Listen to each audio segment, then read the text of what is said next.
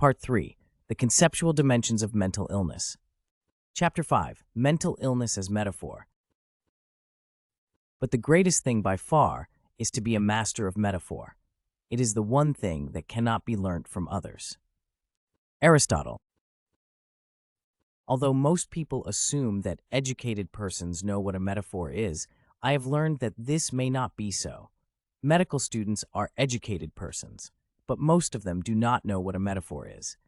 Medical students often ask me what I mean when I say that mental illness is not a real illness, and I sometimes try to explain it by drawing a distinction between the literal and metaphorical uses of the word illness. One day, before beginning my explanation, I asked if anyone in the group, there must have been about 20 students sitting around the table, could define metaphor. Half of them raised their hands. I turned to one and asked him to tell us. He said he knew what a metaphor is, but could not define it. I suggested he give us an example. He thought for a moment and then said, "My mind is a blank," and not a single student laughed. It was then I realized that they did not know what a metaphor is, and perhaps why so many people do not or cannot distinguish literal diseases, such as cancer and heart disease, from metaphorical diseases, such as lovesickness and mental illness. For almost 30 years, one have maintained that mental illness is a metaphor. What does this contention mean? To many psychiatrists, it evidently does not mean much. For example, to Seymour Cady, an emeritus professor of psychiatry at Harvard, it means that if schizophrenia is a myth, then it is a myth with a powerful genetic component, a quip often quoted by psychiatrists as a rejoinder to my entire critique of psychiatry. While Cady's remark has some merit as a witticism, it has none as a refutation, for it ignores the fact that virtually any word can be used both literally and metaphorically. When a psychiatrist hears a joke that another psychiatrist calls sick, they both know that they are talking about something other than a real disease. However, when a psychiatrist hears another psychiatrist say John Hinckley Jr. is sick, he believes indeed, all psychiatrists and most other people believe, that they are talking about a real disease. After all, that is why Hinckley is in a hospital, or at least in a building called a hospital, and not in a prison. Isn't it astonishing that psychiatrists can be so sure that every time a member of their profession asserts that a person is sick, they are confronted with the task of diagnosing a real disease rather than understanding a figure of speech? Unfortunately, if a person does not understand what a metaphor is, then he will think that my assertion that mental illness is a metaphor is nothing but a put-down of psychiatrists and an attack on psychiatry. Let me briefly sketch, therefore, the fundamentals of linguistic analysis necessary for understanding the perspective I have tried to bring to bear on mental illness and mental healing. The nature of metaphor.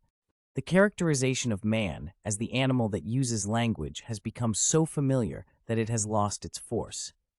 It is particularly ironic, then, that the psychiatrist, the physician specializing in the study and treatment of so-called mental illness, should now turn a deaf ear to his patient's words. For, as Justin Martyr, c. 100-165, one of the fathers of the church, put it so well, by examining the patient's tongue, physicians find out the diseases of the body, and philosophers the diseases of the mind. In other words, to discover diseases of the body, the regular physician examines the patient's body and looks for the manifestations of disease. This is not what the psychiatrist does. To discover diseases of the mind, he examines the patient's speech and looks for its meaning. Actually, all this is self-evident. If a person bleeds profusely from a bodily orifice or is deeply jaundiced, anyone can tell that he is ill.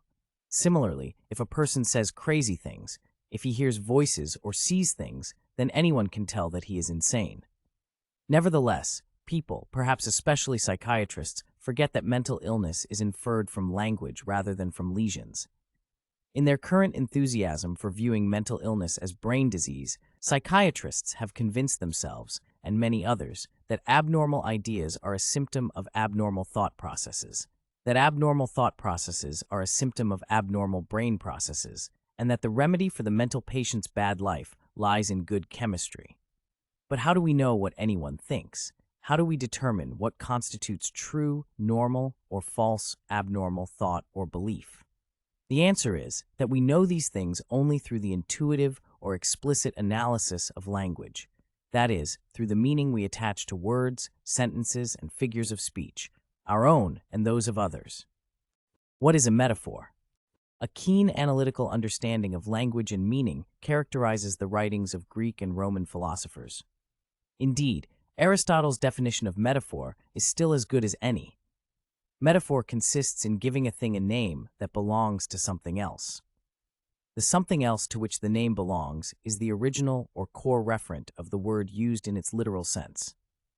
Who determines what the literal meaning of a word is? No one does. It is a matter of convention. How convention does this need not concern us here?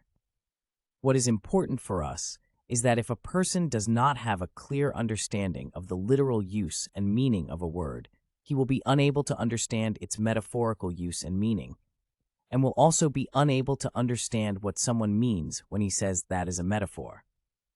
Since language is metaphorical through and through, and since anyone who speaks a language competently knows this intuitively, two simple examples should suffice. A man dies and his young son is told that he went to heaven. However, when a man dies and goes to heaven, his going is not the same sort of action as that entailed in his widow's going to Italy, nor is heaven the same sort of place as Rome. A man comes home, and as he walks through the front door calls to his wife, "Honey, I am home." Like jokes, which they so closely resemble, metaphors like these cannot be explained. If one tries to do so, in the process to use another metaphor, one succeeds only in killing them. We should note further that the use of metaphor, as Colin Murray Turbain puts it, involves the pretense that something is the case when it is not. The pretense may or may not be disclosed by the author, depending mainly on whether, in presenting his analogy, he makes use of the qualification as if. For example, a person may say, "I shall view man as if he were a machine," or he may say, "Man is a machine." Typically, the pretense is not revealed by the grammar. Turbain offers several pairs of terms that display no grammatical difference, the first member of the pair exemplifying the literal, the second the metaphorical. Use of a term such as the timber wolf is a wolf, man is a wolf, muscle fatigue, metal fatigue. Isn't it possible, then, that at least sometimes the same sort of relationship applies to the pair bodily disease, mental disease? To put it as modestly as possible, isn't it possible that at least in some cases, when an assertion is made about a person's being mentally ill, the illness asserted is metaphorical? There are countless other ways of getting at or explaining what metaphor is. Samuel Johnson, for example, said that a metaphor gives you two ideas for one. Turbain adds that a metaphor also gives two ideas as one. It is illuminating, in this connection, to cite the synonyms and antonyms dictionaries give for the words literal and metaphoric. The synonyms of literal are verbal, veritable, accurate, true, exact, precise, regular, real, actual, undeviating, veracious, undisputed. Among its antonyms we find, in addition to metaphorical, the following: wrong, erring, misleading, mistaken, false, erroneous, deceiving, untrue, delusive, beguiling, fallacious, unsound, lying, distorted, unreal, allegorical, elusive, colloquial, symbolical, figurative, and mythical. Actually, as the examples cited illustrate, everyone who speaks uses metaphors, just as everyone uses nouns and verbs and prepositions, even persons who do not explicitly understand the character of these speech elements. Hobbes saw clearly the benefits and risks that thus accrue to us as a language-using species. As men abound in copiousness of language, so they become more wise or more mad than ordinary. Nor is it possible without letters for any man to become either excellently wise or, unless his memory be hurt by disease or ill constitution of organs, excellently foolish. For words are wise men's counters, they do but reckon by them, but they are the money of fools. From the vast modern literature on metaphor, I have here chosen to follow Turbain's analysis. His book, The Myth of Metaphor, is a good guide to the literature. Toward the end of Leviathan, Hobbes uses the Roman Catholic doctrine of transubstantiation as his example for driving home his point about the abuse of literalizing metaphors. "This is my body" are equivalent to these. "This signifies or represents my body," and it is an ordinary figure of speech, but to take it literally is an abuse, emphasis in the original. Actually, we have no choice in the matter of using metaphors. We must, said C.S. Lewis, use metaphors. The feelings and the imagination need that support. The great thing is to keep the intellect free from them, to remember that they are metaphors. Obviously, doing so cannot be easy, or else wise men would not have felt it necessary, in every age and every language, to keep reminding us of the duty of this remembrance. One more observation about metaphor may be appropriate here, namely, that there is a close and intimate connection between humor and metaphor. This is because what often gives a joke its mental punch, what makes us sit up, take notice, and laugh, is the subtle switching of criteria for classifying things. The following story, supposedly told by a high-ranking Chinese official to a visiting American dignitary, the context is important, is a good example. The Chinese official asks his American guest which is the largest country in the world. Why, the Soviet Union, of course, is the reply. No, one, I'm afraid you are wrong. It is Cuba. Cuba, says the American incredulously, sensing that he is being put on. Yes, Cuba. May first explain, continues the Chinese jokester earnestly. You see, Cuba is very large. Its government is in Moscow, its army is in Africa, and its people are in Florida. While this will surely kill it as a joke, let me point out that the criterion by which we measure the size of a country is not the location of its government, or army, or people, but the size of its surface area. I hope these observations will suffice as building blocks for constructing an alternative metaphorical view of mental illness. We must, of course, keep two things in mind. One is that there is no such thing as a metaphor per se. What a metaphor is depends on convention and context. This is why I emphasize that if there is no literal meaning, or no agreement on literal meaning, which comes to the same thing, then there is also no metaphorical meaning.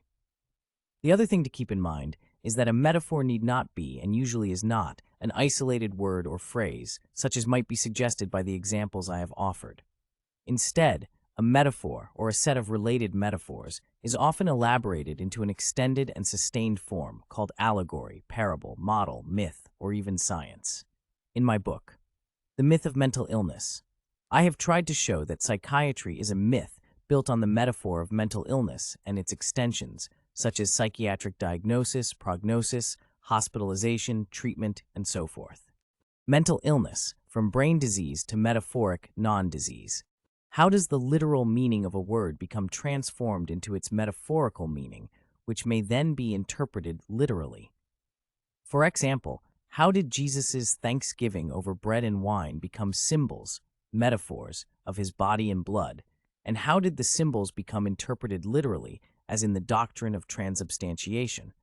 We know from history how this complex process, stimulated by the Church Fathers, grew and captured the popular imagination, and how the metaphor was demystified, deliteralized, at least for some Protestants, during the Reformation.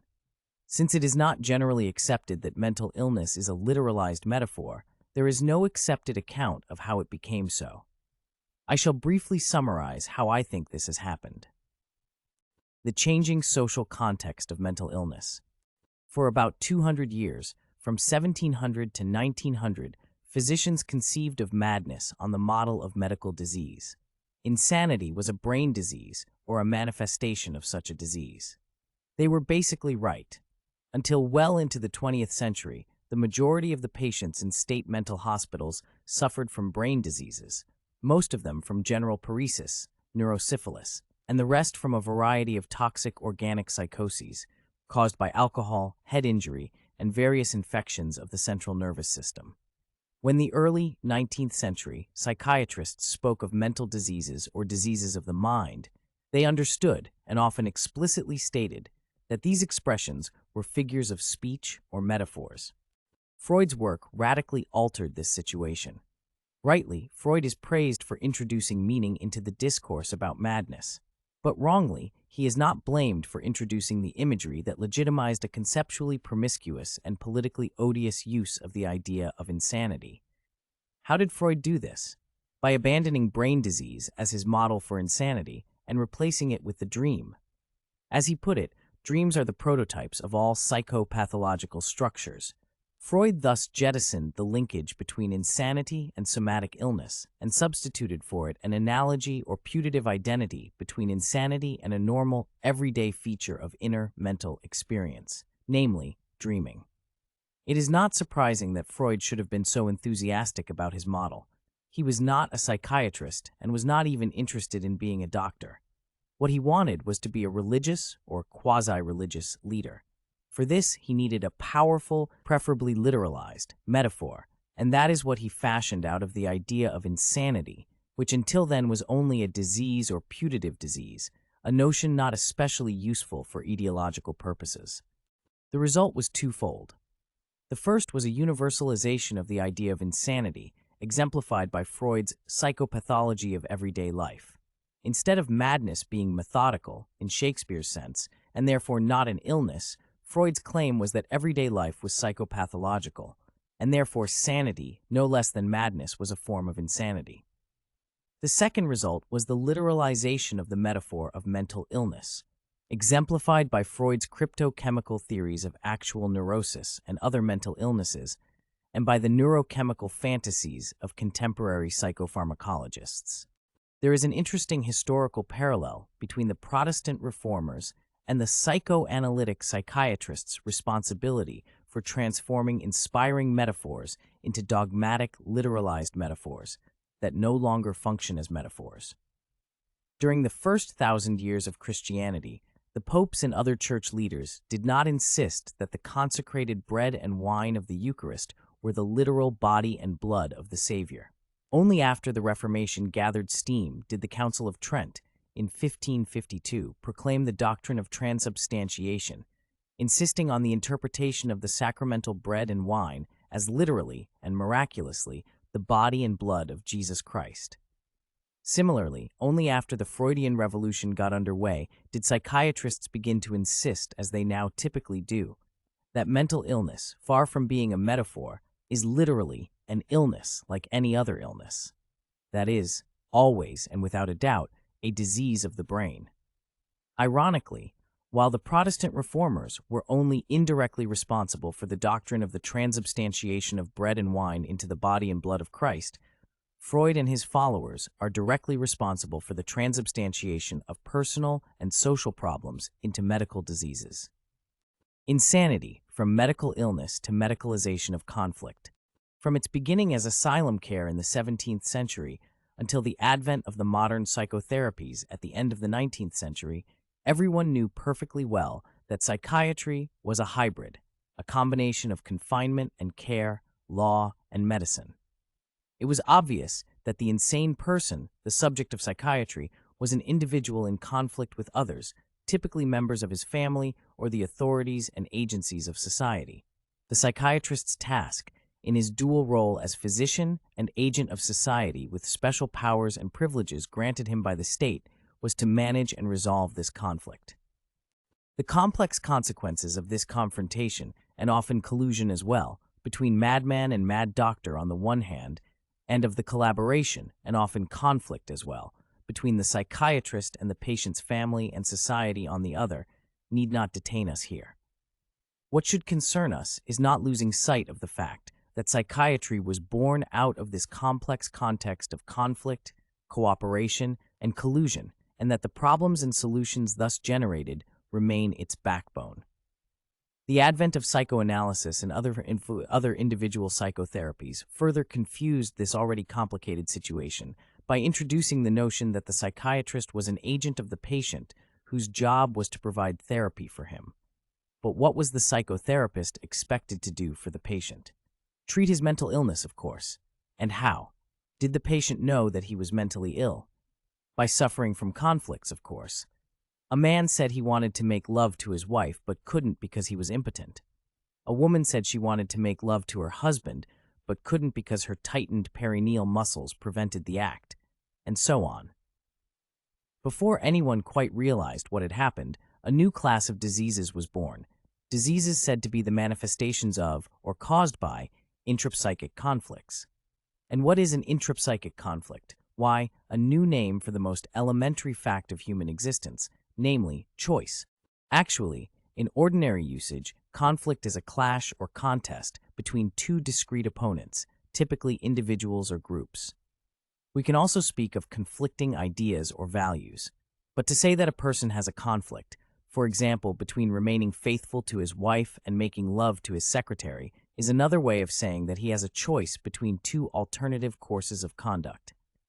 The existential legal transformation of choice into conflict and of conflict into sickness is conditioned partly by an extension of the concept of disease from bodily illness to mental illness, and partly by an extension of the concept of conflict from a clash between opposing persons to a clash between opposing desires in the mind of a single individual.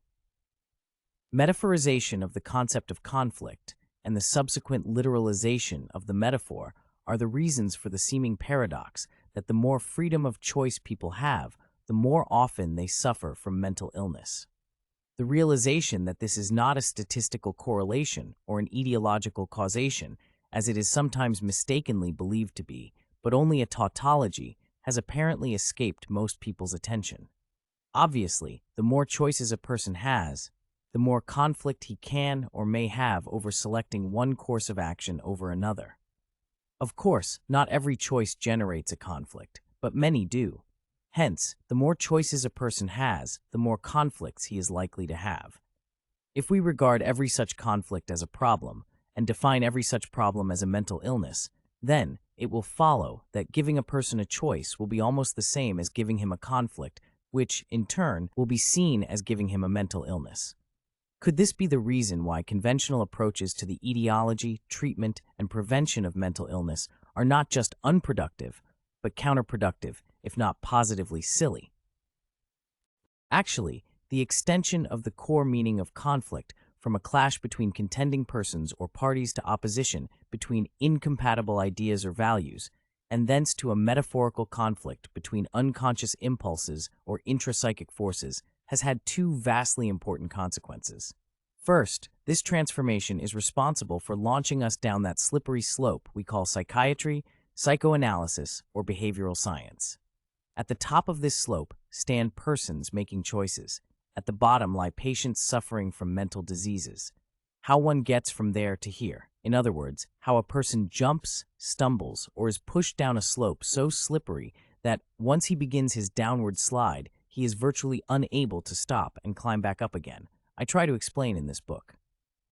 Second, this transformation has led to an important redefinition of the ostensible subject matter and scope of psychiatry, changing it from a forensic into an anthropological psychological discipline, from the study of insanity to the study of interpersonal and intrapersonal relations. The title and subtitle of one of the most prestigious American psychiatric journals, founded in 1938 by Harry Stack Sullivan, is significant and illustrative. It is Psychiatry, the study of interpersonal processes. Interpersonal processes? Surely that must encompass religion and law, anthropology and politics, economics and psychology, history, philosophy, semantics, in short, virtually every discipline and field of study other than the hardest of hard sciences. The change in psychiatry's subject matter, from asylum care to interpersonal relations, had several immediate and important consequences. In the first place, psychiatry gained new prestige both as a basic science and as a clinical practice based on scientific principles.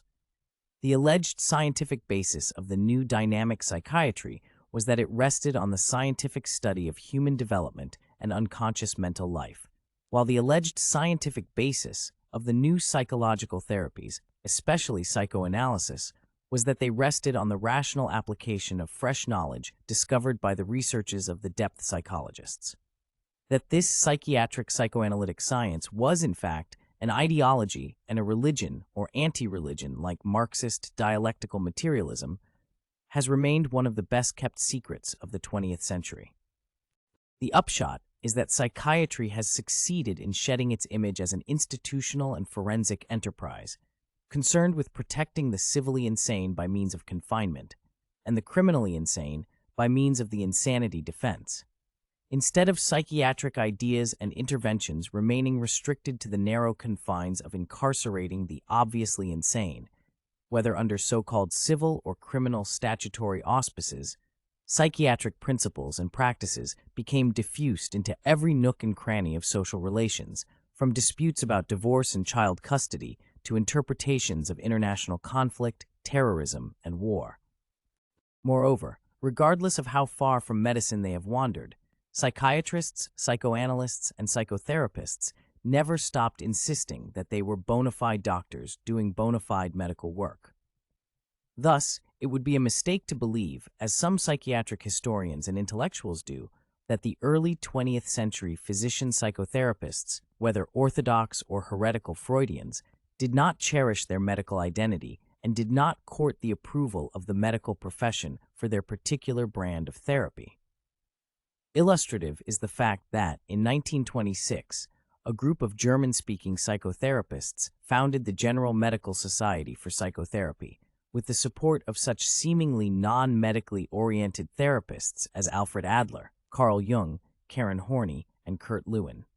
Today, Ronald Lang continues in this tradition, displaying the same desire to appear as a real doctor. "I regard psychiatry," he declared in 1985, "as epitomizing anti-psychiatry. The approach that I have attempted to develop in theory and practice is an approach which I hope and intend to be a genuine practice of mental or psychic healing. The psychiatrists are the anti-psychiatrists, not the attempt to practice genuine psychiatry," emphasis added. All this has been anticipated, in his characteristically elusive fashion, by C.S. Lewis. "I have great hopes," he has Screwtape saying, "that we shall learn in due time how to emotionalize and mythologize their science. The worship of sex and some aspects of psychoanalysis may here prove useful." In this connection, I want to mention another effort to rehabilitate psychiatry. It is a sad and silly episode, now largely forgotten, although it enjoyed considerable attention and acclaim only recently. The story begins in 1933 with the publication by Alfred Korzybski of a book titled Science and Sanity, which its author intended to be a textbook showing how in modern scientific methods we can find factors of sanity to be tested empirically. Observing that crazy people talk crazy, Korzybski declared that our sanity is connected with correct symbolism. The abuse of symbolism is like the abuse of food and drink. It makes people ill, emphasis added. No doubt about it, the abuse of symbolism does make people ill, but not by giving them cancer of the pancreas. How does it make them ill? By metaphorically giving them a metaphoric illness, which we conventionally call insanity. It would be charitable to call Korzybski's attitude toward psychiatry deplorable. A Polish nobleman to the core, he uncritically accepted psychiatric slavery, and indeed proposed to retrain the serfs with his own methods. In hospitals for the mentally ill, two equally large groups of accessible patients exhibiting similar clinical symptoms should be selected and isolated. A physician who himself has undergone a training should attempt to retrain the SR of one group. The other group should not be retrained. It would be the control group. S is Korzybski's abbreviation for his non-Aristotelian system.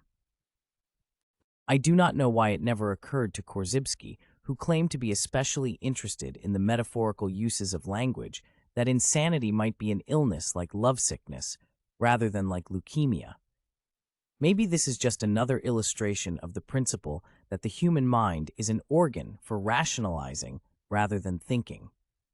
Korzybski wanted to believe that he had made a fresh discovery about the illness called insanity. Actually, he was applying his positivistic prejudices to what he, like the psychiatrists, regarded as the crazy speech of crazy people. Be that as it may, Korzybski's work generated a movement called general semantics. Although the semanticists ought to have known better, they didn't. Ignoring that the idea of insanity receives its nourishment from roots deeply buried in psychiatry and the law, they simply appropriated the concept and proceeded to give it their own meaning. Insanity was the improper use of language, and thereby hangs a long and interesting tale whose briefest outline must suffice here. Hobbes said the same thing. There is yet another fault in the discourses of some men, which may also be numbered amongst the sorts of madness, namely that abuse of words, whereof I have spoken before. When men write whole volumes of such stuff, are they not mad, or intend to make others so? And particularly in the question of transubstantiation. Led by Anatole Rappaport, who began his career as a mathematician and ended it as a lackey of the psychiatrist lobby, the general semanticists many of whom soon became general system theorists, were eager to embrace and be embraced by the psychiatrists. Their wish was granted, and their work was thereby doomed to failure and oblivion. Instead of scrutinizing psychiatry, they saluted it. What is the evidence for this sellout of the semanticists? It is that, despite their academic sophistication, they chose to authenticate rather than analyze the term insanity, and that, despite their civil libertarian pretensions, they chose to diagnose the discourse of psychotics rather than denounce the despotism of the psychiatrists. In short, the semanticists did nothing to challenge the theoretical premises and social practices of psychiatry. Instead, they hitched their wagon to its economic star and used the idea of insanity to aggrandize themselves and legitimize their self-styled science. How did Rappaport study sanity and insanity? By observing how sane and insane people talked. How did he know who these people were? By assuming that psychiatrists were sane and psychotics insane. The following illustrates how Rappaport presents his own psychiatric political prejudices as if they were semantic scientific conclusions. At the other extreme is the language of psychotics and people under the spell of superstition and demagogy, whose linguistic behavior violates semantic principles. Such reactions make possible gigantic sales volumes unrelated to the quality of the product. They make wars inevitable. It is all here. The uncritical acceptance of the psychiatrist's judgment of who is sane and who is insane, the arrogant anti-capitalism and hostility to the free market, the resentment against the ordinary man's desire to make his own choices. Finally, notwithstanding a theory of insanity totally unrelated to biological or medical criteria, Rappaport offers a brazenly flattering endorsement of the science of psychiatry. That is why cultural anthropology is so important a science, and so are psychiatry and semantics. These sciences are all in the forward direction towards self-insight. Clearly, Rappaport learned his psychiatry from his paymasters in the Michigan State Hospital system rather than from Mark Twain or Chekhov. So much for the efforts to relocate lunacy from brain to mind to language. I maintain that regardless of whether psychiatry wears the mask of medicine, claiming to be concerned with brain diseases and their cures, or the mask of an anthropological existential science, claiming to be concerned with man's mental life and the resolution of his conflicts, it remains, inexorably, a fundamentally forensic enterprise. Insanity, mental illness, psychopathology, or whatever it may be called, is in fact a dual fiction, conceptual and tactical, scientific and forensic. See Chapter 11. Metaphoric disease is metaphor, not disease. Actually, the view that mental illnesses are metaphoric diseases, in other words, that the mind can be sick only in the sense in which a joke can be sick, is about as old as psychiatry itself. This should not surprise us. After all, the 19th century psychiatrists could not have been unaware of the fact that they were reclassifying sins as sicknesses. Moreover, educated men that they were, they must have known what Plato had said about what they were doing. And to require medicine, said one, not merely for wounds or the incidence of some seasonal maladies, but because of sloth, and compel the ingenious sons of Asclepius to invent for diseases such names as fluxes and flatulencies. Don't you think that disgraceful? Those surely are, he said, newfangled and monstrous strange names of diseases. One can only marvel at the clarity with which Plato had already distinguished between real and false, literal and metaphorical, diseases. He also understood that metaphors are the raw materials out of which the philosopher king must fashion the noble lies necessary for his rule. It seems likely that our rulers will have to make considerable use of falsehood and deception for the benefit of their subjects. We said, I believe, that the use of that sort of thing was in the category of medicine, and the way all this is brought to pass must be unknown to any but the rulers.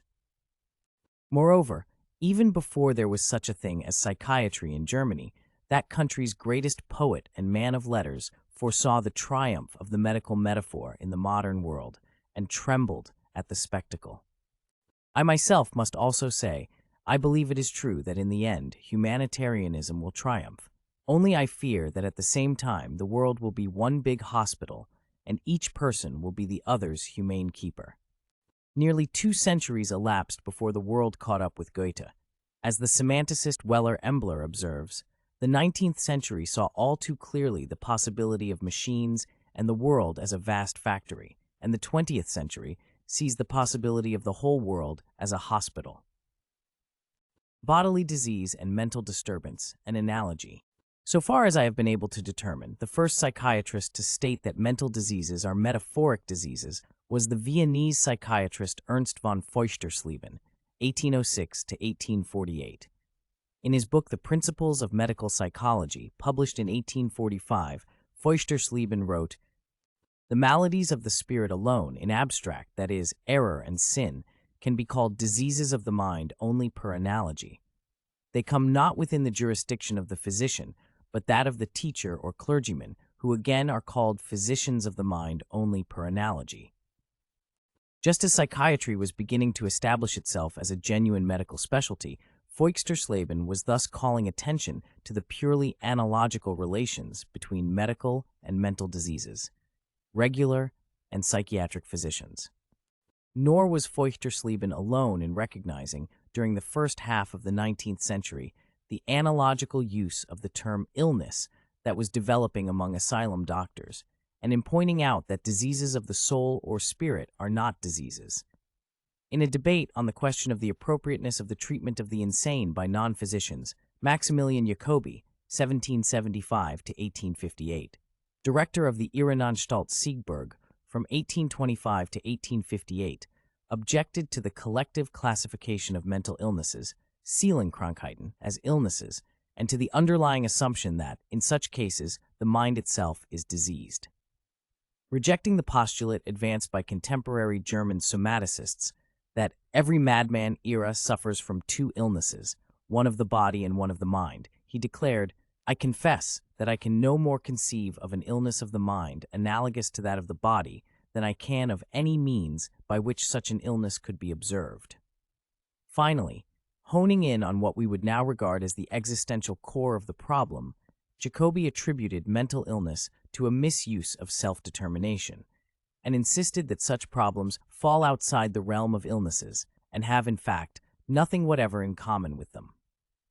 Interestingly, Emil Kraepelin, 1855 to 1926, the father of modern German psychiatry, also recognized this analogical relationship, but expressed it in a decidedly less firm voice, saying only that in the strictest terms we cannot speak of the mind as becoming diseased. These caveats were ignored, of course, by psychiatrists and non-psychiatrists alike. The idea that mental illness is a real illness, like any other, was simply too important and useful. It was an idea whose time had come, and its march across the pages of history was not going to be stopped by a person here and there noting its metaphorical character. The next watershed in the literalization of the metaphor of mental illness is marked by Bleuler's invention of schizophrenia. Bleuler realized that he was basing this diagnosis on the fact that the so-called schizophrenic patient uses metaphors, and yet was willing, perhaps eager, to see the patient as literally sick. One of the cases Bleuler describes in his epoch-making work on schizophrenia is that of a woman who claims that she possesses Switzerland. And in the same sense, she says, "I am Switzerland." She may also say, "I am freedom," since for her Switzerland meant nothing else than freedom. What makes this woman a schizophrenic rather than a metaphoric? Bleuler explains, "The difference between the use of such phrases in the healthy and in the schizophrenic rests in the fact that in the former it is a mere metaphor, whereas for the patients the dividing line between direct and indirect representation has been obscured. The result is that they frequently think of these metaphors in a literal sense."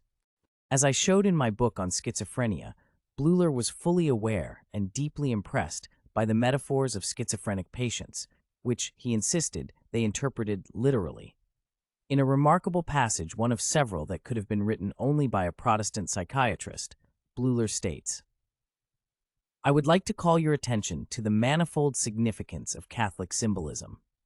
Homo Dei in the image of mortals could just as well have been the brainchild of a modern schizophrenic."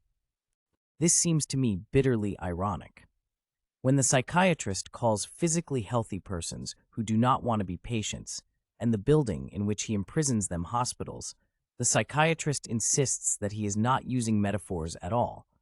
But when a person who is unhappy and perhaps makes others unhappy uses language in a similar way, then the psychiatrist insists that the troubled and troubling person is a literal patient who is literally ill with the literal disease called schizophrenia.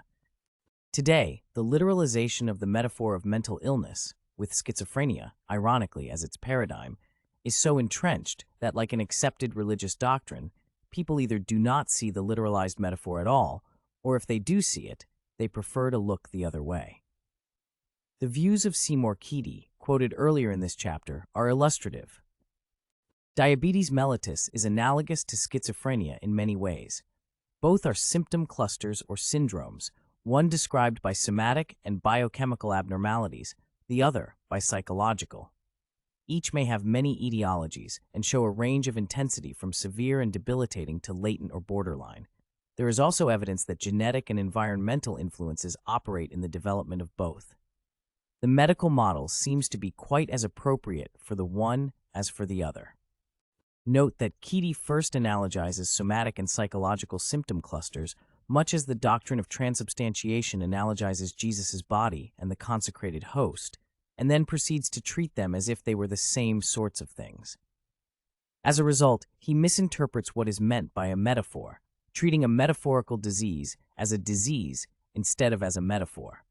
This is an absurd mistake few of us would make if the word used metaphorically was not as weighty as the word disease. For example, no one thinks that a mixture of orange juice and vodka is a type of tool for tightening and loosening screws. Let me briefly explain. By screwdriver, we ordinarily mean a tool used by carpenters. We also give this name to a drink made of orange juice and vodka. Clearly, saying that the drink is a metaphoric screwdriver is not saying that it is some other kind of screwdriver. It is saying that it is not a screwdriver at all. Similarly, if I say that mental illness is a metaphorical illness, I'm not saying that it is some other kind of illness. I am saying that it is not an illness at all. I emphasize this in the hope of transcending the usual psychiatric misunderstanding of and rejoinders to my assertion that mental illness is a metaphor, often phrased thus: what difference does it make what you call mental illness, schizophrenia, bipolar illness, etc.? Regardless of what you call it, we know it is an illness, just like paresis. Soon we shall identify its somatic basis in the brain. Such a rejoinder misses my point. It is like saying that it does not matter what you call a mixture of orange juice and vodka, because I know that it is an instrument for fastening and loosening screws. If that is not yet apparent to some skeptics, it soon will be when the drink called screwdriver will be shown to be a real screwdriver. Placing mental illness as metaphor in the same class as mental illness as abnormal behavior is like placing the screwdriver as drink in the same class as the screwdriver as tool, which would lead us to sell metaphorical screwdrivers in hardware stores and literal screwdrivers in bars. Literalized metaphor as social convention. Why do people, even if they recognize the difference between symbol and the object it symbolizes, often treat literalized metaphors as if they were the thing the metaphor names? For example, non-Catholics, and even many Catholics, recognize that bread and wine are not the body and blood of a man long dead who is said to be a deity. In certain situations, however, they all behave. Catholics more often than non-Catholics, as if the symbol were the thing symbolized. Why do people act this way? Catholics do so mainly because this is what establishes their identity as Catholics. Non-Catholics do so mainly because it is, say in a church, the polite thing to do. Although psychiatrists insist that mental diseases are real diseases, and although many persons do not believe this, most people, much of the time, act as if they did. They also recognize that disagreements are personal and social events usually called conflicts and are not the symptoms of undemonstrated and indemonstrable pathological processes in synapses in the central nervous system. In certain situations, however, they all behave, psychiatrists more often than non-psychiatrists, as if the symbol were the thing symbolized. That is, as if schizophrenia were actually like syphilis and depression like diabetes. The question is, why do people act like this? Psychiatrists do so mainly because this is what establishes their identity as physicians. Non-psychiatrists do so mainly because, as a rule, it is the polite and proper thing to do in our society, lest one risk revealing oneself as stupid or sick. A further lesson from language. Many people rightly fear being manipulated by the slick and deceptive use of words, especially when it comes to matters they think they understand as well as they want to. Hence the frequently expressed belief, "I don't care what you call it, I know this is X," where X might stand for a thing or idea.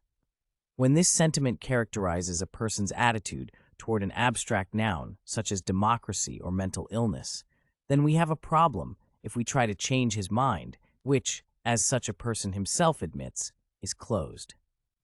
Assuming that no one who has read this far has a closed mind about diseases of the mind, I want to offer a brief digression into linguistic analysis in order to further enrich our grasp of what it means to view mental illness as a metaphor. When we say that someone has a closed mind, everyone recognizes that the mind is not literally an area or space that may be closed or open. Accordingly, people do not expect chauffeurs to drive through an open mind, but they do expect psychiatrists to cure a sick mind. How can a mind be sick? How can a foot be sick, or a tiger be sick, or a tree be sick, or the economy be sick, or a joke be sick? Is there anything that cannot be sick? Perhaps we best begin with a brief analysis of the words sick and ill. The terms ill and sick are often used interchangeably. For example, we say Jones has pneumonia, he is quite ill. We can just as well say Jones has pneumonia, he is quite sick. However, ill has a history and a scope that have nothing to do with medicine or disease. It then means roughly bad, unfortunate, tragic, or something of that sort. For example, we can speak of ill will or ill fate, but we cannot speak of sick will or sick fate. Moreover, we can speak of ill health, but cannot substitute sick as an adjective for health. On the other hand, ill has a more restricted implication than sick, so that there are many instances in which we can use the latter term but not the former. For example, we don't say, "the tiger is ill," or "the tree is ill," but we do say, "the tiger is sick," or "the tree is sick." Revealingly, the strict use of ill is restricted to persons. Not even body parts or organs may be ill, although they may be sick. We don't say, "his hand is ill," or "he has an ill hand," but we say, "his hand is sick," or "he has a sick hand." If we want to convey the idea of ill about an animal, a part of the human body, or even an abstract noun, then we use sick. Thus, we can say about a person that his liver is sick, and we can also say that a cat or a car, a television set or a joke, or even a whole society is sick. None of them can be ill, however. Qualifying ill and sick with mentally introduces new possibilities and limitations into how those terms can be used and what they mean. Interestingly, mentally ill and mentally sick tend to function linguistically very much as the metaphorically sick functions, and not at all as does the literally sick or ill. By metaphorically sick, I mean that the person uses it to express disapproval or dislike of the referent or attributes some sort of malfunctioning or wrongness to it, whereas by literally sick or ill, I mean that the person uses it to express the specific idea of some sort of bodily disorder or medical disease. The literally or medically sick occurs in all tenses and moods and with all sorts of time modifiers. The metaphorically or mentally sick does not. For example, we can say all of the following. Jones is sick, he cannot work. Jones was sick, he could not work. Jones has been sick, he has not been working. Jones had been sick, he missed a lot of work. Jones will be sick, he will not be at work. Don't get sick, Jones, you don't want to miss work. When metaphorically sick is used explicitly, it has a much more restricted range of tenses. We can say the joke is sick or the joke was sick, but it would be weird to say the joke has been sick or the joke will be sick, and it would be absurd to say the joke is often sick. The psychiatrically or mentally sick, which I have long contended is covertly metaphorical, has the same restricted range of use as does the overtly metaphorical sick. Thus, we can say, Jones is mentally sick or ill, he shot the president. But it would be wrong, as well as odd, to say, when Jones will be mentally sick, he will shoot the president. If we thought this about Jones, we would say, he is mentally sick. It would be odder still to say, don't get mentally sick, Jones, you don't want to shoot the president. Humorous as that sounds, The psychiatric and witty dimensions of mentally sick would become indistinguishable were we to say, Jones is mentally sick today, he shoots the president. Or Jones is often mentally sick, he shoots a lot of presidents. Some of these differences between sick and mentally sick stem from the fact that we tend to use sick to describe conditions and mentally sick to describe characteristics, and that we usually attribute more permanence to the latter than to the former. Thus, Jones may have pneumonia and may recover from it. Hence we say, Jones is sick and Jones was sick. But if Jones is an American, so long as Jones is alive, we cannot in the same way say, Jones is an American, and Jones was an American. For the latter generally means not that he is no longer an American, but that he is no longer alive. It may also mean, of course, that Jones has renounced or lost his American citizenship. Contentions and refutations.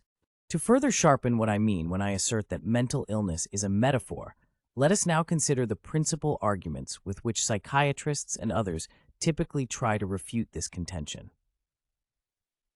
He acts sick, he looks sick, he is sick. One such refutation goes something like this. Here is a man who is hallucinating and has delusions. He has no money, no place to go, his family rejects him.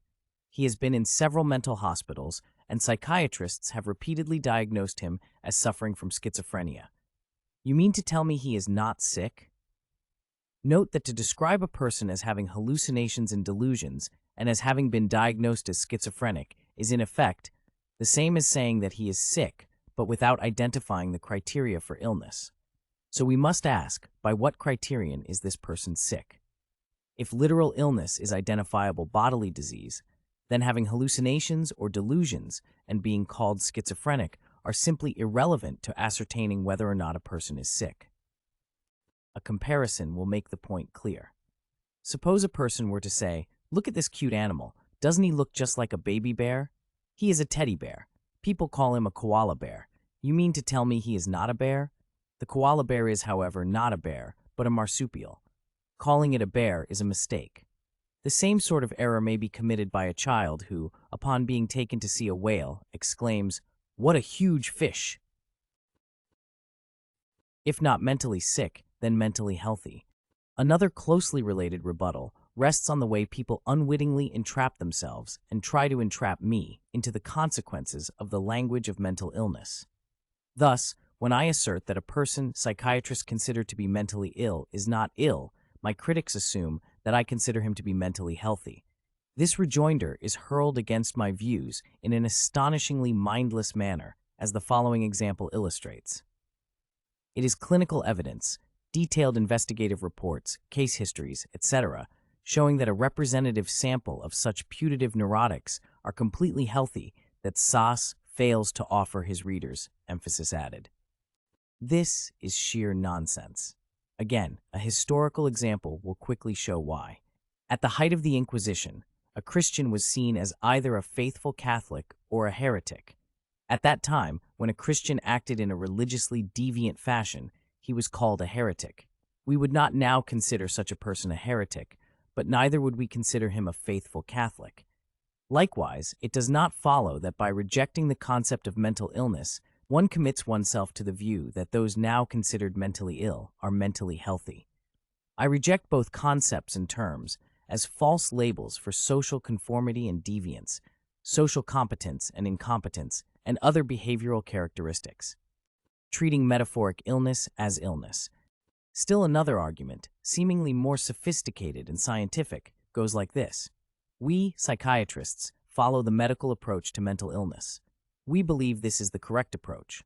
There are others, and here the author or speaker may or may not mention me by name, who prefer the social approach, but they are wrong because the advocates of this argument then go on to cite studies about the genetic determinants of schizophrenia and the effectiveness of drugs in controlling this disease. I am often confronted with this argument, sometimes by reporters or others from the news media, and have concluded that it is founded on so successful a distortion of my position that it is virtually impossible to counter it. For if a well-meaning questioner does not see the point on which this riddle turns, no amount of fresh explanation about the mythology of mental illness is likely to make him see it. Still, I try to answer it along this line. Let us go back 400 years. People then believed in witches, and the official explanation of witchcraft was theological. Suppose someone had come along and said, "There are no witches. Witch is only a name we now attach to poor and helpless people, usually women."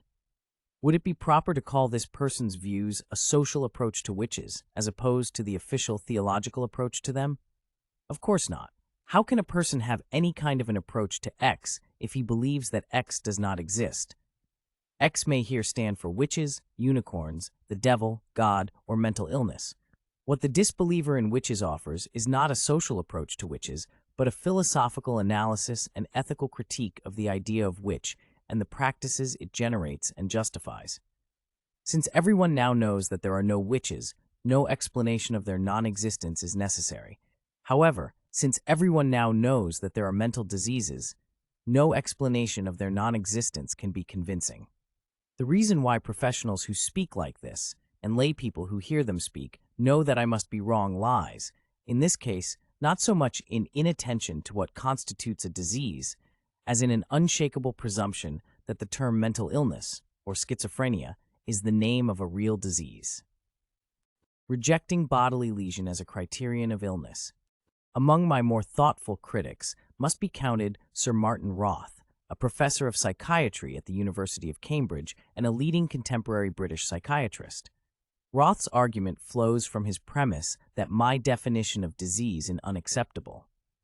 Of course, he concedes, if illness is a matter of lumps, lesions, and germs, most schizophrenics are perfectly healthy, but such a definition of disease would be repudiated even by physicians. As I have shown, however, this is not so. Pathologists define disease exactly as I do, or rather vice versa, and non-psychiatric physicians often adhere to the pathologist's criteria, except insofar as mental diseases are concerned. What, then, is Roth's criterion of literal illness? He does not have one. Instead, he claims all of life for psychiatry with the seemingly humane and disarming assertion that psychiatry is primarily concerned with mental suffering, its mitigation and prevention irrespective of cause. Roth's strict orthodoxy may account for his being so irritated by my irreverent heterodoxy. Szasz's meteoric rise, his growing influence and world renown are not, therefore, unexpected. He writes begrudgingly. The reasons are perhaps to be found in the verdict. I think that bad philosophers may have a certain influence, good philosophers never. Surely, such a quip falls far short of British standards of intellectual debating.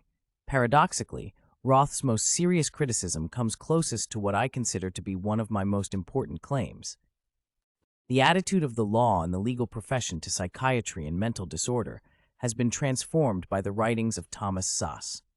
He is obsessed by the need he feels for psychiatric patients, psychotic or neurotic, to be accepted by all of us as human beings of no less value than ourselves, and therefore not ill.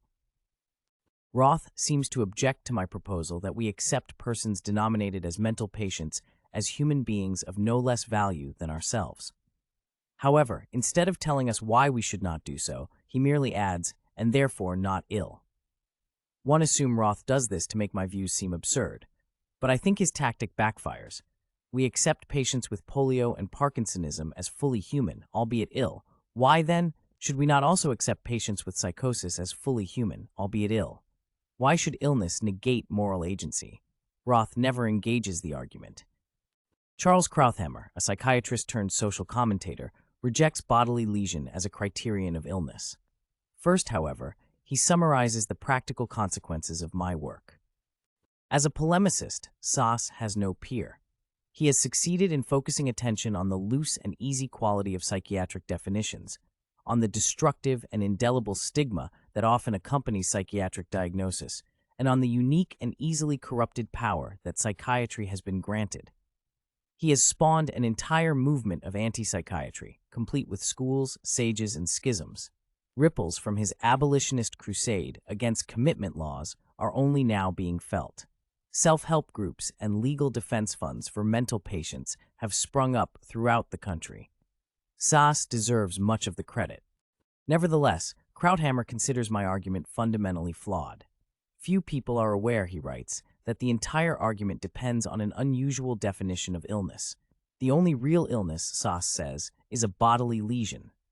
As I have shown, Chapter 1, there is nothing unusual about this definition. Krauthammer notes, and I agree, that bodily abnormality simply is not the same as illness. In addition, a judgment made by individuals, patients, experts, physicians, professional organizations, medical societies, and political entities, governments, is required to transform a deviation from a biological or other norm into a disease. Many epileptics, Krauthammer observes, have no detectable brain lesions or brainwave abnormality. On the other hand, many perfectly normal people, when screened, turn out to have abnormal brainwaves. According to Szasz's criterion, the former are well, the latter diseased. That is not correct. These examples do not defeat my argument, as Krauthammer claims. I do not contend that persons exhibiting genuine epileptic seizures or suffering from migraine, another of Krauthammer's examples, are well. I view such persons as having bodily diseases without presently demonstrable pathoanatomical or pathophysiological correlates or lesions. In other words, they suffer from what I call putative diseases. Nor do I claim that persons with abnormal brainwaves, but without any other signs or symptoms of epilepsy, are necessarily ill or have a disease. I claim only that such persons exhibit deviations from certain biological norms, in this case the norms defined by electroencephalography. The relationship between proven violations of biological norms, bodily lesions, and diseases is similar to the relationship between proven violations of legal norms, law-breaking, and crime. Terms such as illness or disease and crime imply not only that certain phenomena or events have been observed or exist, but also that it is socially legitimate to classify them in a particular way or to give them certain names. It is an empirical question whether a deviation identified by means of mechanical, electrical, or chemical tests, for example, by sphygmomanometer, blood pressure measurements, or electroencephalography, measurement of brain waves, is relevant to human health. If it is relevant, as in the case of blood pressure, then the abnormal measurement itself may reasonably be said to be, or signify the presence of, a disease. If it is not relevant, as in the case of brain waves, then the abnormal measurement is not enough for such a conclusion. Some tests are better than others, just as some people are richer or smarter than others. The specter of conspiracy. A decidedly less thoughtful refutation of my views rests on the mistaken belief that a myth is something invented by one group of persons to confuse or persecute another. As a result, I am viewed as a conspiracy theorist who blames psychiatrists for inventing insanity. Many critics have adopted this view, including some mental health professionals who, having made mental patient advocacy their career, seem to believe that doing their job properly requires accepting the proposition that mental illness is a bona fide disease. For example, Larry Gostin, the legal director of Mind, a mental patient advocacy group in Britain, writes, "There is a deep intuitive recognition of the existence of insanity. There is a common sense acceptance that madness is not a myth invented by medicine. However, intuitive recognition and common sense acceptance do not count for much in trying to understand why Negro slaves should be counted as 3/5 rather than 5/5 human, or why certain criminals should be treated as mad rather than as bad." Getting personal. Another rather unimaginative counterargument goes like this. So you think mental illness is not real? Try telling that to a catatonic patient in a mental hospital or to his mother. Since I do not try to tell anything to anyone who does not ask my advice or opinion, and since catatonic patients and their relatives convinced of the reality of mental illness usually do not ask for my opinion, the injunction is moot. If a person thinks that one can lose one's mind, just as one can lose one's car keys, why should I try to tell him about the metaphoric uses of the word lose and the tragedies it can mask when used as an adjective to qualify a man's mind? In a more personal vein, some psychiatrists criticize me for being too liberal, libertarian, while others accuse me of being too authoritarian. For example, Donald Klein, a professor of psychiatry at Columbia University, writes, "Authoritarians, on the other hand, claiming that mental illness is a myth, condemn assaultive paranoids to jail and suicidal depressives to death. I believe that their real covert agenda is the promulgation of a heartless individualism whose target is not the malingerer or the criminal disguised as mentally ill, but the poor, disadvantaged, and socially deprived. Although Klein never mentions my name and does not list any of my publications in his references, I take this to be his reply to my views. Klein does not bother to explain why individuals who assault others should not be punished, nor why punishing them by means of psychiatric sanctions is necessarily or self-evidently superior, as a social policy, to punishing them by means of criminal sanctions. The proposition that not coercing an individual whom psychiatrists call suicidal is synonymous with condemning him to death is now so intrinsic a part of the language of psychiatry that psychiatrists do not even notice what they are saying, or if they do notice it, are proud of it. Clearly, when a person embracing psychiatric coercion calls another who eschews such coercion authoritarian, then we are in the presence of a profound transvaluation of our values and transformation of our language. Does Klein offer a defense of psychiatric coercion? Not really, since he views it as self-evidently necessary and useful. Does anyone believe, he asks, that if commitment were outlawed, the FBI would be better controlled?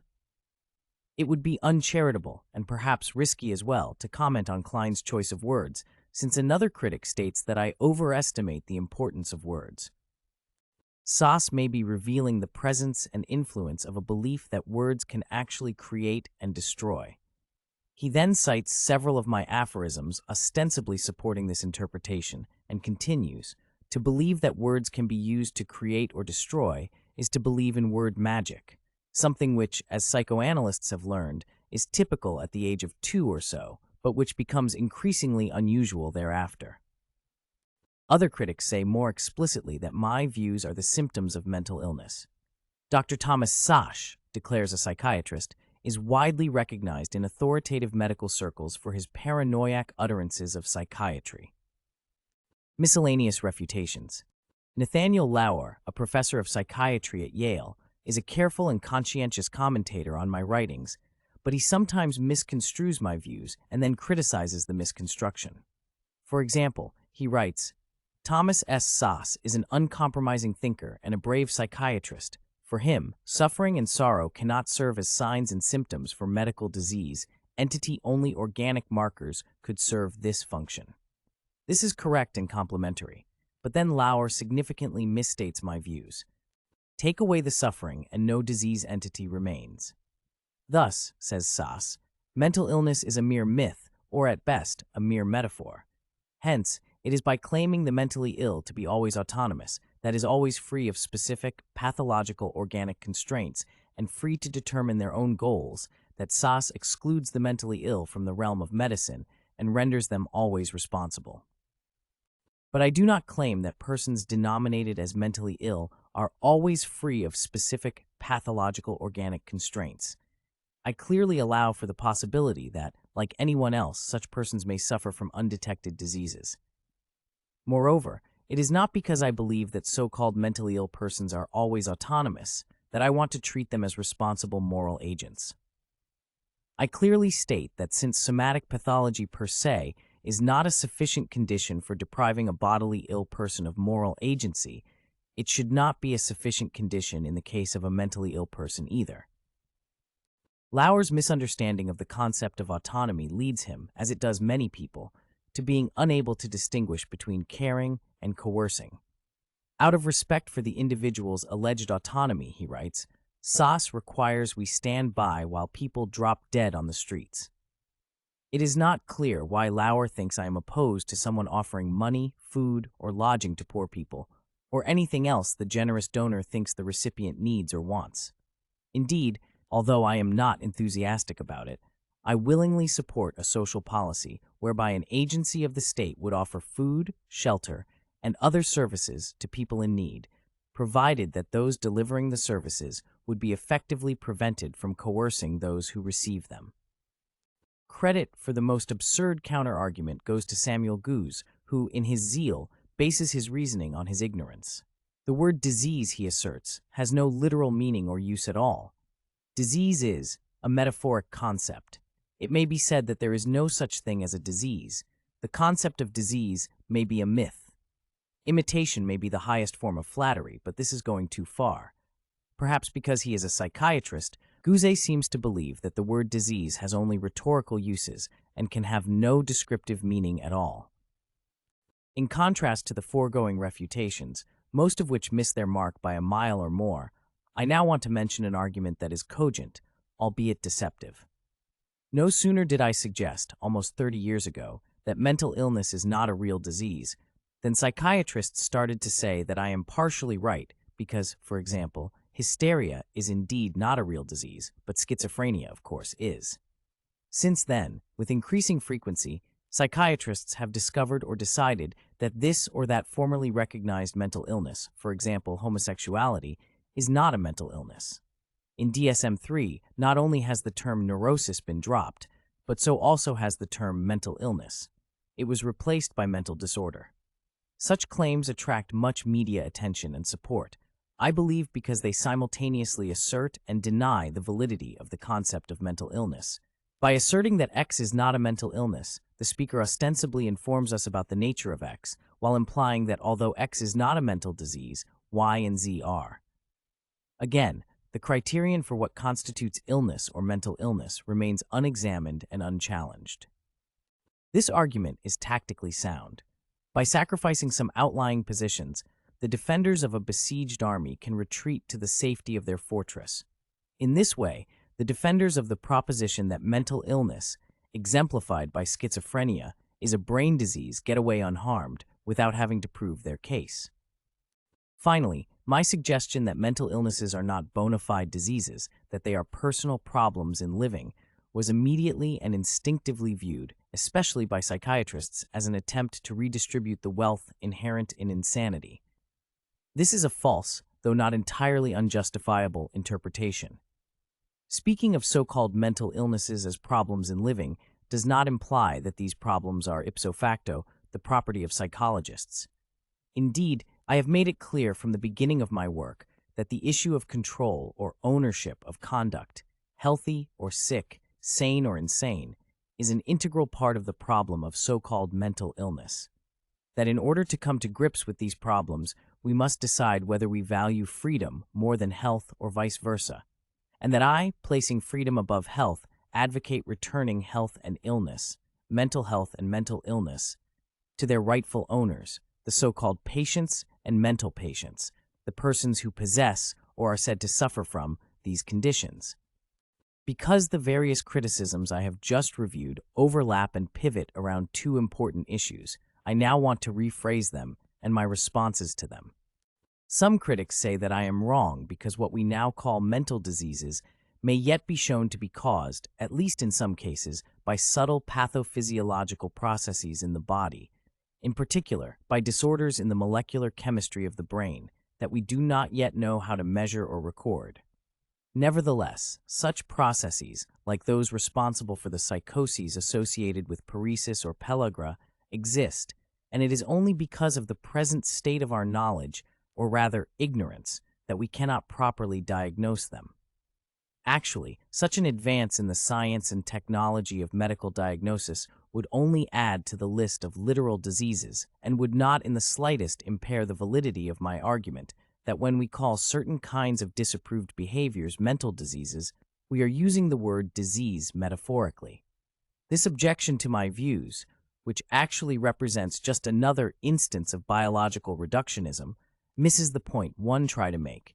To uphold it would be like upholding the view that because certain canvases thought to be forged Renoirs proved to be, on closer study, genuine, all forged masterpieces are genuine. If there are real or literal diseases, there must also be others that are fake or metaphorical. Other critics say that I am wrong, not because I say that mental illnesses are unlike bodily illnesses, an assertion with which they claim to agree, nor because I say that involuntary hospitalization or treatment is no more justified for so-called mental illness than it is for bodily illness, a moral principle with which they also claim to be in sympathy, but because the term mental illness often designates a phenomenologically identifiable and hence valid category of conduct. But I do not deny that. I have never maintained that the conduct of a depressed or elated person is the same as that of a person who is contented and even-tempered, or that the conduct of a person who claims to be Jesus or Napoleon is the same as that of one who makes no such false claims. I simply prefer not to place deviance in the category of disease. Psychiatric intervention, literal or metaphorical treatment. Although common sense, which sometimes affirms timeless truths and sometimes egregious errors, is not a reliable guide to reality, we must always pay heed to it. As common sense tells us that where there is smoke there is fire, so it also tells us that where there is treatment, allegedly or ostensibly or seemingly effective treatment, there is disease. As I noted earlier, psychiatrists often rest their claim that mental illness is a neurochemical disease on the fact that they treat it as if it were such a disease. And lay people often believe that mental illness is a real disease because it is being treated by psychiatrists. Accordingly, I now want to say something about psychiatric treatment, an idea that stands in the same relation to psychiatric illness as a key stands to a lock. As the idea of a lock implies that of a key and vice versa, so the idea of mental illness implies that of mental treatment and vice versa. Hence, if there is no mental illness, there can be no such thing as mental treatment. What, then, is it that psychiatrists do when they dispense what they call psychiatric treatments or practice what they call psychotherapy? My answer is, they dispense pseudo-medical, metaphorical treatments. Let me briefly explain what I mean. Psychiatric interventions as metaphorical treatments.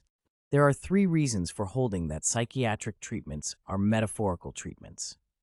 First, if the conditions psychiatrists seek to cure are not literal diseases, then the procedures they use to influence them cannot be literal treatments.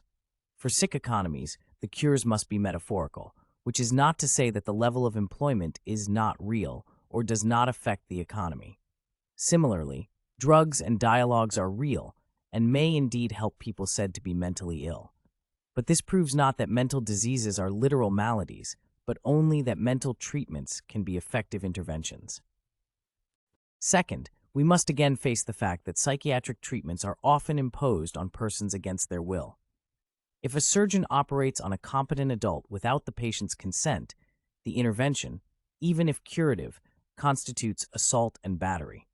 We make this judgment because our conventional concept of treatment condenses 2 very important ideas, namely, that a medical treatment is an intervention believed to help a condition called a disease, and that it is desired and consented to by the person who has the disease. Logically, if there is no disease, there can be no treatment. No treatment can exist. Legally, if there is no consent, not necessarily the patient's, there can be no treatment. Treatment may not be given. Moreover, there are many diseases for which there are no treatments. To be sure, there is always something the doctor can do, and something the patient wants done, and that something is conventionally called treatment. Similarly, there are many consensual relations between psychiatrists and patients. Psychiatrists give and mental patients receive certain things, and those interventions are conventionally called mental or psychiatric treatments. Psychotherapies in general, and psychoanalysis in particular, exemplify this class of interventions. Just what are they? Are they properly called treatments? I believe the answer is no. Finally, then, we must consider the nature of so-called psychotherapeutic procedures, the paradigmatic interventions psychiatrists provide for voluntary patients. There are many kinds of psychotherapies.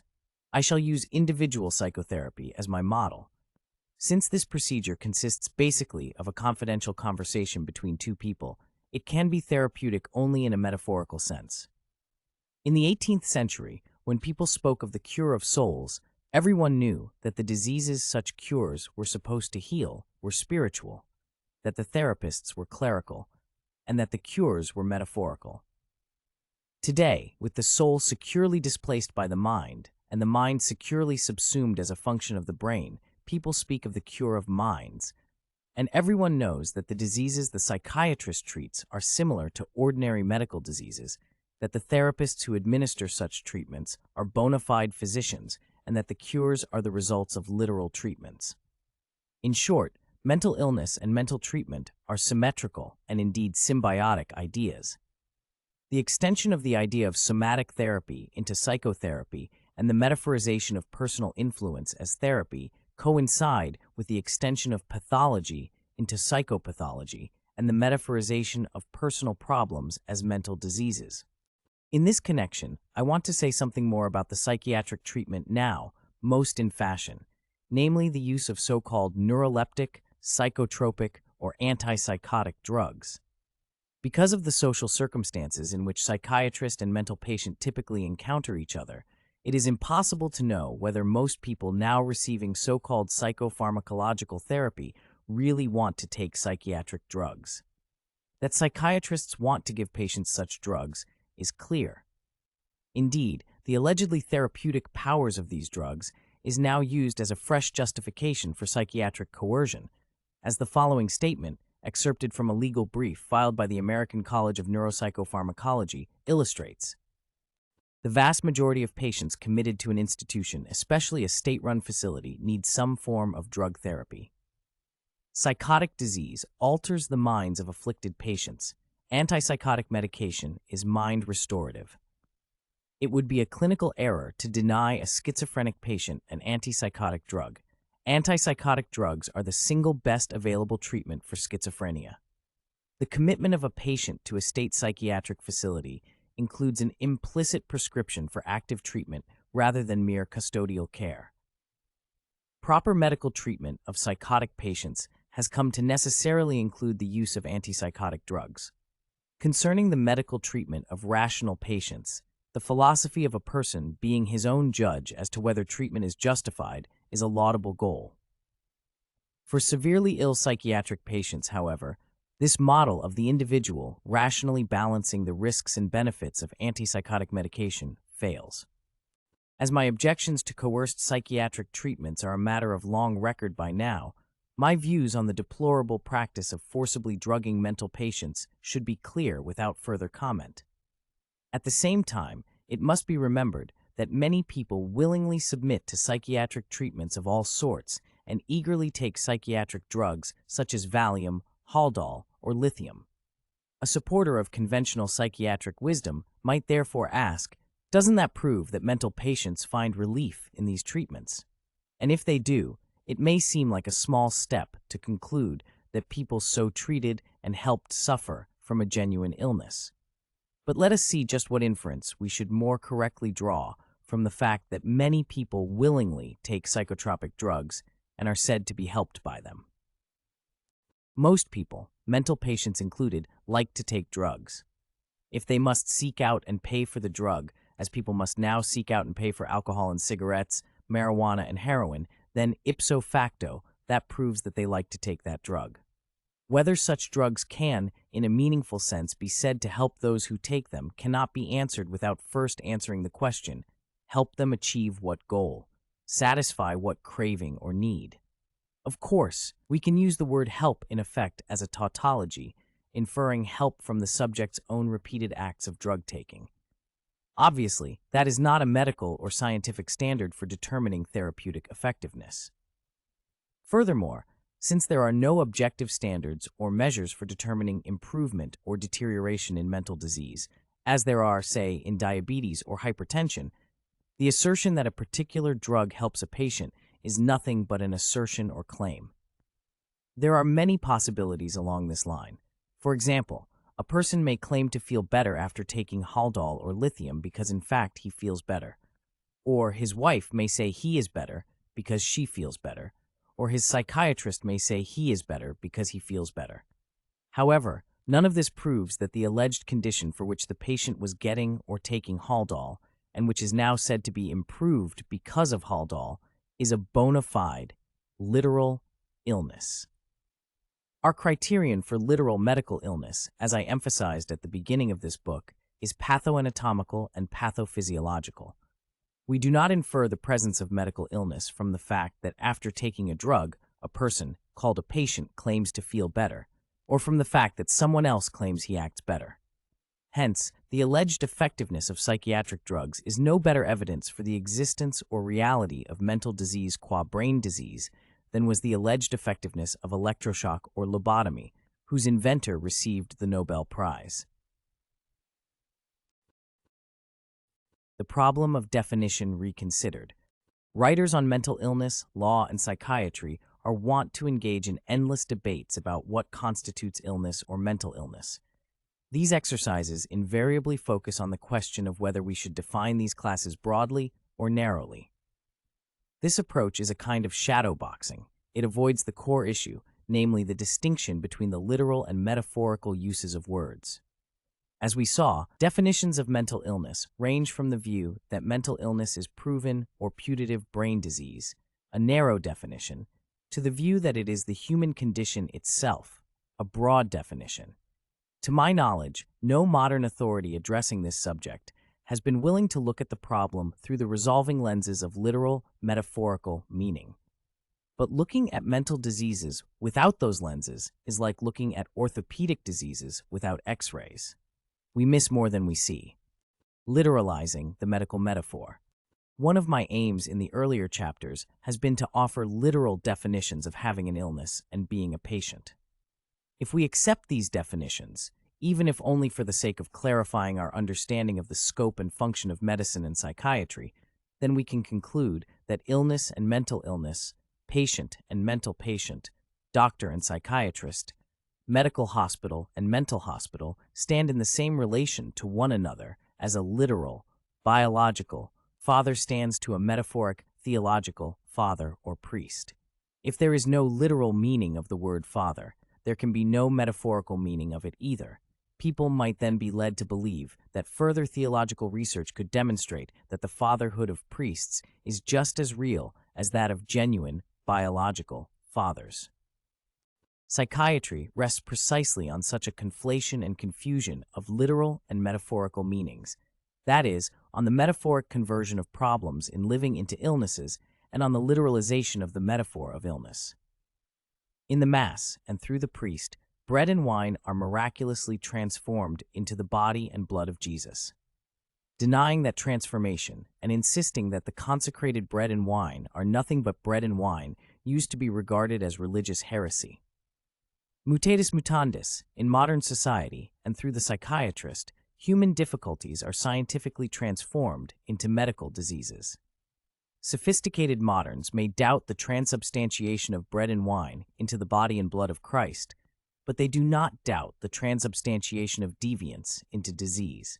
Indeed, denying this miraculous transformation and insisting that psychiatrically diagnosed personal and social problems are nothing but personal and social problems is now regarded as scientific heresy. This is the reason, I believe, why even scholars at ease with the idea of metaphor and aware of the analogical nature of mental illness still give it a medical meaning. For example, Herbert Fingaret states, "One thing is plain. The notion of mental disease is understood against the background notion of disease in the realm of physical disorders.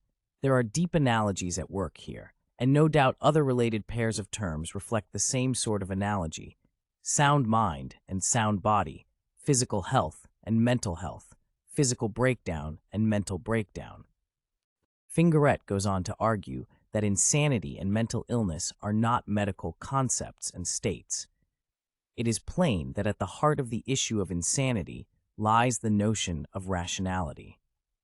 I cite this example out of a great many similar statements in the literature to illustrate that established academics and intellectuals can now be counted on to support and validate the medical myths of the psychiatrist, just as not so long ago they could be counted on to support and validate the religious myths of the priest. James Turner's observation concerning the development of religious unbelief is pertinent in this connection. Unbelief in God, he writes, thus required so extreme an estrangement from obvious reality as to be, if not strictly impossible, practically so for medieval men and women. The same, I believe, is now true for unbelief in mental illness. Let us make no mistake about it. It is one thing to place different bodily diseases, for example arthritis and glaucoma, in the same class, and quite another to place bodily diseases and mental diseases in the same class. In the former case, we build a category on the basis of a clearly and carefully defined criterion for membership in it, namely, a pathoanatomical or pathophysiological lesion. This is why arthritis and glaucoma are both diseases, although they do not look alike. However, if we place bodily diseases and mental diseases in the same class, we build a category without a clear or carefully defined criterion for membership in it, on the basis that its members look alike. Diabetes and depression are both diseases because they both cause suffering. Eagles and bats are both birds because they both fly. The logical error of making such a category mistake, as the British philosopher Gilbert Ryle called it, is clear enough. However, the confusions so caused in the specific instance of mental illness are not, and are therefore worth briefly restating. 1. What is it? What is the event, phenomenon, quality, or thing we are talking about when we call it mental illness? The answer is, it might be a brain disease, as in neurosyphilis, or disapproved behavior, as in depression or depravity, crime, or the attribution of irrationality, irresponsibility, and insanity to an adversary, as in calling a public figure schizophrenic. 2. What should we call it? What name should we attach to the event, phenomenon, quality, or thing we are observing and describing? The answer is, we can call it psychopathology, insanity, or mental illness, madness or genius, conflict, deviance, or disagreement, psychiatric scapegoating and victimization, or simply human behavior. 3. How should we treat it?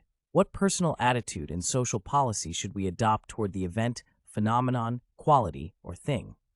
The answer is, we can treat it as an illness, provided the person who has it approves, or as a mental illness, regardless of whether or not the person who has it approves, or as deviance or crime, and punish it, or as admirable behavior or artistic achievement, and reward it, or as behavior requiring us to adjust our actions to it, as any other behavior does, or as something uninteresting and of no concern to us.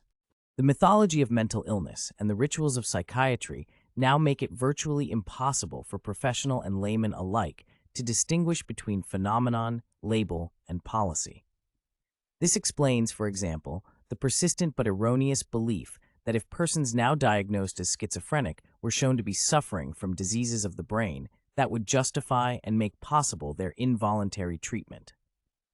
However, persons suffering from diseases of the central nervous system are not, and legally cannot be, treated against their will. Thus, even if persons diagnosed as schizophrenic were suffering from a demonstrable brain disease, treating them involuntarily would still require that they be declared insane as well.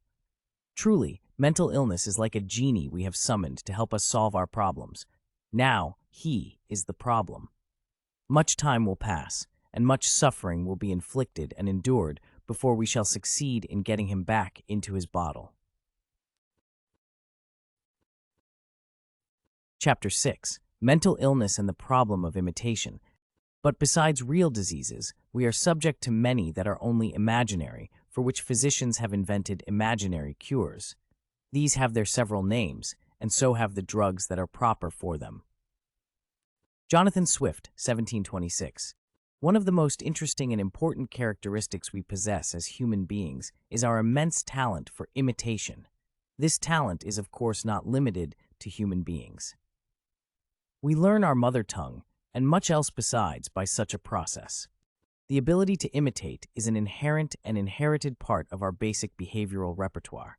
As such, it is neither good nor bad. Our vast vocabulary for describing different kinds of imitations, for example, aping, duplicating, copying, counterfeiting, faking, feigning, impersonating, malingering, mimicking, pretending, repeating, simulating, is eloquent testimony that, like almost anything we do, imitating may serve many aims and be deemed either good or bad depending on the observer's interests and values. Imitating illness may thus be a problem for one person, the physician, and a solution for another, the would-be patient. We must keep in mind, too, that every item in the repertoire of the doctor-patient relationship can be imitated. In short, we should be as sensitive to the differences between real doctors and false doctors, or real treatments and false treatments, as we are to the differences between real diseases and factitious diseases, or real patients and malingerers. To imitate something, a pattern of sounds, called language, a masterpiece or text, called a copy, a precious gem, called paste, we must have an original or a model of it. Obviously, if there is no original or real X, there can be no imitation or copy of X. If there is no truth, there can be no lie. This is one of the reasons why I took care to clarify at the outset what we mean by the term illness and to offer an original model of it.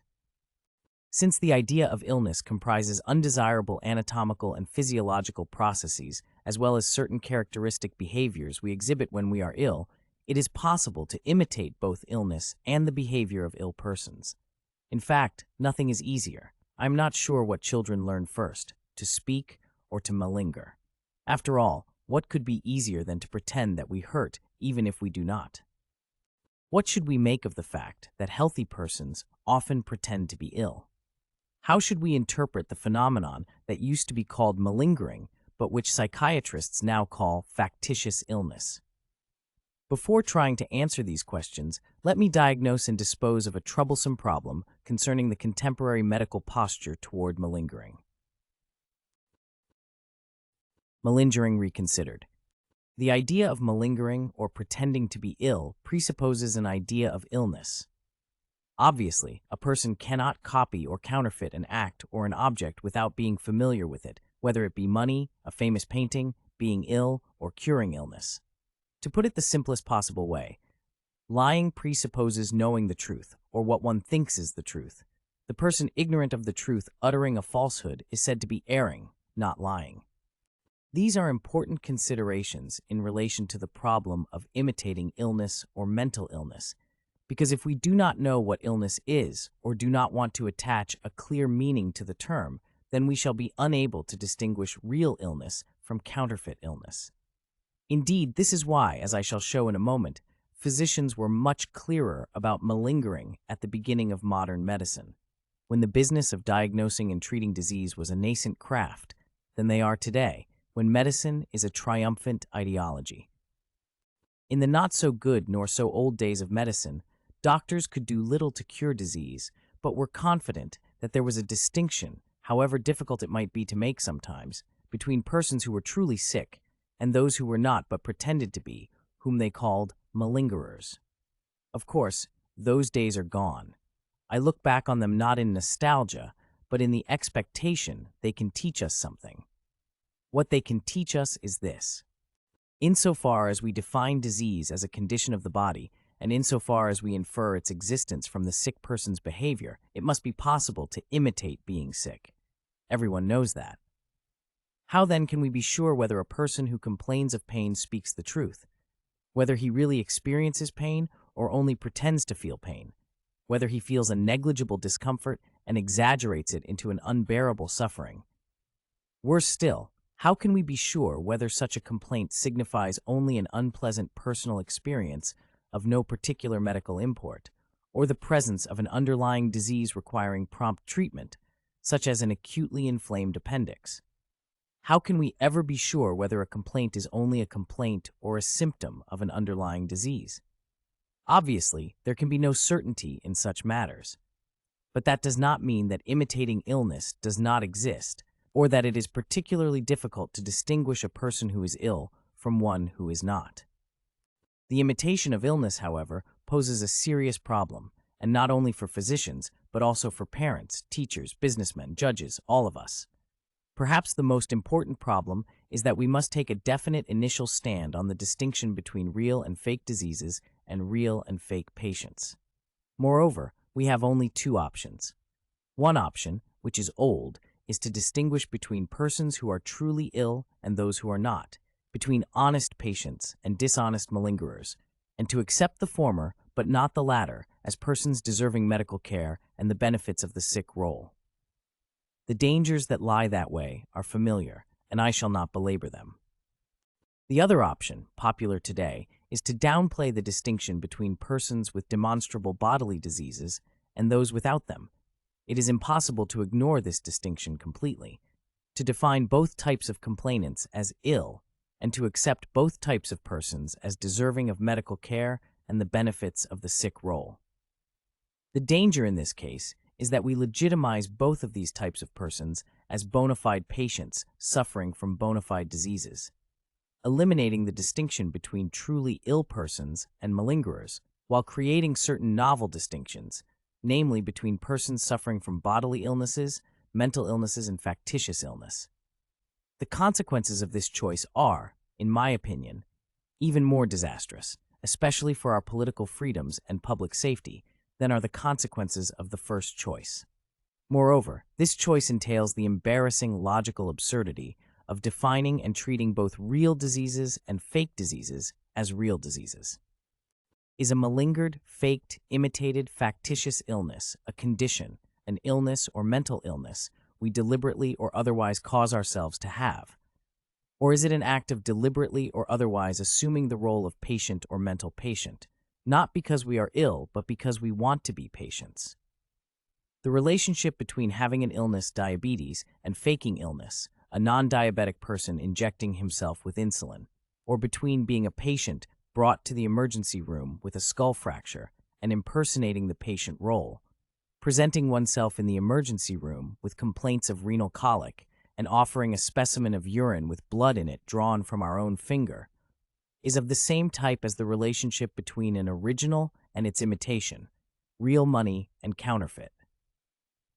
Asserting that real illness and factitious illness are both real illnesses is like saying that a Picasso and its copy are both Picassos. The present medical and psychiatric posture toward the conditions called factitious illnesses embodies precisely this absurdity.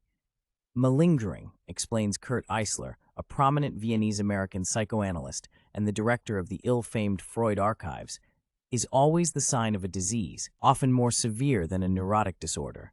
The diagnosis should never be made but by the psychiatrist. After reviewing the recent psychiatric literature on simulating insanity, George G. Hay, a British psychiatrist, similarly concludes that usually the simulation of schizophrenia is simply the prodromal phase of genuine illness. The majority of such patients will be suffering from the early stages of a genuine psychosis and should be managed accordingly.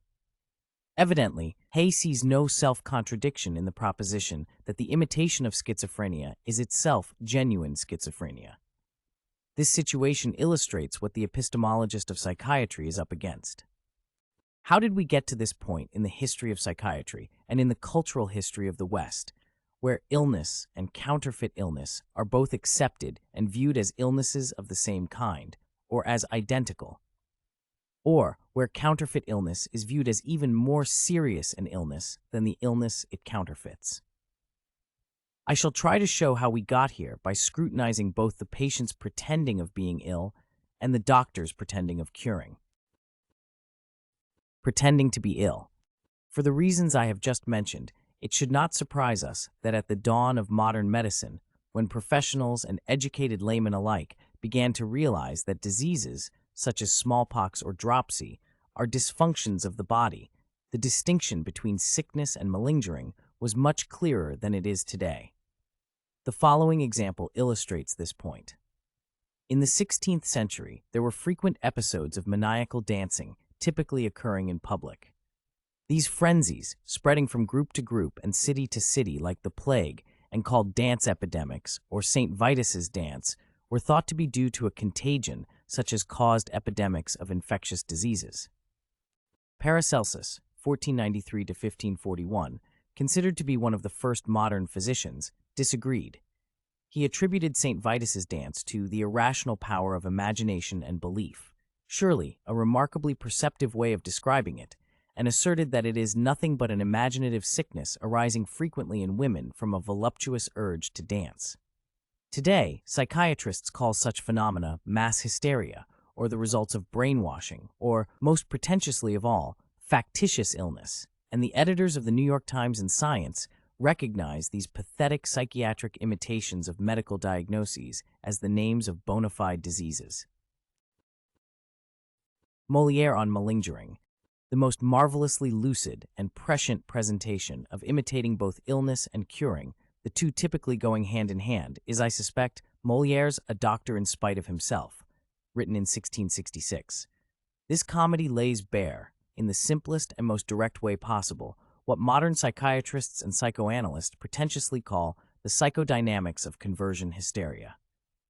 Actually, Molière shows us something far more important, namely, that what we now call mental illness is a false problem of our modern scientific age, of an age in which we see complicated problems where what stares us in the face are obvious solutions. In short, What seems to us a mysterious mental-physical malady, Molière understood as well. I shall let him speak for himself. The scenes I want to present begin with Sganarelle, a woodcutter impersonating a physician, being called upon to treat Lucinde, a young girl who has lost her voice. Even before Sganarelle sees his patient, Molière, through the mouth of Jacqueline, a friend of Lucinde's father, Geronte, tells us what Charcot and Freud supposedly discovered more than 200 years later. The best doctor you could give your daughter, to my way of thinking, would be a strapping young man for a husband, one as she had a fancy for. What was an ordinary and obvious fact to Molière and his audience in the 17th century thus became, in the 19th century, a mysterious malady called hysteria, while its solution became, in our own day, a marvelous medical remedy called sex therapy. How right and prophetic Molière was when he remarked that, once you have the cap and gown of the doctor, all you need do is open your mouth. Whatever nonsense you talk becomes wisdom, and all the rubbish, good sense. But let us return to Sganarelle. He arrives at Geronte's house, and Lucinde is brought in to meet him. He asks her, "What's wrong with you?" She replies by gesturing. "I don't understand you. What the deuce language is this?" "That's exactly the trouble, sir. She's lost the power of speech, and so far, no one has been able to find what the reason is. It has caused her marriage to be postponed." "But why?" "The man she is to marry wishes to wait until she's recovered." "But who is this idiot who doesn't want his wife to be dumb? Would to God mine had the same trouble. I shouldn't be wanting her cured." In a few lines, the whole meaning of this charade, this mental illness, is laid bare. Lucinde does not want to marry the man her father picked out for her, and has succeeded in having the wedding postponed. Sganarelle shows us that a wife's silence may be a curse or a blessing, and through it all, Molière reveals that dumbness, such as Lucinde's, may be a blemish or blessing, or, in our terms, the symptom of an illness which Geronte may want cured, but Lucinde may not.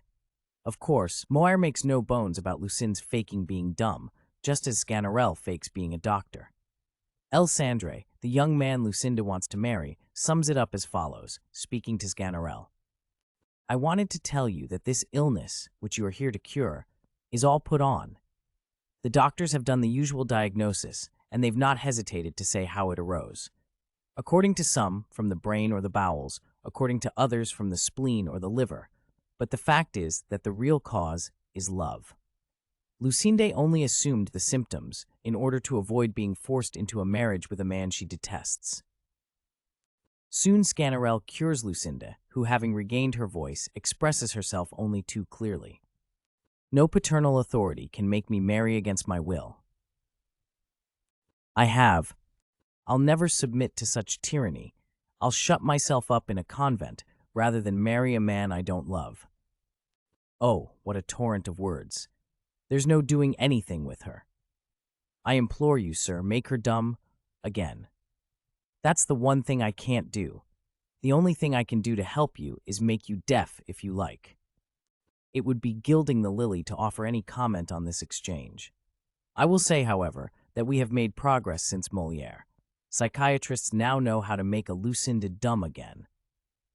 Pretending to be mentally three. Psychiatry has a dual character and a correspondingly dual origin.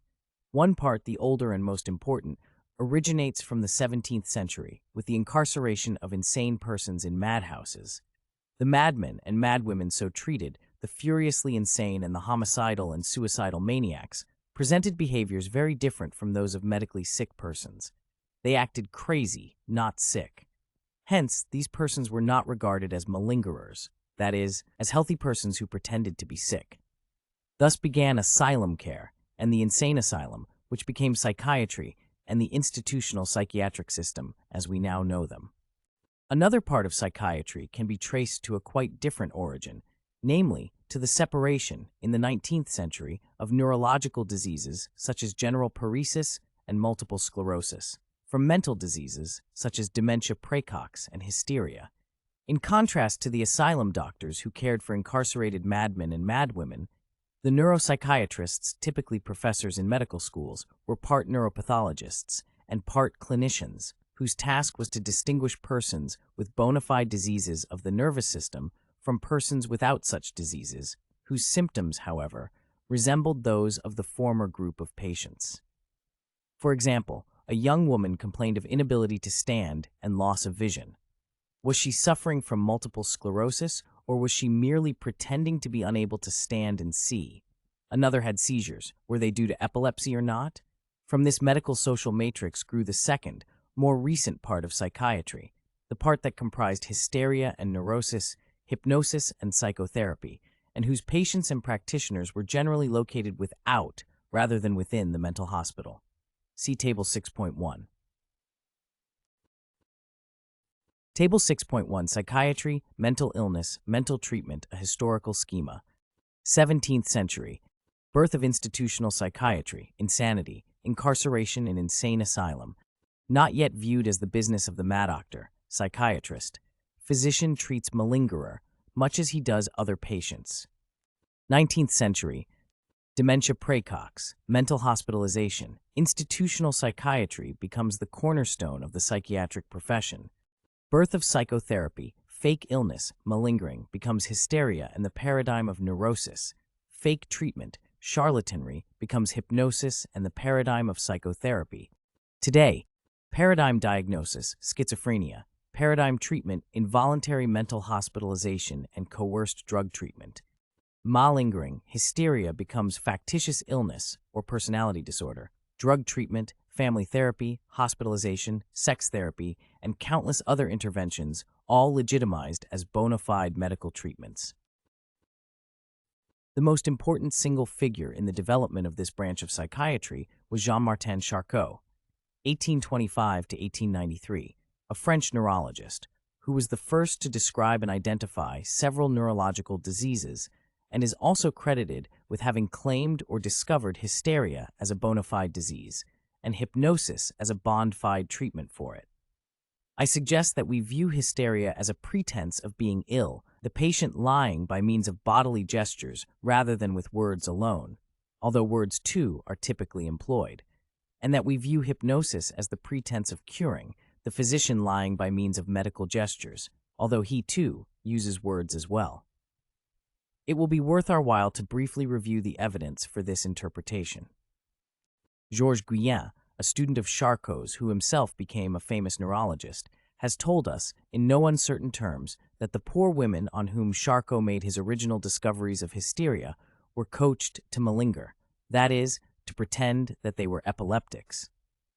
In 1899, about 6 years after Charcot's death, I, writes Guyen, saw as a young intern at the Salpêtrière the old patients of Charcot who were still hospitalized. Many of the women, who were excellent comedians, when they were offered a slight pecuniary remuneration, imitated perfectly the major hysteric crises of former times. Who was fooling whom? The daisy chain went like this. Charcot's assistants and the poor patients they trained were fooling Charcot. Charcot was fooling his medical colleagues, and the medical profession was fooling the public. The result was that, in the end, everyone accepted simulated illness as real mental illness, and mental illness as real bodily illness. The idea of a real, that is, bodily disease as a scientific concept is the product of the morgue, the autopsy table, arid the pathological laboratory. It was by examining dead bodies and their organs, tissues, and cells that physicians discovered various diseases and distinguished one such disease from another. That is not how mental diseases were discovered. The idea of mental illness is, as I have tried to show, the product of the insane asylum as theater. This model must be taken seriously. Like any theater, the madhouse comprised not only actors and audience, but also playwright and stage manager. It was by placing certain persons on the stages of insane asylums and watching their performances that physicians, as well as lay people to a degree unknown in the rest of medicine, discovered various mental diseases and distinguished one such disease from another. The theatrical atmosphere of the early insane asylum, where, like freaks in a circus, mad men and mad women were actually exhibited and expected to perform, is familiar to anyone conversant with the history of psychiatry. However, what is much less well known is that the discovery of mental illness, in the modern sense of that term, also occurred in that setting. I refer to the closing decades of the 19th century when, largely as a result of the work of the great French neurologists, diseases of the nervous system were separated from mental diseases, grand mal epilepsy serving as the model of neurological illness, and its imitation, grand hysteria, as the model of mental illness. Hypnosis was then thought to be a means for inducing hysterical seizures, as well as for curing them. This was the scene, as described by the famous physician-author, Axel Munthe. I seldom failed to attend Professor Charcot's famous Lagon du Mardi in the Salpêtrière, just then chiefly devoted to his grande hysteria and to hypnotism. The huge amphitheater was filled to the last place with a multicolored audience drawn from tout Paris, authors, journalists, leading actors and actresses, fashionable demi-mondaines, all full of morbid curiosity to witness the startling phenomena of hypnotism, almost forgotten since the days of Mesmer and Braid. It seems to me that there is something very wrong with this scene. Wrong, that is, if we consider how bodily diseases were discovered and studied. Obviously, this is not the sort of setting in which, say, Rudolf Virchow or Paul Ehrlich worked and made their discoveries. Instead, let us make no mistake about it. This is the setting of the faith healer, the charlatan, the circus performer, perhaps even of the political demagogue on his way up the political ladder from talking to killing. What is remarkable about all this, moreover, is that the diseases and cures of psychiatry continue to be discovered and presented in this way. Television producers and newscasters continue to regale the public with the astounding performances of mentally ill patients and their miraculous cures. Gripping anecdotes and shocking scenes of devastating disability and dramatic recovery fill the screens, the newspapers, magazines, and even psychiatric journals. These are legitimate methods for presenting life as theater, but are totally irrelevant to and inappropriate for a scientific effort to understand the human body as a material object. The upshot was that from about 1900 until the Second World War, physicians, psychiatrists, and lawyers recognized hysteria and malingering as two distinct and separate conditions, the first an illness, the second not. However, since the difference between them was that the former was supposedly due to unconscious and the latter to conscious motives, there was no objective or reliable way of telling them apart. Still, some psychiatric texts continued, despite a fast-growing confusion between malingering and hysteria, to discuss malingering in a surprisingly reasonable traditional way. For example, in 1969, in the 10th edition of the British text, Henderson and Gillespie's Textbook of Psychiatry, malingering is presented under the heading of hysteria and simulation. To distinguish sharply between hysteria and simulation is often arbitrary. Simulation is the voluntary production of symptoms by an individual who has full knowledge of their voluntary origin. In hysteria, there is typically no such knowledge. Kretschmer rightly pointed out, however, that the criteria, conscious or unconscious, will not serve to distinguish simulation from hysteria, for not all of the motives of the healthy mind are conscious, and not all hysterical ones are unconscious. Ernst Kretschmer, 1888 to 1964, was right, but did not go far enough. The adjectives conscious-unconscious, voluntary-involuntary, are ostensibly explanatory, but are actually strategic, see Chapter 9.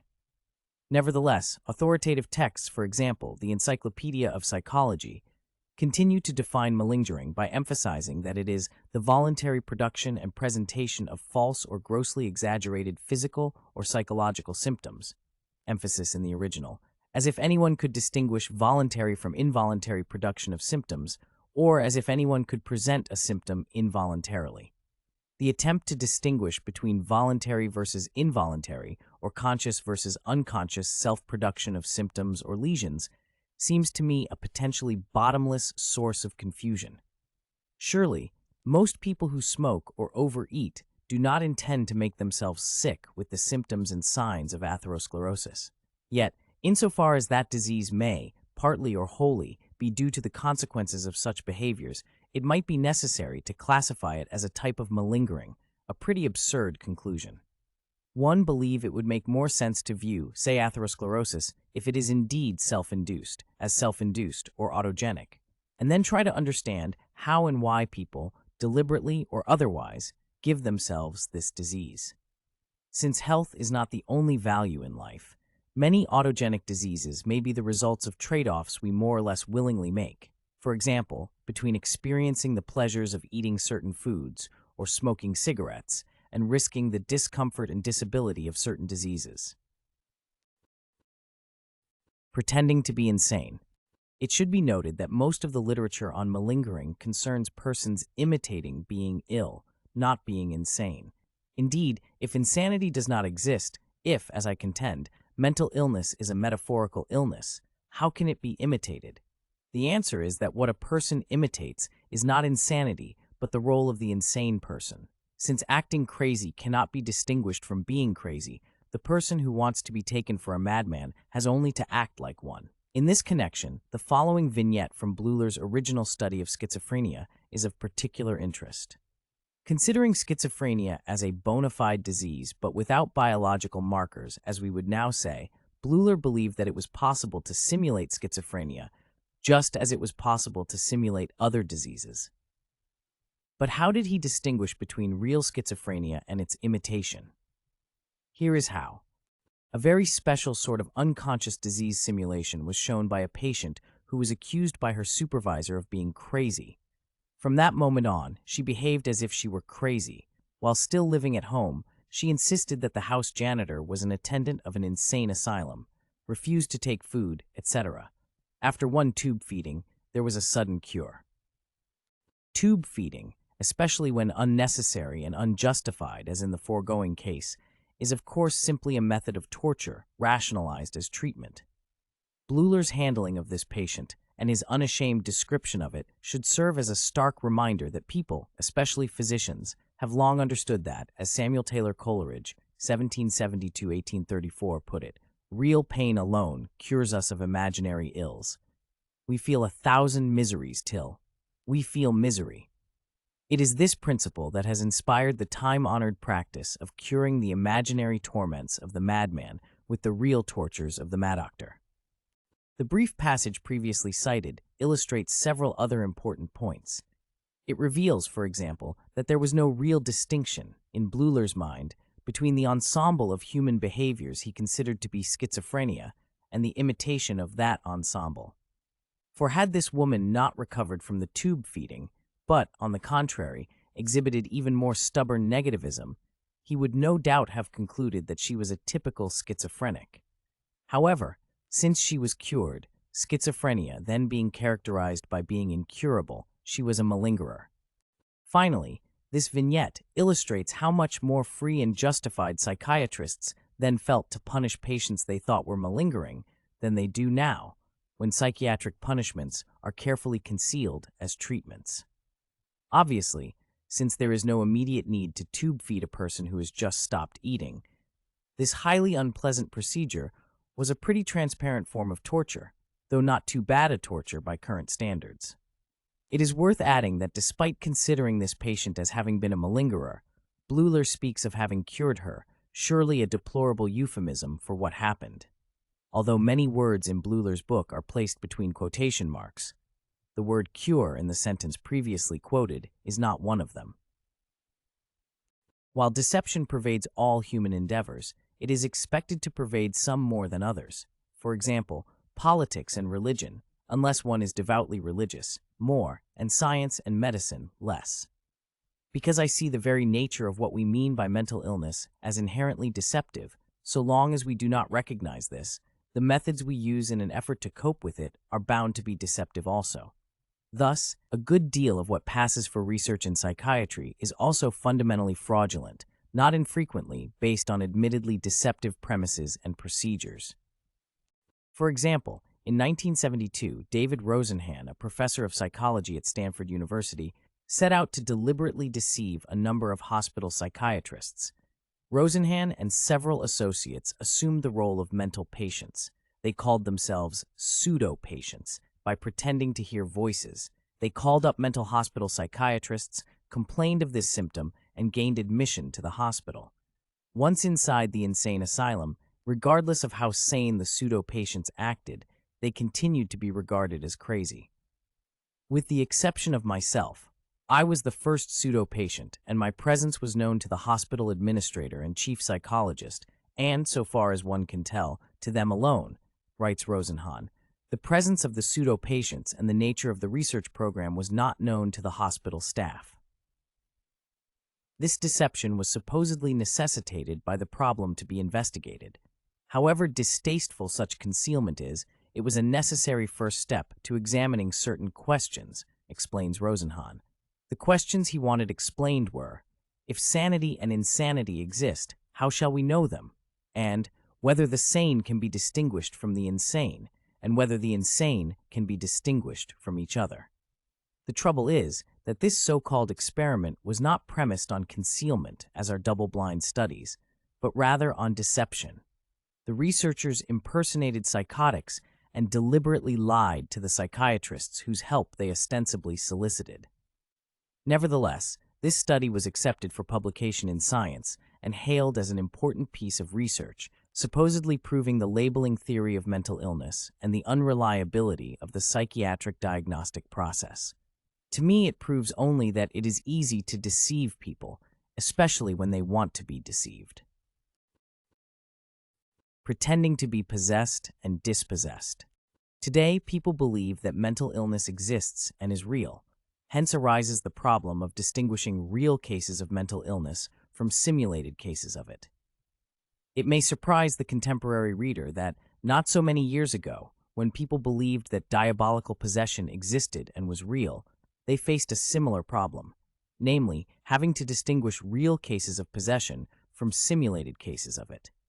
How, people may now wonder, could anyone pretend to be possessed or a witch? This question reveals how uneasy and uncertain we are about distinguishing between what the sociologists call the social construction of reality and what, let us just say, is a more solid, scientifically constructed reality. Actually, what the former term means is simply something like this. If a person, P, believes in X and thinks he is X, and if virtually everyone in his society also believes in X and legitimizes P as X, then P is X. For example, Peter Berger and Thomas Luckman, in their authoritative exposition of this perspective, write, "Rural Haitians are possessed and New York intellectuals are neurotic." Emphasis in the original. Well, yes and no, as I try to show throughout this book. Actually, the fact that someone thinks he is possessed or insane or a leader with God-given powers, together with the fact that most other members of society agree with him, establishes that person's identity as what he claims it to be, only in a very limited or soft sense of this word, which Berger and Luckman recognize. For our present purposes, it suffices to note, however, that when belief in demonic possession was as dominant and popular as belief in psychosis is now, the authorities charged with dealing with possessed persons had problems concerning pretended possession very similar to those that authorities now have dealing with pretended insanity. Sad but true, a person's life can be so drab, his motivation so seemingly perverse, that sometimes he will pretend to be anyone or anything, so long as it promises to dramatize or end his existence. Thus, when people believed in demonic possession and witchcraft, it was not unusual for individuals to pretend that they were possessed or were witches. For example, lonely, old women sometimes did so in order to be put to death, an option that, for obvious reasons, they viewed as morally preferable to committing suicide. In his masterful study, Religion and the Decline of Magic, Keith Thomas tells of several women in 16th century England who were punished for fraudulently simulating the symptoms of possession. He also chronicles the cases of persons faking diabolical possession and of judges revolted by the severity of the law against witchcraft, exposing them as impostors and acquitting them of the charge of witchcraft. One such judge, Sir John Holt, Lord Chief Justice, 1689 to 1710, Thomas tells us, presided over some 11 successive acquittals and secured the conviction of the impostor for pretending to be afflicted with witchcraft. By his questions and manner of hemming up the evidence, remarked an observer, he seemed to me to believe nothing of witchery at all. His example was followed by his colleagues. Mr. Justice Powell, presiding over the trial of Jane Wenham in 1712, is said to have greeted the more sensational testimony with the cheerful remark that there was no law against flying, he took prompt steps to arrange for her reprieve.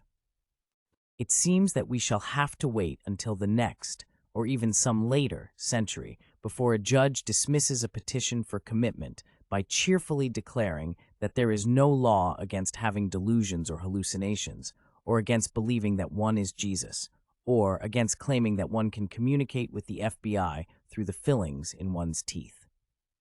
Still, as Thomas emphasizes, statutes against witchcraft made it difficult for judges to be liberal. As Lord Chief Justice North complained to the Secretary of State in 1682, "We cannot reprieve them without appearing to deny the very being of witches, which is contrary to law." This complaint is a good example of the fact that legal fictions control those who judge no less than those who are judged, which, perhaps, is one of the reasons why such fictions endure so long, despite disbelief in them from above and displeasure over them from below. Moreover, since possession could, in both principle and practice, be cured by dispossession, some exorcists, not surprisingly, coached persons to simulate being possessed so as to then be able to dispossess them, a scenario later faithfully reenacted in the relationship between hysteric and hypnotist. Thomas records the story of such an exorcist who coached women to simulate being possessed, and who was subsequently convicted by the High Commission as an impostor who had trained his patients to simulate the now conventional symptoms of the disorder in order to demonstrate his curative skills. Some of the most notable clergy of the day had been assistants at his dispossessions. This was so embarrassing that the subsequent controversy raised questions about the possibility of diabolical possession and the status of the cure by prayer and fasting. However, since most people wanted to believe in miracles, whether they tranquilized or horrified, they continued to believe in them. There were exceptions, of course, such as Thomas Hobbes, 1588–1679, who denounced the pretenses of exorcism and conjuration of phantasms. Though a devout Christian, or, as he insisted, because of it, he denounced the Roman Catholic Mass as also a pretense. But when, by such words, the priest's consecration, the nature of or quality of the thing itself, is pretended to be changed, it is not consecration, but either an extraordinary work of God or a vain and impious conjuration. Such conjuration, he hastened to add, is contrary to the testimony of man's sight and of all the rest of his senses. I similarly insist that the claim that the phenomena we now call mental illnesses are illnesses like cancer and heart disease is contrary to the testimony of man's sight and of all the rest of his senses. To summarize, when, as in the Middle Ages, virtually everyone believed in possession, there arose the following phenomena and problems. Some people pretended to be possessed, some pretended to cure possession. Hence, it was necessary to distinguish real cases and cures of possession from pretended cases and cures of it. And finally, some persons denied the officially acclaimed doctrine of the miraculous transformation of bread and wine into the body and blood of the Savior. Similarly, when as now, virtually everyone believes in mental illness, there arise the following phenomena and problems. Some people pretend to be insane, some pretend to cure insanity. Hence, it is necessary to distinguish real cases and cures of insanity from pretended cases and cures of it. And finally, some persons deny the officially acclaimed doctrine of the miraculous transformation of personal problems into psychiatric diseases. Pretending to cure. Malingering is feigning illness. It is what the healthy person does when he pretends to be ill. What is the corresponding pretending on the part of the healer or physician? How do we view the non-physician pretending to be a physician? Or the physician who, without the faintest idea of what ails the patient or how to help him, pretends to diagnose and cure him? The non-physician who pretends to be a doctor is, of course, called a quack. However, the physician who pretends to diagnose without really knowing what ails the patient and to cure him without really knowing how is not necessarily categorized negatively. To be sure, he may be discredited as a charlatan, but more often than not, he is accredited merely because he is a bona fide physician, as a bona fide healer. Indeed, perhaps nothing illustrates more dramatically the profound bias built into our language than the definitions of and the meaning we ordinarily attach to the terms malingering and placebo. Actually, malingering is a false complaint of illness that a patient gives to a physician, whereas a placebo is also a false promise of treatment that a physician gives to a patient. Where is the bias? It is in the way we use these terms. Descriptively, malingering and placebo both refer to an act of imitation and a counterfeited object, pretending to be ill and a simulated illness in one case, pretending to be prescribing a treatment and a simulated treatment in the other. To state it more fully, the malingerer is a person who plays the role of sick patient, who pretends to be ill, and who presents doctors with faked symptoms and signs of illness. Whereas the prescriber of a placebo is a person who plays the role of physician healer, pretends to be trying to help a genuinely ill patient, and provides the patient with the faked accoutrements of a supposedly needed pharmacologically active therapeutic agent. Of course, this is not at all the way these symmetrical acts of imitation are defined or understood in ordinary discourse. Webster's defines malingering as feigning illness, which implies not only that there is an identifiable and meaningful difference between real illness and fake illness, but also that the imitator is up to some mischief. By contrast, placebo is defined as a medicine given merely to satisfy a patient, which implies not only that it is a bona fide medicine, therapy, but also that the physician prescribing it is engaged in a praiseworthy enterprise. The vast political imbalance between the roles of patient and doctor, symbolized by malingering doing the work of a bad word, and placebo that of a good one point to a delicate issue, namely, that throughout the entire history of medicine, from Hippocrates to our day, the physician's proper role has been seen as resembling that of the politician rather than that of the scientist. By this I mean simply that, as Plato had advocated, since both the politician and the physician labor in a good cause, they should be permitted to lie. The ethic of truth-telling characterizing science has thus been alien, if indeed not inimical, to the ethics of medicine. I touch here on a large subject whose importance for the entire practice of medicine in all of its reaches and ramifications cannot be overemphasized. However, it is a subject I cannot pursue further here. Suffice it for us to note that in her book on lying, philosopher Cicely Bach devotes an entire chapter to the way doctors deceive patients and comments cogently on deception as therapy. She emphasizes that principles and oaths of medical ethics have never placed any value on the doctor's veracity toward the patient. The Hippocratic Oath, she observes, makes no mention of truthfulness to patients about their condition, prognosis, or treatment. Other early codes and prayers are equally silent on the subject. The Nuremberg Code and the Principles of Medical Ethics of the American Medical Association also make no reference to truthfulness.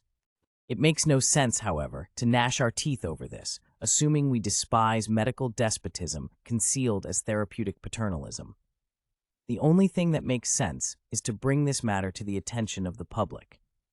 It is all too clear that unless a particular patient has reason to believe that his physician is and will be truthful with him, he has no reason or duty to be truthful with the physician. Sadly, it will probably be in the patient's best interest not to be so.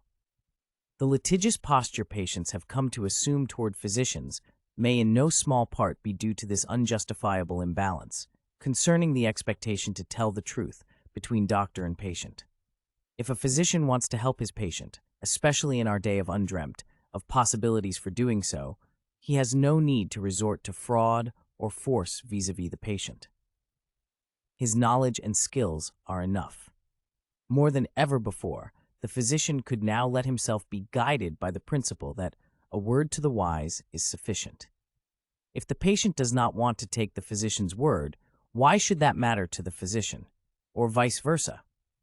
Neither doctor nor patient ought to use or tolerate the use of fraud or force in their relationship to each other. On the other hand, if the patient lies to the doctor, and vice versa, if both parties accept the lies as truths, and if both then manipulate each other with escalating strategies of deception and counter-deception, then the result will be that the medical situation will continue on its precipitously downhill course, each party trying to con rather than to cooperate with the other. The fact that today psychiatrists, physicians, and even the general public accept both real and faked illnesses as bona fide diseases and both real and faked treatments as bona fide treatments is a symptom of the malignant power ideologically even more than politically that the medical profession now wields over the mind of modern man. This power is also largely responsible for the profound conceptual confusion that pervades our healthcare system and the economic and legal chaos toward which, as a practical enterprise, it seems to be heading. To see how we got where we are now, it might help to briefly review the history of the physicians, or rather, for the sake of economy, the psychiatrists pretending to cure. Psychiatry pretending to cure. Study of the writings of the pioneer psychiatrists clearly shows that they viewed insane patients as deceivers and themselves as counter-deceivers. Indeed, they saw the essence of the patient's illness in his succeeding to deceive himself and in his trying to deceive the doctor as well. Similarly, they saw the essence of the doctor's cure in his succeeding to undeceive the patient, which fully justified the use of appropriate methods of counter-deception. Thus were insane and untruthful patients to be restored to sanity and truthfulness. It would be no exaggeration to say that, at the beginning of the 19th century, the asylum doctor regarded the madman as insane because he lied, and that he believed the madman lied because he was insane. Similarly, the asylum doctor regarded himself as sane because, as a man of reason and a scientist, he told the truth even when he lied, because he lied not to lie, but only to bring the patient to the truth. Lying, asserted Benjamin Rush, 1745-1813, the father of American psychiatry, is a corporeal disease. Persons thus diseased cannot speak the truth upon any subject. Shamelessly, Rush articulated the modern psychiatrist's credo that the madman is irrational because he disagrees with the psychiatrist. There was a time when these things, criticism of his opinions and actions, irritated and distressed me, but now I hear and see them with the same indifference and pity that I hear the ravings and witness the antic gestures of my deranged patients in our hospital. We often hear of prisoners at large. The majority of mankind are madmen at large. Convinced that his patients were self-deceived and deceiving, he enthusiastically advocated deceiving them in order to cure them. If our patient imagines he has a living animal in his body and he cannot be reasoned out of a belief of it, medicines must be given to destroy it. And if an animal, such as he supposes to be in his body, should be secretly conveyed into his close stool, the deception would be a justifiable one if it served to cure him of his disease. In addition to the coercion implicit in incarcerating his patients, deception formed the very foundations of Rush's efforts to treat them. Here is another example of one of his cures. Cures of patients who suppose themselves to be glass may be easily performed by pulling a chair upon which they are about to sit from under them, and a herward showing them a large collection of pieces of glass as the fragments of their bodies. It's a pathetic scene. Rush's patients are convinced that they have living animals in their bodies. They might have had intestinal parasites, or that they are made of glass. Surely a fine poetic way of saying one is weak and vulnerable. And for that, Rush diagnoses them as insane. At the same time, Rush convinces himself that insanity is a disease of the brain, not of the mind, and yet believes that he can cure it by means of such childish stratagems. The psychiatric scene has not changed very much since those days. The patients still often propound lies, claims, and metaphors, and the psychiatrists still often propound counter-lies diagnoses and treatments. Much of modern psychiatry consists of a compounding of these prevarications, the lies steadily concealed by a ceaseless relabeling of the patient's deceptions as new diseases and the psychiatrists as new treatments. Nor, as I now want to quickly show, are psychiatric research and teaching free of the pervasive dishonesty that, as I see it, is an inevitable consequence and must become an integral part of any enterprise based on nothing but deception and coercion. Pretending to do research and teach. The following example illustrates not only the pervasiveness of deception in psychiatry, but also its acceptance by psychiatrists as legitimate and indeed scientific, provided the pretender is a psychiatrist. Attending the annual meeting of the American Psychiatric Association in Atlanta in May 1978, Natalie Szasz, a well-known psychoanalyst in New York City, arrived late in the evening at the Omni Hotel. "I was unpacking," she writes, "when my phone rang about 11:30 p.m. Wondering who might be calling at that hour, I picked up the phone receiver to hear a man's voice say, 'Would you like us to send up a gentleman to pleasure you?' Offended by the offer, Szasz interrogated the hotel manager about the incident, only to learn that a member of the American Psychiatric Association was conducting a piece of sex research and had arranged for 25 women arriving alone to receive this call, emphasis added. By representing himself as a scientific investigator, the unidentified psychiatrist deceived not only his victims, but also the hotel manager. The American Psychiatric Association never exposed the identity of this imposter. Perhaps the ultimate in psychiatric pretending is the pretense, perpetrated by certain psychiatric educators, of presenting pseudo-instruction about mental illness. In 1972, independently of David Rosenhan's scheme to deceive psychiatrists by means of pseudo-patients, Donald Naftulin, a University of Southern California psychiatrist, devised a scheme to deceive mental health educators by means of a pseudo-psychiatrist. The result was predictable. Just as psychiatrists were unable to distinguish pseudo-patients from real patients, so mental health educators were unable to distinguish pseudo-psychiatrist from real psychiatrist. In fact, the pseudo-psychiatrist was rated an outstanding psychiatrist. The purpose of this experiment, according to the investigators, was to determine if there was a correlation between a student's satisfaction with a lecturer and the degree of cognitive knowledge required. We hypothesized that given a sufficiently impressive lecture paradigm, even experienced educators participating in a new learning experience can be seduced into feeling satisfied that they have learned, despite irrelevant, conflicting, and meaningless content by the lecturer. To this end, the team hired a professional actor who looked distinguished and sounded authoritative, named him Dr. Myron L. Fox, bestowed upon him the persona of an authority on the application of mathematics to human behavior, created a bogus curriculum vitae, and coached him in a speech entitled Mathematical Game Theory as Applied to Physician Education. The experimenters coached Dr. Fox's to teach charismatically and non-substantively on a topic about which he knew nothing, instructing him to use double talk and other trickery in the question and answer period, and to intersperse the nonsense with parenthetical humor and meaningless references to unrelated topics. The lecture was first presented to a group of 11 psychiatrists, psychologists, and social work educators and was videotaped. The tape was then shown to a group of 11 psychiatrists, psychologists, and psychiatric social workers, and finally to a group of 33 educators and administrators taking a graduate course in educational philosophy. All 55 subjects were asked to answer a questionnaire evaluating their response to the lecture. The audience loved Dr. Fox. All respondents had significantly more favorable than unfavorable responses. One even believed he had read Dr. Fox's publications.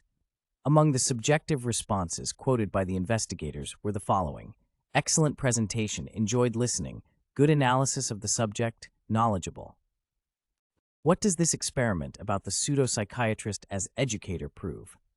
To Naftulin and his colleagues, it proves that if a lecturer talks at a group with no participation permitted to the group, a question and answer period was, however, permitted, then a mellifluous, trained actor might do just as well, possibly better than an uncharismatic physician. That is not what it proves to me. Like the Rosenhan pseudo-patient study, the Naftulin pseudo-psychiatrist study proves only that when it comes to the institutionalized deception of psychiatry, observers trained in mental health are unable to distinguish fake fakes from real fakes. Not exactly a surprising conclusion. As if to support this contention, Naftulin and his co-workers offer this conclusion, couched in the appropriate gobbledygook.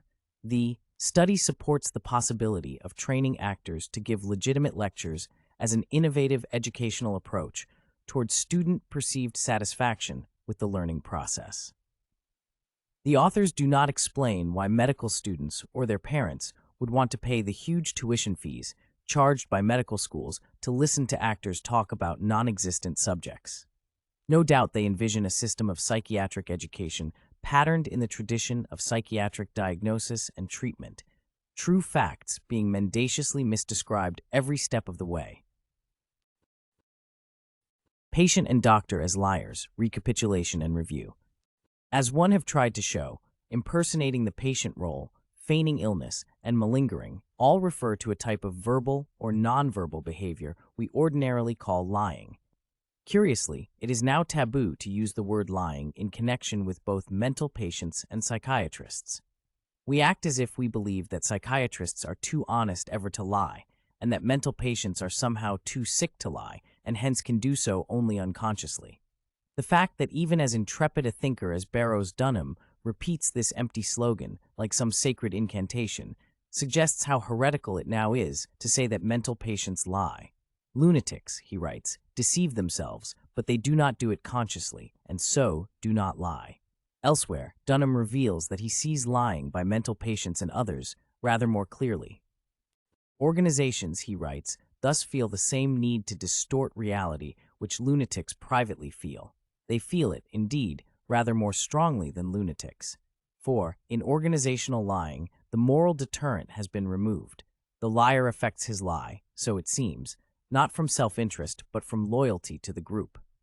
There is even a kind of self-sacrifice about it. The organizational liar surrenders his integrity to the common good.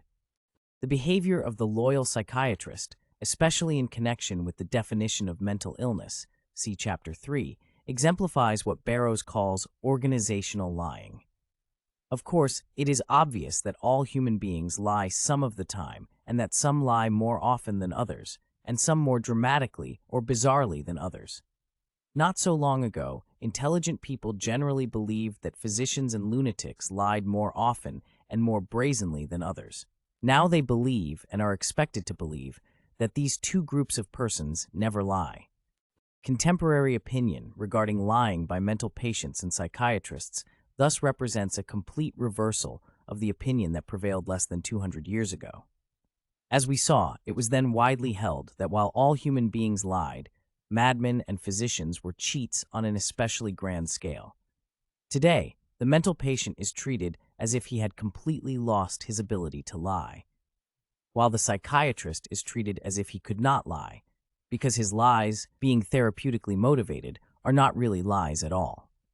From malingering to hysteria, from quackery to psychotherapy. Assuming that persons lie and that mental patients and psychiatrists are persons, we should expect them to lie also. Indeed, they do. When mesmerism and its inventor, Franz Anton Mesmer, 1734-1815, flourished, critical observers had no trouble regarding the sufferers as malingerers and the healers as mountebanks. There are, observed Benjamin Franklin, no greater liars than quacks, except for their patients. Franklin knew this to be the case, partly because he was level-headed, and partly because he had been a member of the French Royal Commission, appointed by Louis XVI in 1784, charged with investigating Mesmer's cures by means of animal magnetism. The commission concluded, in aphoristically terse French, l'imagination fait tout, le magnétisme nul. Imagination is everything, magnetism nothing. Franklin was not fooled. As to animal magnetism so much talked of, he wrote, I must doubt its existence. I cannot but fear that the expectation of great advantage from this method of treating disease will prove a delusion. Actually, it was precisely because the performances of both malingerers and magnetizers smelled so badly of deception that they were renamed and reconceptualized. What began as cheating and lying ended up as bona fide diseases and treatments.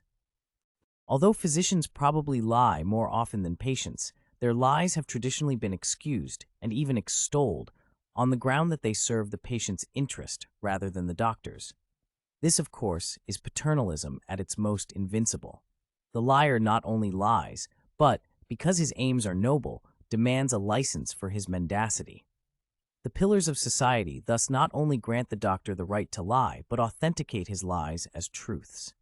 This is why the patient's lies about being sick were first seen as malingering, then as hysteria, and now as various types of mental diseases, all blemishes, if not on the patient's character, then on his mental health. appropriately enough, this has turned out to be a distinction without much of a difference.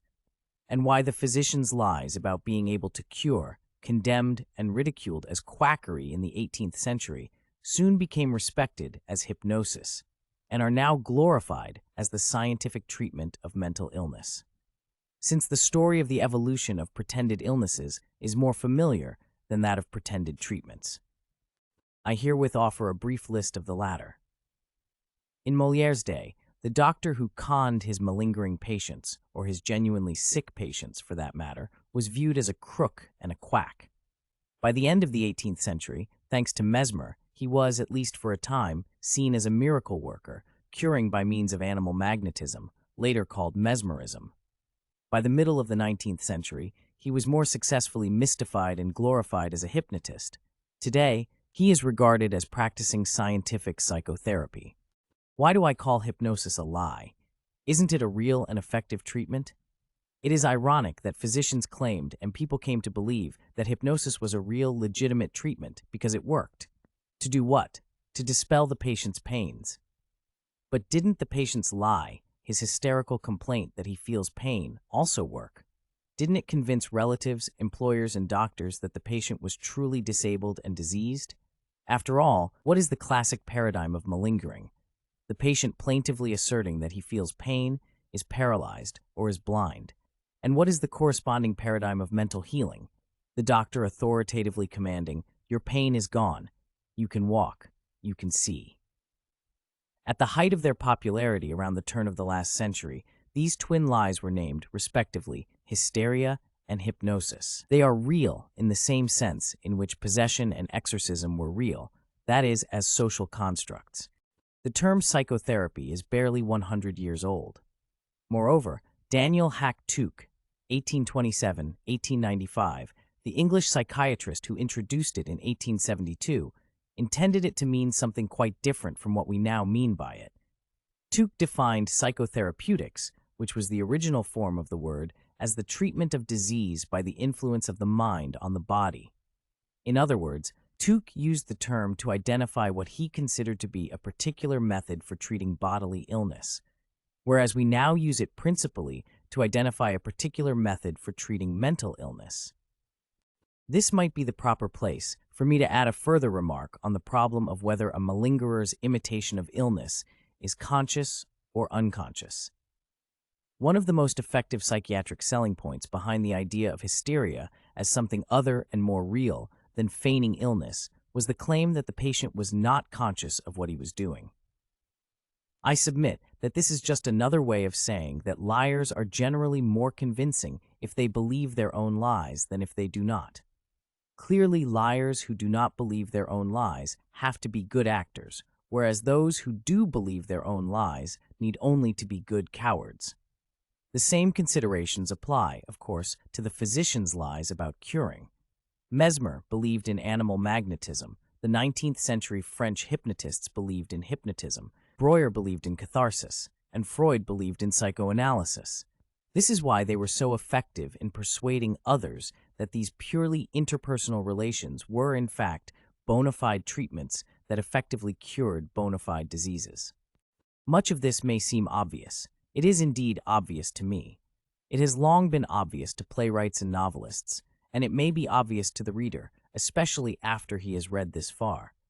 Actually, the suspicion that mental illness is a form of malingering, a pretense of being ill, has plagued psychiatrists for a long time, and only recently have they convinced themselves that their patients are truly ill.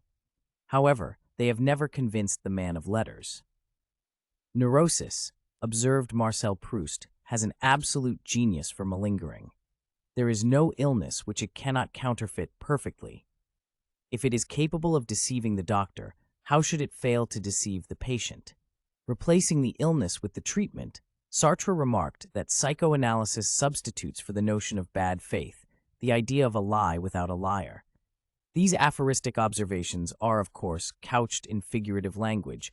Proust and Sartre knew perfectly well that neither neurosis nor psychoanalysis can counterfeit or lie. Only a person can do that.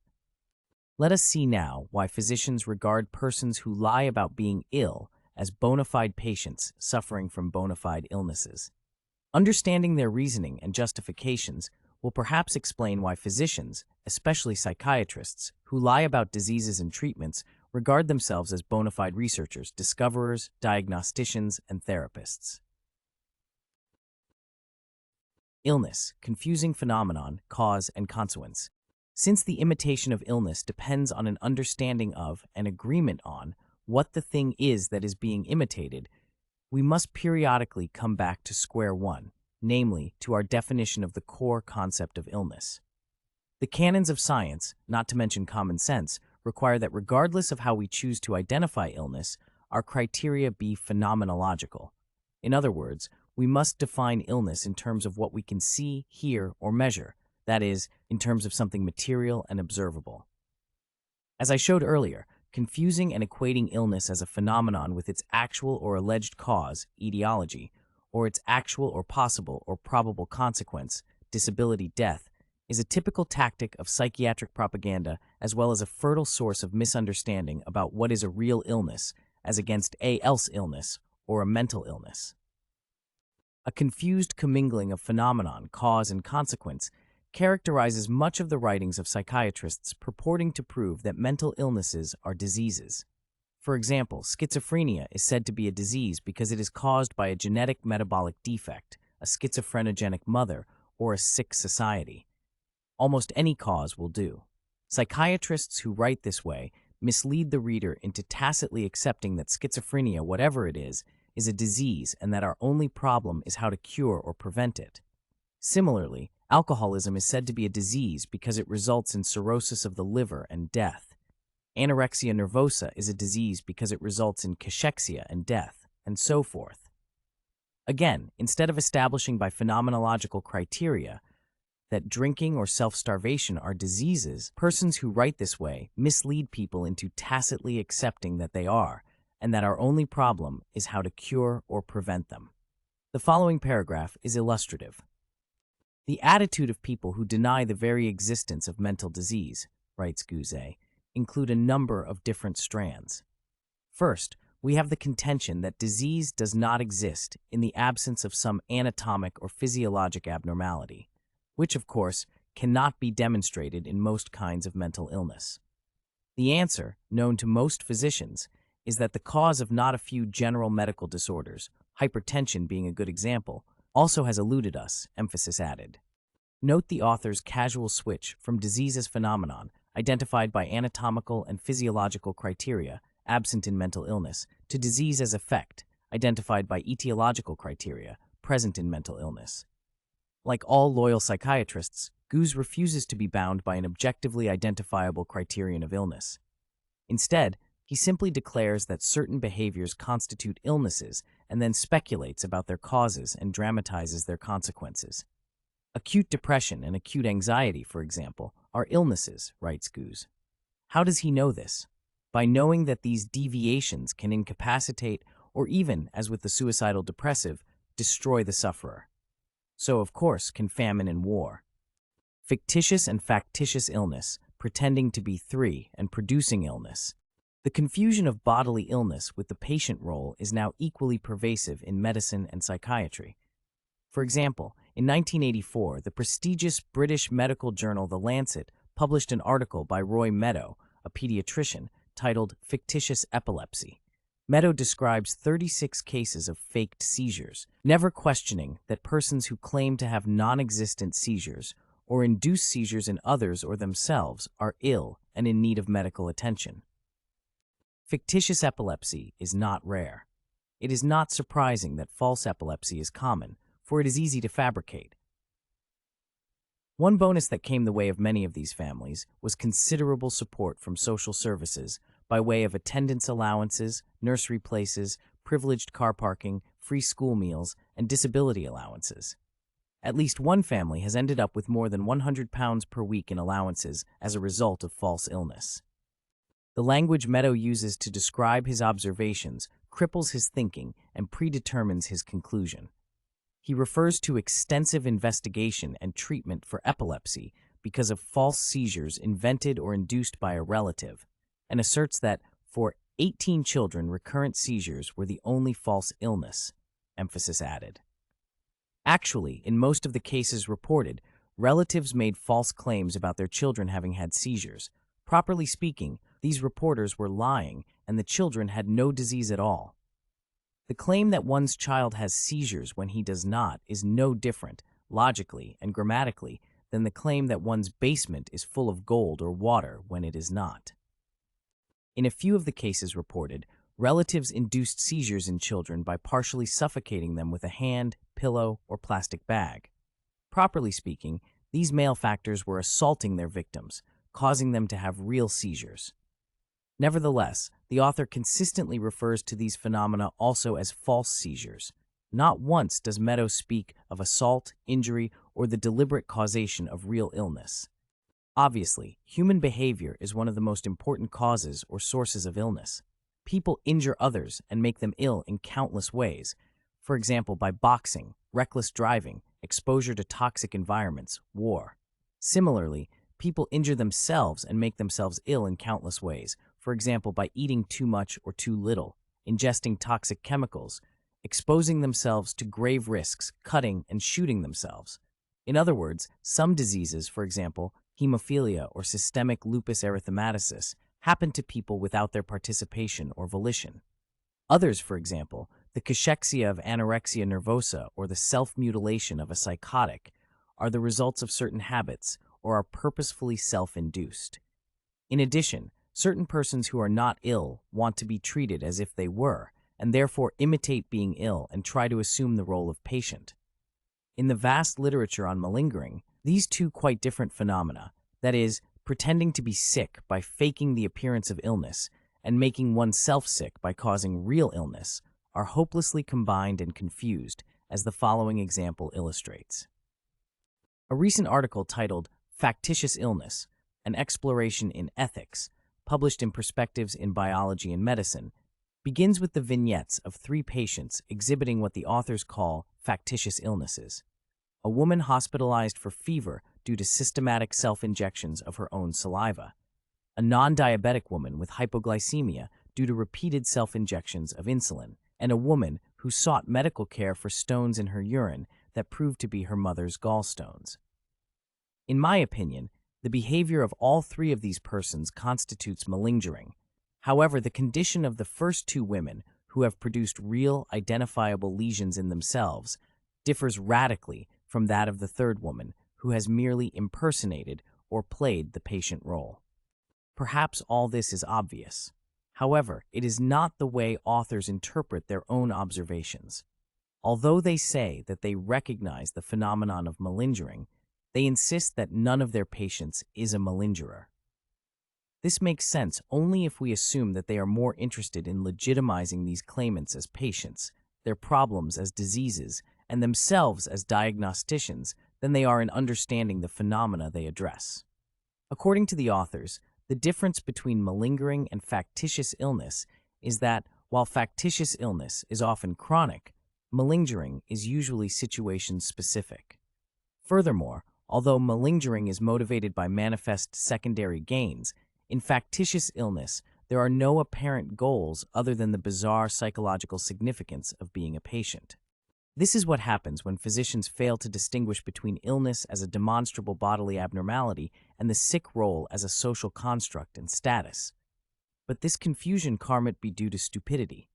More likely, it is due to the simple fact, so memorably satirized by Molière, that doctors need patients.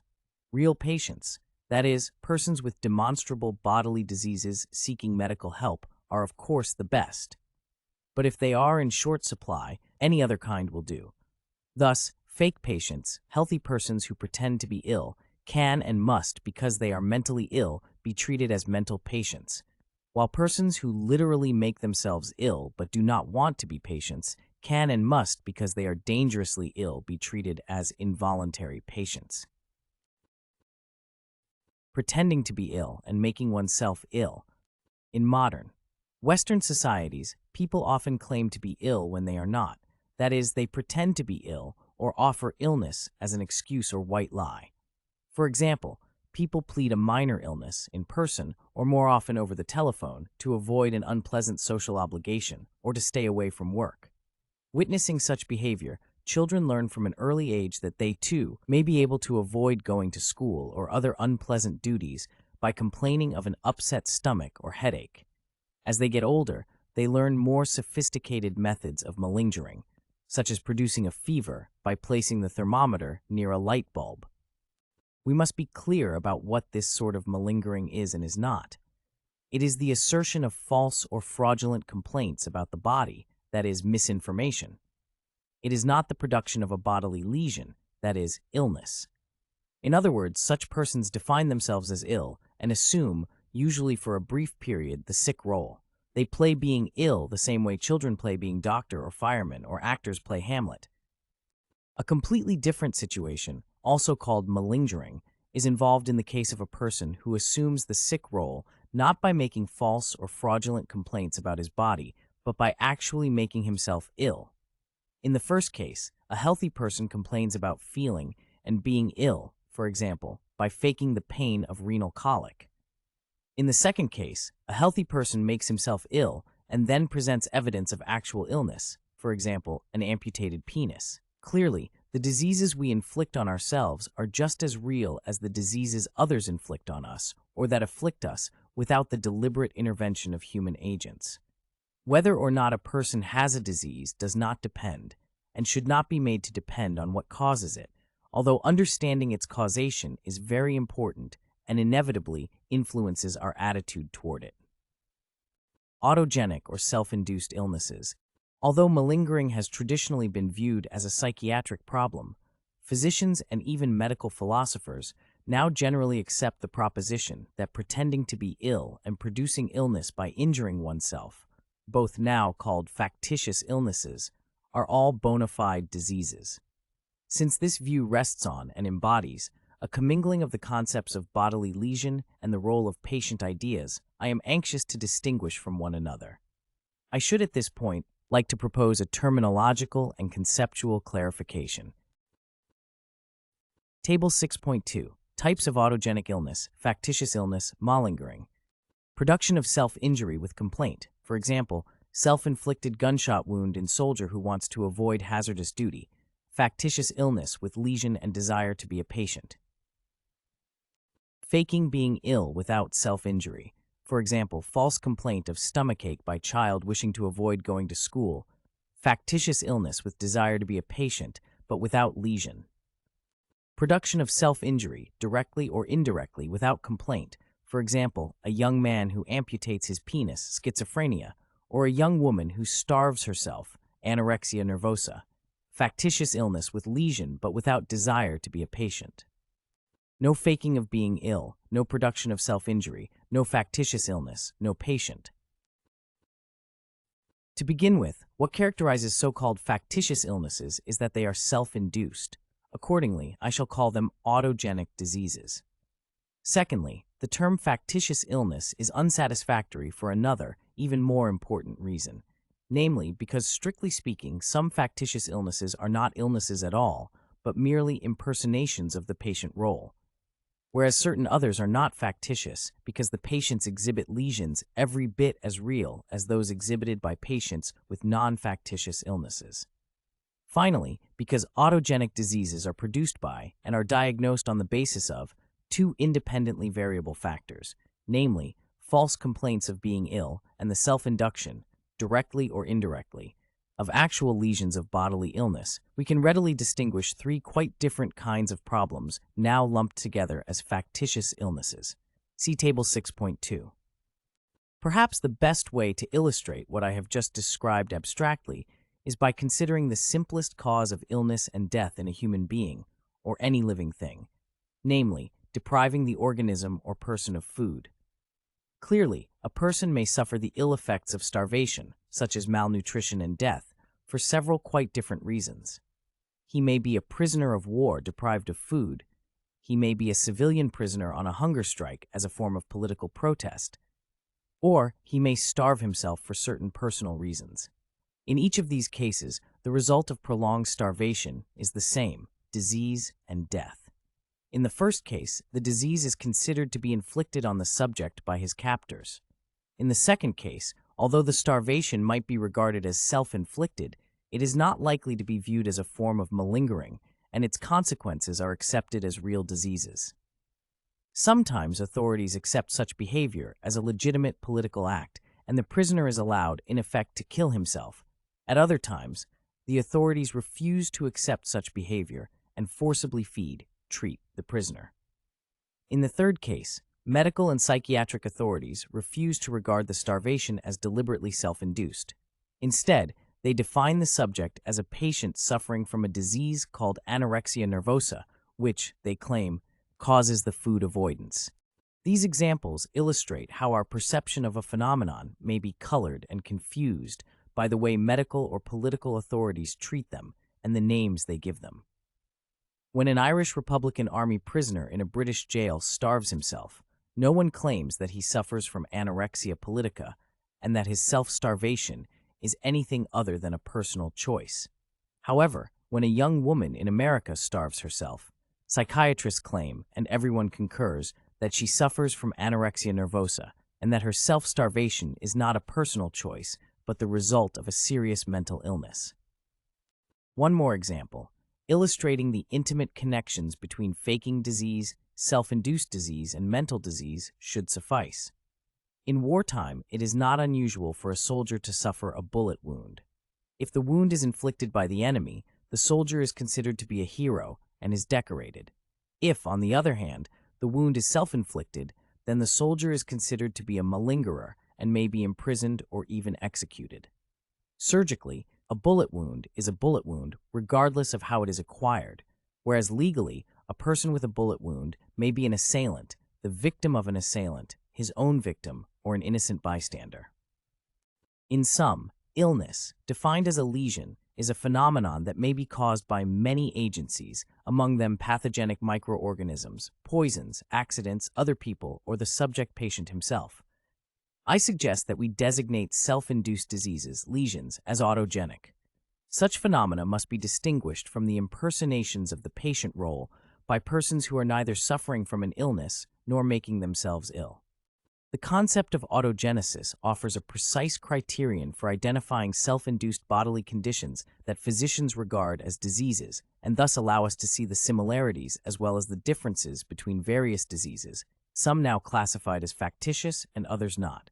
For example, in Charcot's day, the paradigmatic autogenic disease was grand hysteria, while today it is anorexia nervosa. I classify both as autogenic because both are entirely self-induced or self-willed by the patient. That is how they resemble each other.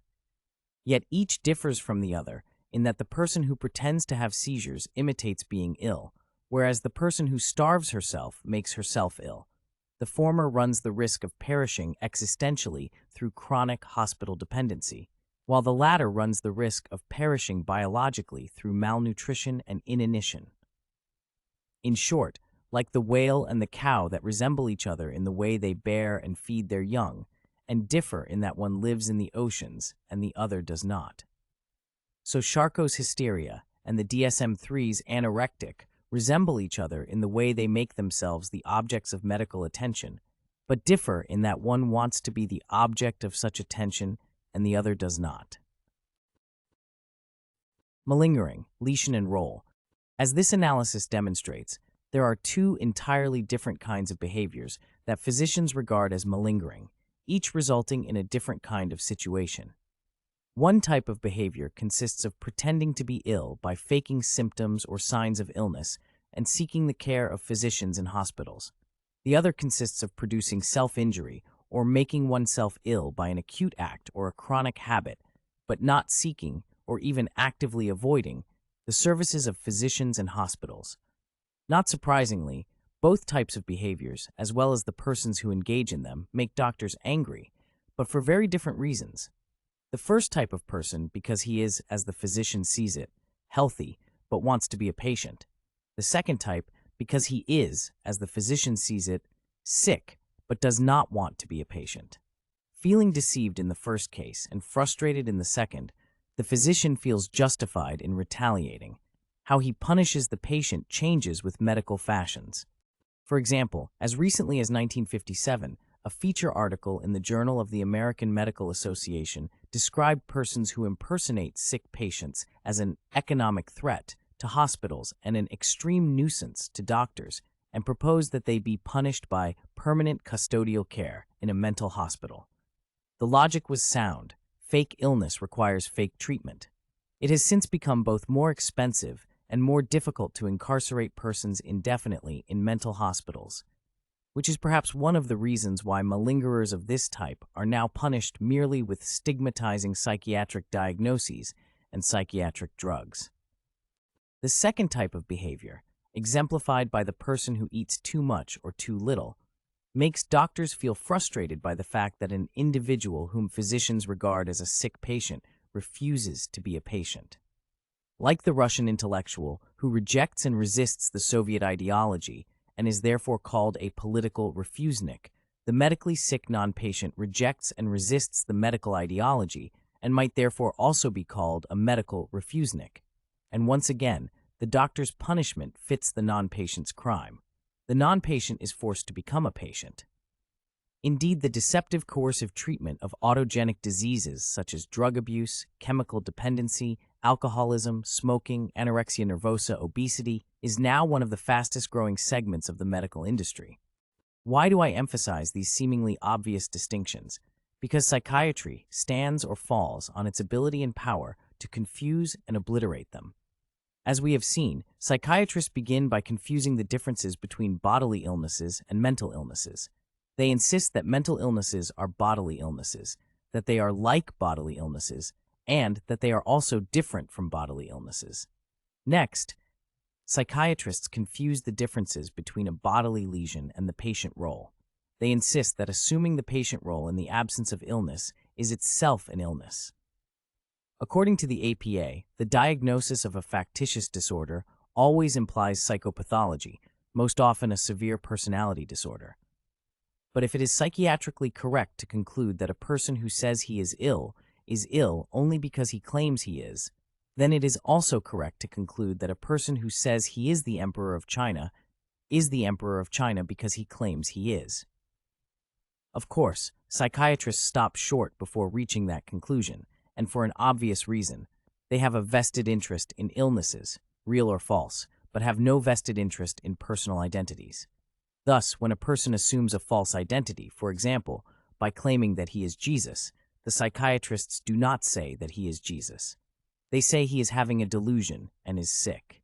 The point of the game, after all, is not to agree with the patient, but to authenticate an illness. I might add that when it comes to faking illnesses, psychiatrists indulge their patients and themselves equally. Thus, when the professional manufacturers of madness fabricate mental illnesses, as they have done in the past with masturbatory insanity and homosexuality, and more recently with pathological gambling and paraphilic rapism, their colleagues eagerly authenticate these fabrications as real diseases. There is an important exception to this rule, however.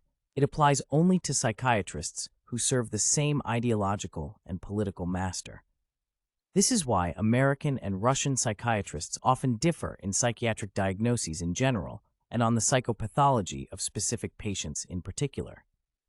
Moreover, as if they hadn't created enough confusion already by claiming that healthy persons who assume the sick role are ill, and by treating non-lesions as if they were lesions, psychiatrists now also claim that real lesions are not real lesions if they are self-inflicted. Under the caption of Factitious Disorders with Physical Symptoms, DSM-3 offers this astonishing denial of the reality of real lesions. The essential feature is the presentation of physical symptoms that are not real. The presentation may be self-inflicted, as in the production of abscesses by injection of saliva into the skin. If such abscesses are not real abscesses, then persons who kill themselves are not really dead, a conclusion characteristic of current psychiatric logic. Simulating and dissimulating insanity. We are ready now to consider psychiatry's classic twin riddles, namely the problems of sane persons pretending to be insane and vice versa.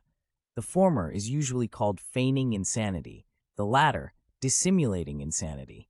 Both terms imply that just as a rich person can pretend to be a poor person and vice versa, so a sane person can pretend to be an insane person and vice versa. The trouble, once again, is that since there are no objective tests for ascertaining whether a person is mentally healthy or mentally sick, there can be no way of determining or knowing whether he is really insane or only feigning insanity, and whether he is really sane or merely dissimulating insanity. This is one of the reasons why psychiatrists love the idea of simulating dissimulating insanity so much. Regardless of what their examinations reveal or what they say, they cannot be proven wrong. In order to solve these riddles, it is necessary to situate them in the social contexts in which they typically arise. The riddle of whether insanity is real or simulated arises typically when, for example, a person in the military service feigns or is suspected of feigning insanity in order to be separated from the service. The serviceman claims by word or deed that he is crazy, while the authorities who have power over him claim he is not. The opposite riddle, namely whether sanity is real or the product of successful dissimulation of insanity, arises typically when, for example, a previously normal and perhaps even greatly admired person commits a shocking crime. Those in authority over him may now claim that his embarrassing behavior proves not only his present insanity, but also that he had been insane in the past, and that his seemingly sane behavior was merely the result of his successful dissimulation of insanity. The subject, if still alive, is likely to insist that he is sane and has always been perfectly sane. Scrutinizing the way psychiatrists conceptualize faking illness reveals perhaps more clearly than anything else the fakeries of psychiatry. Consider in this connection a congressional committee's estimate that 1 of 50 practicing physicians in the United States today is an imposter. Surely this suggests that physicians are not particularly adept at distinguishing real doctors from fake ones, a fact that does not inspire confidence in their ability to distinguish real patients from fake ones. Moreover, even if physicians identify a person as faking illness, psychiatrists, as we saw, immediately diagnose him as suffering from a factitious illness. But if the person who pretends to be ill is considered to be a bona fide patient having a factitious illness, why is the person who pretends to be a doctor not considered to be a bona fide physician offering factitious therapy? How are these conflicting claims resolved? The way all such conflicting claims in psychiatry, and of course not in psychiatry alone, are resolved by the stronger party imposing his will on the weaker one. The result, in the first instance, is that the subject's claim to insanity is disconfirmed and he is officially declared to be sane, while in the second instance, the subject's claim to sanity is disconfirmed and he is officially declared to be insane. I shall illustrate both of these scenarios. Simulating insanity. In the aftermath of the war in Vietnam, many ex-servicemen reported difficulties in personal adjustment, which they attributed to the stress of military action endured in that unpopular war. Psychiatrists recognize this as a type of mental illness and call it post-traumatic stress disorder, abbreviated as PTSD. If this condition is defined as being due to the stress of military service, it would seem that if a person who had never been in Vietnam claimed to be suffering from PTSD due to service in Vietnam, his claim would not constitute an illness. But it does. Psychiatrists regard factitious PTSD also as an illness that can and must be diagnosed, has an etiology, and requires appropriate treatment. Edward Lin and Mark Belza, 2 psychiatrists at the VA Medical Center in Reno, Nevada, have published a report on 7 cases of factitious PTSD found among veterans who were never in combat, and in some cases were never in Vietnam. In the author's experience, this is not a rare ailment. During a 5-month period in a 20-bed psychiatric unit with an average daily census of only 14, the authors observed 7 such cases. After discussing the etiologies of the disorder and the underlying psychopathology and recommendations for diagnosis and treatment, the authors conclude, clearly then, our first responsibility is to develop an awareness of factitious PTSD, for until we do, patients with such disorders will not receive appropriate care. To conclude that persons who lie about having been made mentally ill in Vietnam are liars is evidently not among the responsibilities of contemporary American psychiatrists. The eagerness with which psychiatrists and even district attorneys and judges accept fabricated stories of stress in Vietnam as genuine mental diseases is illustrated by the case of a man named Samuel Lockett. Accused of several robberies in Brooklyn in 1983, he pleaded not guilty by reason of insanity, claiming that he was suffering from Vietnam stress syndrome. His claim was accepted not only by numerous psychiatrists, but also by Brooklyn District Attorney Elizabeth Holtzman and New York State Supreme Court Justice Michael Juvillier. It was later discovered that Lockett was never in Vietnam. Dissimulating insanity. Dissimulating insanity, also known as simulating sanity, is the mirror image of the situation we have just considered. The subject wants to appear sane, but others discredit him as insane. The stories of some sensational crimes in recent American history give us a ringside seat from which to watch this spectacle.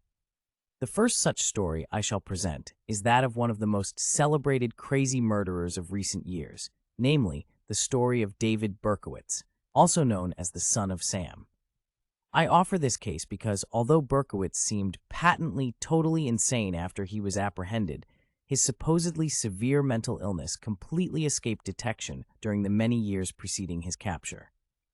The Son of Sam, as may be recalled, was a young man named David Berkowitz who terrorized New York City in 1976 and 1977 by killing 6 people and wounding 7 others.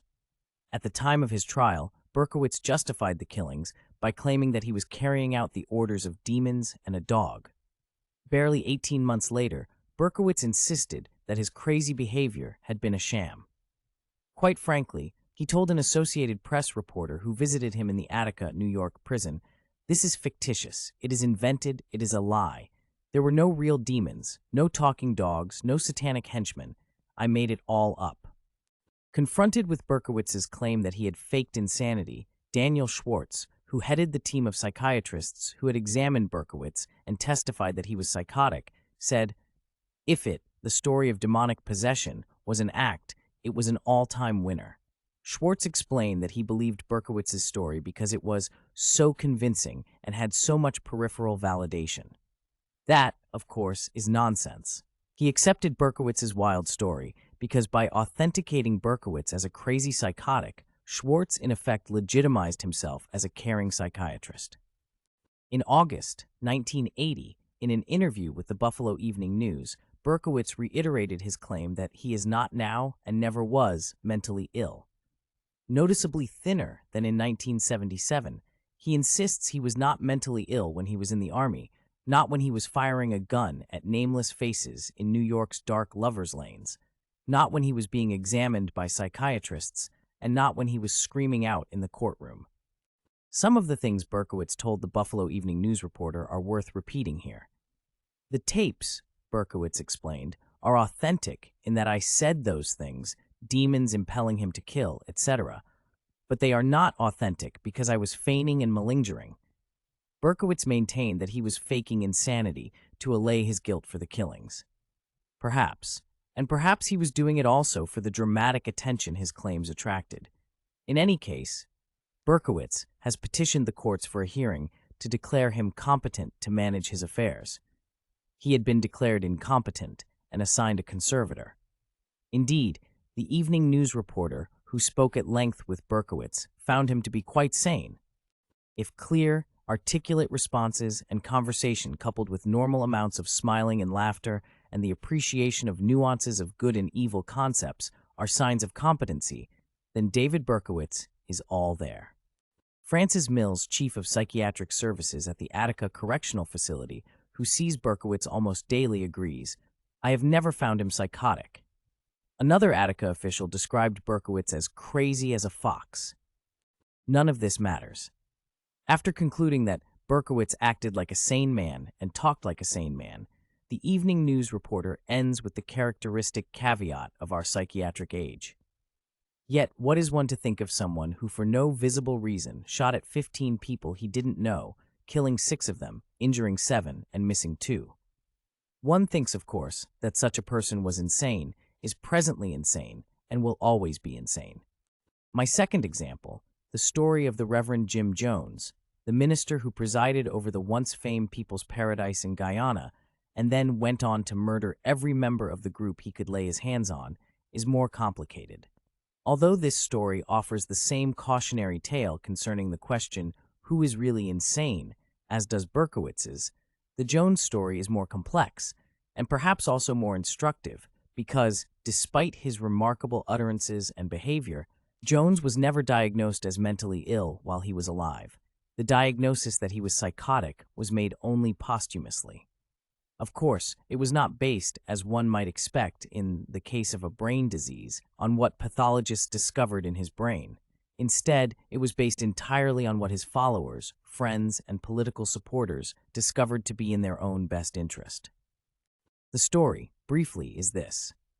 Jim Jones, the founder of Jonestown, had been a duly consecrated priest of a respected Christian denomination and the object of praise and admiration by the high and mighty in American politics and public life. He was also the cold-blooded murderer of 900 men, women, and children. James Warren Jones was born on May 13, 1931, in a small town in Indiana. As a child, he liked to play minister, his first flock being animals. According to Kenneth Wooden's story of Jonestown, as a boy, Jones frequently took in animals, cared for them, won their trust, then killed them and gave them elaborate funerals with candles and all the accoutrements. In 1964, Jones was ordained a minister in the Protestant denomination called Disciples of Christ. The following year, he and his followers moved to California. In San Francisco, Jones advertised himself with flyers that read, in part, as follows. Pastor Jim Jones, prophet, saves lives of total strangers with his predictions. Scores will be present to give medical documentation of the amazing healer of cancerous diseases doctors called incurable. Special notice, this message of God proclaims apostolic social justice of equality and proves his message by divine signs and wonders. With the proven formula of claiming to help the helpless, especially blacks, children, the aged, and the poor, Jones quickly amassed a fortune by funneling their Social Security benefits to himself. At the same time, with the aid of the media, he succeeded in creating an image of himself as a humanitarian, a healer, and a defender of civil rights. Consider just a few of the accolades heaped upon him. In April 1975, Religion in American Life, a national interfaith organization, named him one of the 100 most outstanding clergymen in the nation. In the same year, the San Francisco newspaper, Sun Reporter, owned by Carlton Goodlett, a black physician who became Jones's personal doctor, presented him with a Citizens Merit Award for his dedication to social justice. A year later, the Los Angeles Herald bestowed upon him its Humanitarian of the Year award. In September 1976, Jones supported Jimmy Carter's candidacy for president and dined in private with Mrs. Rosalind Carter in San Francisco. Subsequently, Mrs. Carter heaped praise on Jones. Among those who endorsed Jones during his early years in California were Hubert Humphrey, Jane Fonda, Walter Mondale, and many others. Was this the same man who on November 18, 1978, murdered 900 men, women, and children? Of course not. It couldn't have been. So the story had to be quickly rewritten. As soon as the news of the massacre hit the wires, it was taken for granted by psychiatrists, politicians, the press, the public, that Jones was and had for some time been crazy, insane, psychotic. Political columnist Patrick J. Buchanan's rhetorical query was typical. Why wasn't the Secret Service alerted to keep Mrs. Carter miles away from a certifiable madman like the Rev's Jim Jones? Mrs. Carter had met Jones 2 years earlier. Distinguished American psychiatrists quickly volunteered to suggest that the murdered, as well as the murderer, were really good people to whom something terrible had happened. Opined Thomas Ungerleider, a professor of psychiatry at the University of California at Los Angeles, I believe it was the jungle. The members got no feedback from the outside world. They did not read Time magazine or watch the news at night. Alvin Poussent, a professor of psychiatry at Harvard and one of the leading black psychiatrists in America, offered this interpretation. We cannot, in good conscience, fault the mission of the rank and file because of the acute psychosis of their leader. The humanitarian experiment itself was not a failure. The Reverend Jones was, emphasis added. Leading commentators in the press agreed, but framed their diagnoses in simpler terms. The Reverend Jones, concluded James Reston of the New York Times, was an obviously demented man. but it was not so obvious when Jones was alive. One of Jones's lawyers, Mark Lane, an attorney of considerable notoriety and an expert on conspiracies and madness in high places, served as Jones's trusted counselor right up to the very moment of the mass murder. Lane must thus have considered his client to be sane, at least sane enough to be his client. However, as soon as Lane got away from Guyana, he described Jones as a paranoid murderer. Charles Gary, Jones's other legal advisor, also liked the insanity theory. Before the massacre, he heaped praise on Jones and his commune. The camp, he asserted, was a beautiful jewel. There is no racism, no sexism, no ageism, no elitism, no hunger. After the massacre, he was equally well informed. I am convinced, he declared, that this guy was stark, raving mad.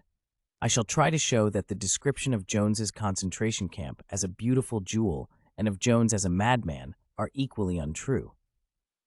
Moreover, even after the massacre, Carlton Goodlett, the influential black physician newspaper owner, insisted that Jones was involved in a brilliant experiment in Guyana, and added, "The deserters from the church had come to me, but they were just a neurotic fringe." After the story in New West magazine appeared in 1977, this was the expose that led to Jones's flight from San Francisco to Guyana, and ultimately to the end of his experiment. Goodlett complained that the reporters got their information from malcontents, psychoneurotics, and, in some instances, provocateurs, probably establishment agents. Clearly, Jones was someone to reckon with. Kenneth Wooden documents the veritable torrent of complaints lodged against Jones, especially during the last 3 years of his reign, all of which, because of Jones's political connections, were either ignored or killed. He writes, "Many of the survivors of the People's Temple were bitter toward the president and Mrs. Carter as well. After Jim Jones' highly publicized meeting with Mrs. Carter and his public endorsement of her husband, a number of ex-members wrote the First Lady. Mickey Touchette, a survivor, remembered, 'We told her what he was doing and what was involved and what kind of a man he was, and she turned a deaf ear to us.' Mrs. Carter, it should be recalled, was honorary chairperson of the President's Commission on Mental Health and ranked mental health as her foremost concern. She embraced Jim Jones as a fellow soldier in the war on mental illness and helped to consolidate Jones's image as a great healer, successful in rehabilitating drug abusers. The facts are embarrassing, indeed. Numerous authorities colluded with Jones in his criminal activities and stand convicted by the evidence, such as the large quantity of arms and ammunition that had been sent to Guyana from the United States, all illegally. Finally, perhaps the supreme irony of this story lies in a pair of contradictions I have not yet even mentioned. Jones, the man who goes down in history as one of the greatest mass poisoners the world has ever seen, was hailed, while alive, as a heroic fighter in the struggle against what we mendaciously call drug abuse, that is, the self-administration of drugs, especially illegal drugs. In addition, Jones, the man who practiced mass homicide, preached and protested against suicide, that is, self-determined death. On Memorial Day in 1977, only 18 months before he murdered his followers, Jones led a delegation of People's Temple members on a march onto the Golden Gate Bridge in San Francisco, demanding that the city build a suicide barrier there. Was Jones the supremely sane humanitarian, seeking to lift up the oppressed as everyone who mattered saw him before the Jonestown massacre? Or was he an insane tyrant, seeking to imprison and murder his victims, which is how everyone who matters has seen him ever since? I think both questions are foolish. Consider only a few of the reports about Jones's behavior during the period when he was generally regarded not merely as normal, but as morally superior.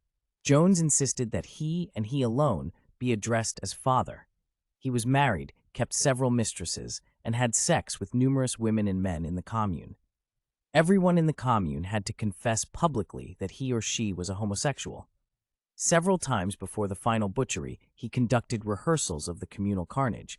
He claimed that he was Jesus, could cure cancer, and ordered pages torn from Bibles to be used as toilet paper. I conclude that Jones wanted to appear as if he were a savior like Jesus, that his followers wanted him to appear in that light, and that that was the foundation on which Jonestown was built. Why was Jones never diagnosed as mentally ill, insane, or psychotic during his lifetime? If Jones was psychotic when he ordered Congressman Leo Ryan's murder and the mass murder-suicide of his followers, why didn't anyone in the Ryan party or any of the visiting journalists observe any sign of mental illness in Jones? The answer, I submit, is briefly this. Jones never presented himself as crazy or in need of psychiatric help, and neither did anyone else ever present him in that way. On the contrary, he defined himself as a devout religious leader, a compassionate Christian whose only goal in life was to help the poor, the sick, and the downtrodden. He also claimed to be a devoted family man, and numerous courts authenticated him as a father not only to his own children, but to many orphans as well. In short, Jones had never cast himself in the role of a person with mental problems. No one had ever impugned his sanity, and most importantly, his own physician, lawyers, fellow churchmen, prominent politicians, and the press all legitimized him as a completely normal, mentally healthy person. This, I believe, is why he always appeared sane to everyone who met him. Because of its sheer simplicity, this answer may strike most people as unsatisfactory or wrong, but the evidence strongly supports it. Appearance or reality? Berkowitz's serial claims, first of insanity, then of sanity, raise the question always asked in such cases, namely, was he pretending to be insane, or was he really insane? The form of this question implies that feigning insanity and being insane are two distinct and separate conditions. I believe that is not so. It only seems so because we give a literal interpretation to the metaphoric illness we call insanity, imitating real illness and imitating fake illness. Feigning bleeding from a peptic ulcer and bleeding from a peptic ulcer are two different conditions. The former consists of an act, namely, the impersonation of a person who bleeds from a peptic ulcer, whereas the latter consists of a display of an objectively verifiable bodily condition, namely, bleeding from an ulceration of the stomach or duodenum. By contrast, feigning insanity and being insane are not two different conditions, but are one and the same thing. Both consist of the insane acts of a person or moral agent. As I have tried to show in earlier chapters, mental illness is an action, not a lesion. As Shakespeare showed, and I agree with him, it is also an act in the sense of a theatrical impersonation. But if being psychotic is like playing Hamlet, then feigning being psychotic is like feigning playing Hamlet, which would be the same as playing Hamlet. The point is that Hamlet is nothing but a role. No one is or can be Hamlet. An actor who plays Hamlet and an actor who impersonates an actor who plays Hamlet, there is a potentially infinite regress here, are both playing Hamlet. Similarly, a person who is psychotic and another who merely pretends to be psychotic are both acting crazy, both will appear to be crazy, and both will be diagnosed by psychiatrists as crazy. Of course, there are many different reasons why people act crazy, just as there are many different reasons why actors are actors. But these reasons or motives do not affect the phenomenon we see and observe, which is an act that we call insanity or psychosis. In short, the question whether Berkowitz was psychotic or was only pretending to be psychotic poses a pseudo-problem. The fact is that Berkowitz was deceitful and dishonest. This was clear in the theatrical dramatization of his madness, specifically in his claim that he was not David Berkowitz, but the son of Sam. He might as well have listed himself on the playbill as Jack the Ripper. It was perfectly obvious who he really was. Whether Berkowitz was trying to deceive us, himself, or both, we cannot readily determine and may even be unknowable. In any case, it has no bearing on the view I am proposing, nor has the intentionality or conscious awareness with which Berkowitz was pretending have any bearing on it, see Chapter 7. I allude here to some of my critics' attempts to rebut my argument by asserting that persons who commit such crimes are not fully conscious of their actions. In short, that such imitations are unconscious. But that, too, is beside the point. Imitation is imitation, regardless of the actor's awareness of his behavior, his reasons for it, or his intention for performing it. It is worth noting here, at least in passing, that the imitation of mental states is of interest not only to psychiatrists and other interpreters of our secular, criminal, and mental health laws, but also to theologians and other interpreters of the Roman Catholic canon law. For example, Canon 1101, titled Simulation of Matrimonial Consent, is devoted entirely to an analysis of the problem of simulation as it relates to the internal consent of the mind, of the party contracting to marry.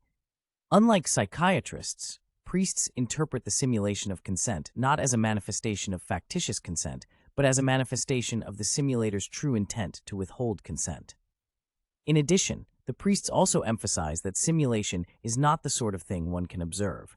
Since simulation involves an internal act, its external proof is difficult. Basically, simulation involves a person's taking a definite stand contrary to the Church's view of marriage. Mental illness as deception and counter-deception. Suppose we grant, for the sake of advancing the argument, that behavior such as Berkowitz displayed by pretending to be the son of Sam is a type of deception. What have we proved?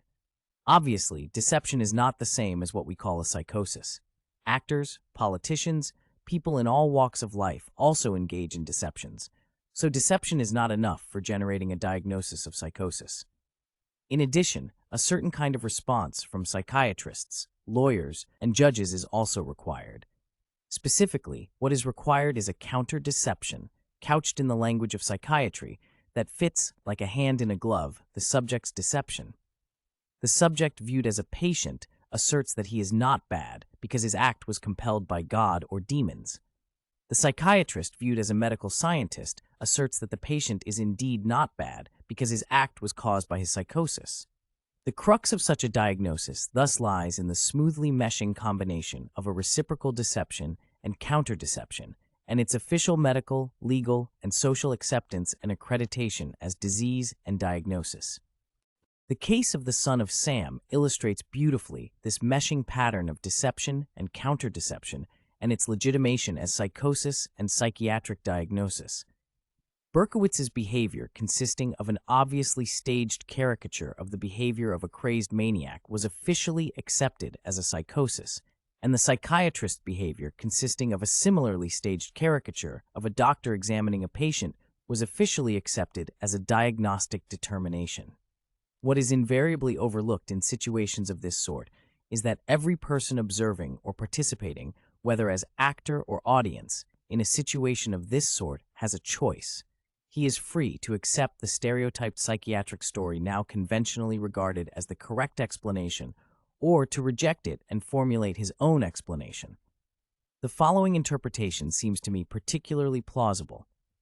When adults view a child playing fireman, they interpret his behavior as playing fireman. Similarly, an observer of the Berkowitz trial, especially a newspaper reporter, could in principle have interpreted Berkowitz's behavior as that of a person impersonating, playing the role of, a madman claiming to be controlled by demons, and he could have interpreted the forensic psychiatrist's behavior as that of a person impersonating, playing the role of, a doctor diagnosing a dangerous and mysterious disease. The point is that virtually no one today chooses such an interpretation. Not the defendant, not the defense attorney, not the psychiatrist testifying for the defense, not the prosecuting attorney, not the psychiatrist testifying for the prosecution, not the judge, not the reporters, not anyone. Obviously, I am suggesting just such an interpretation, namely that Berkowitz chose to kill and chose to act crazy, and that the authorities chose to define him as psychotic. Now, Berkowitz says he is no longer interested in killing people, and some of the psychiatrists say they are no longer interested in defining him as psychotic. But if Berkowitz was so sick, how did he get cured? I raise this question here only to show how the mendacity that psychosis is a disease is matched by the mendacity that it can be cured. Like anyone else, a psychotic person can, of course, change his behavior. But abandoning a career of killing people is not a cure, just as embracing such a career is not a disease. What can we learn from a story such as that of David Berkowitz? We can learn that although it is impossible to fake having a mental illness, it is possible, indeed it is quite easy, to assume the role of mental patient by acting crazy. Since a person who acts crazy is usually regarded as crazy or having a mental illness, it is, ipso facto, impossible to distinguish a person who is crazy from one who only pretends to be crazy. To repeat, Hamlet is the name of a fictitious person and of a role.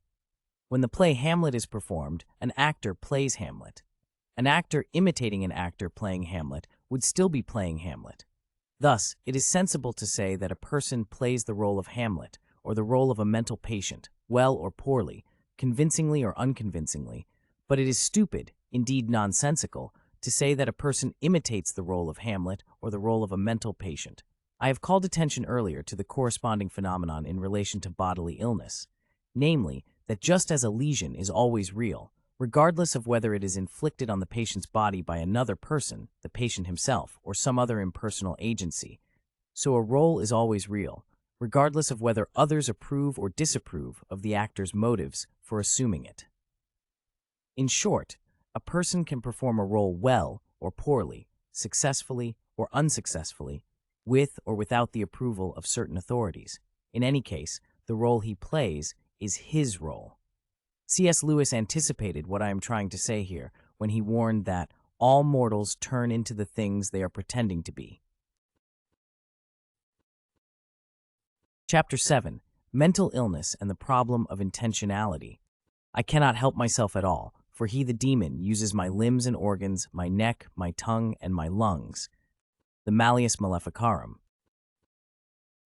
Although we regard some human actions as obviously intentional and some bodily movements as clearly unintentional, the meaning of the terms intentional and unintentional is often vague and uncertain, open to different interpretations. This terminological opacity is characteristic of our entire vocabulary for describing and explaining human behavior. It applies also to words such as deliberate, voluntary, and conscious, and their antonyms, and it reflects our pervasive ambivalence about human existence. Is life an opportunity or a burden, a sunlit arena where we exercise choice and shape outcome, or a dark dungeon where we must plod as the slaves of superior forces? Intentionality, a classic psychiatric conundrum. The psychiatric enterprise has long been bedeviled by trying to answer the seemingly reasonable question, did Jones intend to do what he did? This problem was further complicated when the psychoanalysts arrived on the scene and demanded to know, did Jones consciously intend to do what he did?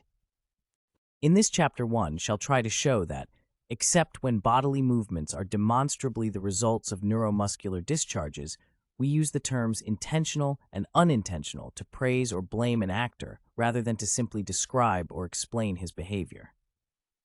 Before undertaking a systematic inquiry into the relations between the ideas of insanity and intentionality, I shall sketch 4 brief vignettes to better illustrate the problem. Some typical cases of intending and non-intending. 1. Smith is developing a slowly growing malignant tumor in his left motor cortex. After complaining of headaches and visual problems for several weeks, he suffers a grand mal seizure while having dinner with his wife in a restaurant. Subsequent diagnostic studies and a neurosurgical operation confirm the diagnosis. Knowing this, it would be absurd to say that Smith decided to throw a fit. This is an obvious and uninteresting sense in which we can say that Smith's seizure was unintended or involuntary. 2. Smith is invited to join an office party celebrating the birthday of a fellow worker. The person in charge of the dinner arrangement at the restaurant asks him whether he wants steak or chicken, but Smith, explaining that he is a strict vegetarian, requests a special meal of plain spaghetti and a salad. Knowing this, it would be absurd to say that Smith did not really want to order a meat-free dinner. This is an obvious and uninteresting sense in which we could say that Smith's choice was intentional. Actions or happenings that fall between these two poles are open to interpretation concerning whether or not the actor acted intentionally. Here are 2 typical examples. 3. Harry is in love with Harriet and marries her. The union proves to be disastrously unhappy for him. He consults a psychoanalyst hoping to understand how or why this happened to him. After many weeks or months or years or decades of therapy, the analyst writes a scientific paper in which he explains that when Harry married Harriet, he unconsciously chose a woman who reminded him of his mother, who had dominated him and made him unhappy. The gist of the analyst's interpretation is that Harry did not really intend to marry a woman who was like his mother, but that his unconscious repetition compulsion made him do so. This is an essentially theoretical example of choice categorized as unintended happening. 4. Betty feels powerfully attracted to Bill, a handsome athlete much admired by her female friends. She marries Bill, only to discover that he is a bully who enjoys humiliating and beating her. After enduring the role of a battered wife for several years, Betty waits till Bill is soundly asleep one night, pours gasoline on the bed, and sets it on fire. Betty comes to trial, pleads not guilty by reason of insanity, and is promptly acquitted. This is a supremely practical example of choice, categorized as unintended happening. Caprice and confusion concerning intentionally, the ways in which people, especially members of the legal and psychiatric professions, actually use the yoked-together ideas of intentional mentally healthy, non-intentional mentally ill, illustrate their conceptual character and practical importance. For example, the trade in illegal drugs, like any trade, involves two parties, buyer and seller. Psychiatrists insist, and lawyers and legislators agree, that one of these parties, the buyer, is sick because his behavior is not intentional, the result of an illness called substance abuse disorder, and that the other party, the seller, is not sick because his behavior, called pushing drugs, is a deliberate, voluntary act. While this distinction makes sense as social strategy, see Chapter 9, it is patently absurd as an ostensibly phenomenological, scientific discrimination between what is and is not intentional behavior. After all, many persons who sell illegal drugs also use them. Do they have two personalities, one habitually selling drugs being bad, the other habitually using drugs being ill? Actually, the distinction the law and psychiatry now make between the practice of selling and using illegal drugs is reminiscent of the distinction the law made not so long ago about bootlegging, liquor, and prostitution. The man who sold whiskey and the woman who sold her sexual services were considered to be criminals. The people who bought these goods and services were not. Although the ideas of sanity and intentionality, insanity and unintentionality are often coupled, this seemingly necessary correlation need not always apply. Actually, several mental illnesses are described by the psychiatric nosologists themselves as consummately intentional behaviors. For example, in DSM-3, elective mutism is described as the continuous refusal to speak in almost all social situations. The refusal to speak is not, however, due to a language insufficiency or another mental disorder. Another disease, called oppositional disorder, is described as a pattern of disobedient, negativistic, and provocative opposition to authority figures. The disorder generally causes more distress to those around him or her than to the person himself or herself. In short, although these acts are viewed as intentional, they are nevertheless categorized as mental diseases. A similar relationship exists between intentionality and insanity in connection with certain dramatically violent acts, which typically prompt the response, "Only an insane person would do such a thing." Examples abound in the daily press. In August 1985, person or persons unknown set fire to a New York subway car used by derelicts as a home. Luckily, no one was killed, but 117 persons were injured and traffic was disrupted for a day. Mayor Edward Koch promptly declared that anyone who would start this intentionally is a deranged person. Mr. Koch thus offered the conventional definition of an arsonist, a person who deliberately sets a fire, as if it were the definition of a pyromaniac, a person who, strictly speaking, does not set a fire, but where, according to the DSM-3, fire setting results from a failure to resist an impulse, emphasis added. But if a person who sets a fire unintentionally is deranged, as psychiatric textbooks tell us, and if a person who sets a fire intentionally is also deranged, as Mr. Koch tells us, then we would have to believe that all fires are set by deranged persons, a conclusion characteristic of the reasoning of our psychiatrically enlightened intellectual elite. Is there a way out of this psychiatric semantic morass? Or must we throw up our hands and conclude that the ideas of intentionality and non-intentionality are invoked to serve precisely the purpose Mr. Koch's pseudo-explanation served, namely, to satisfy the hunger for an explanation of disturbing behavior? When a dramatic incident threatens people's sense of security, any explanation, no matter how nonsensical, is felt to be better than none. Scapegoats fulfill this function. In the past, a Jew or a communist did it. Now, a mentally ill person or even mental illness does it. Although I believe that this scapegoat model often adequately accounts for the meaning and function of mental illness explanations, there is a subtlety and strength to the idea of intentional, unintentional, and its relation to the idea of sanity, insanity that is worth exploring further. I shall do so by examining the psychiatric perspective on art, the human activity now paradigmatic of our notion of intentionality. Art and insanity. Because art is much older than psychiatry, artists have had a big jump on insanity. Indeed, artists, especially poets and writers, have always shown a good deal of interest in madness. As soon as psychiatry appeared on the scene, psychiatrists returned the compliment by showing a keen interest in art. Before long, it became a truism that there is a close, albeit mysterious connection between madness and art. The mad artist, like the mad genius, may be a creation of the human imagination. Nevertheless, the figure of the insane artist, like the idea of insanity itself, now seems very real to most people. Although no one can define madness, most people believe that they can tell a madman, especially a mad artist, when they see one. And while people usually disagree vehemently about who is a mad artist, one person's madness is another person's sanity, and vice versa. Virtually everyone believes that some artists are mad, and some madmen are artists. One person will thus nominate Václav Nijinsky as an example, another Vincent van Gogh, and still another Ezra Pound, while each is likely to proclaim the sanity of the other nominees. Although I do not think this is a very satisfactory state of affairs, most people view the examples I have cited, and others like them, as irrefutable evidence of the reality and validity of the construct called the mad artist. If we peer behind the mystifying and mysterious facade of the mad artist, we quickly discover an interesting connection between art and insanity.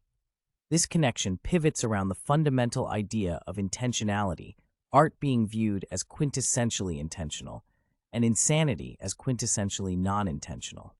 How did this peculiarly polarized view develop?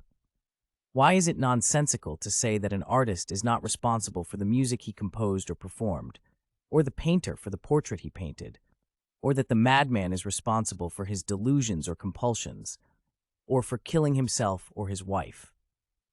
The answers to these questions reveal an essential aspect of what we now in the 20th century mean by the concept of mental illness. Alton divine madness. As anyone familiar with the history of ideas knows, ancient thinkers entertained quite a different view of the relationship between art and insanity. This is largely because the philosophers of antiquity, for example, Plato and Aristotle, used the word madness to mean not an illness, but an illumination.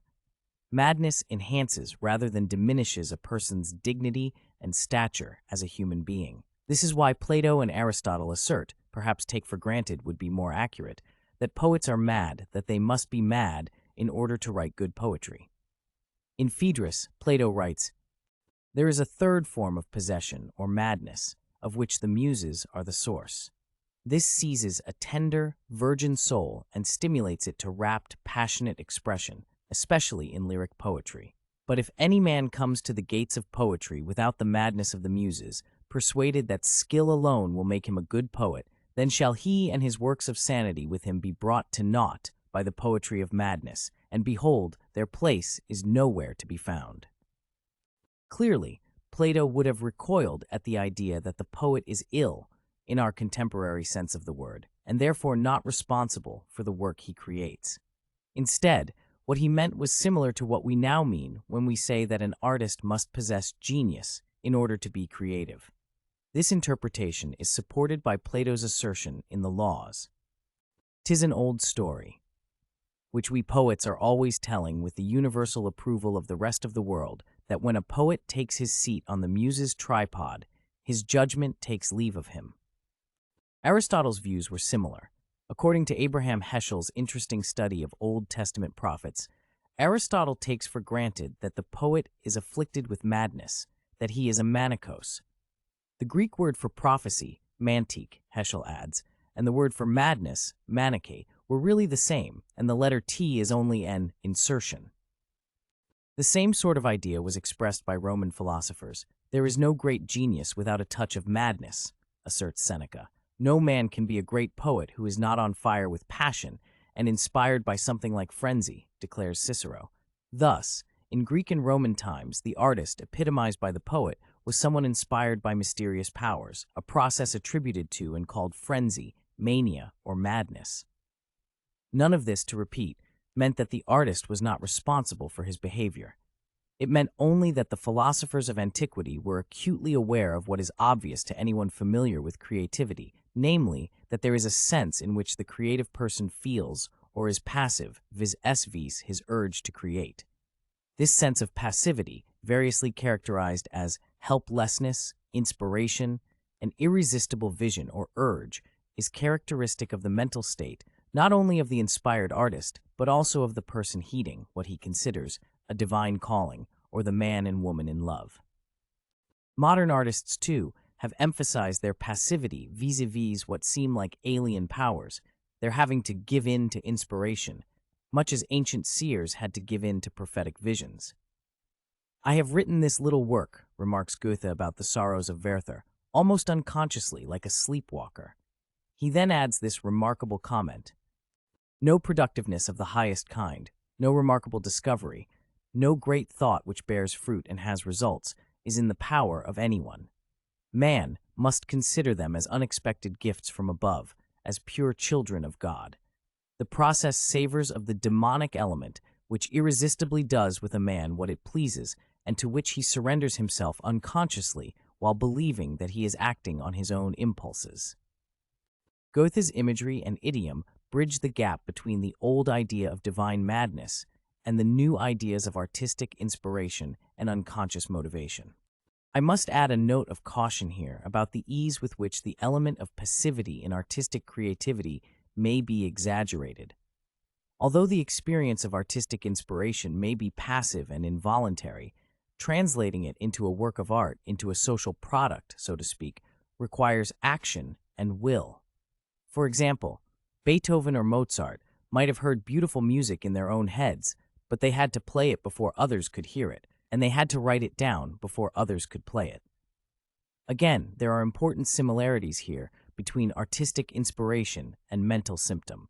Each is a private, inner experience over which the subject does not exercise direct, voluntary control. But action based on or driven by such an experience requires coordinated control of the musculature as well as choice of audience, placing the action squarely within the sphere of voluntary behavior. Action and intention. As philosophers have always emphasized, what distinguishes us as human beings from other living things is that we act. The idea of the person as moral agent thus presupposes and includes the idea of intentionally. But what exactly does it mean to assert that we act? It means realizing that our life is inherently, inexorably social. We act in the double sense that we behave and perform. To be isolated, Hannah Arendt emphasizes, is to be deprived of the capacity to act. Arendt, however, overstates the case. The socially isolated individual, for example, the shipwrecked person, or the social outcast, is deprived of his ability to act only in the sense that he has no opportunity to perform before an audience. He is not deprived of his ability to act in the sense that he retains his capacity to engage in coordinated, goal-directed behavior. Even here, a caveat is necessary. We become, in part, what we do. Accordingly, although a person may have no direct control over certain experiences, he may have indirect control over them. It is unlikely that Mozart would have heard the divine music that made him famous had he never been exposed as a child to music and to playing a musical instrument, and had he not practiced the craft. People who take up smoking cigarettes train themselves, in a manner of speaking, to crave smoking.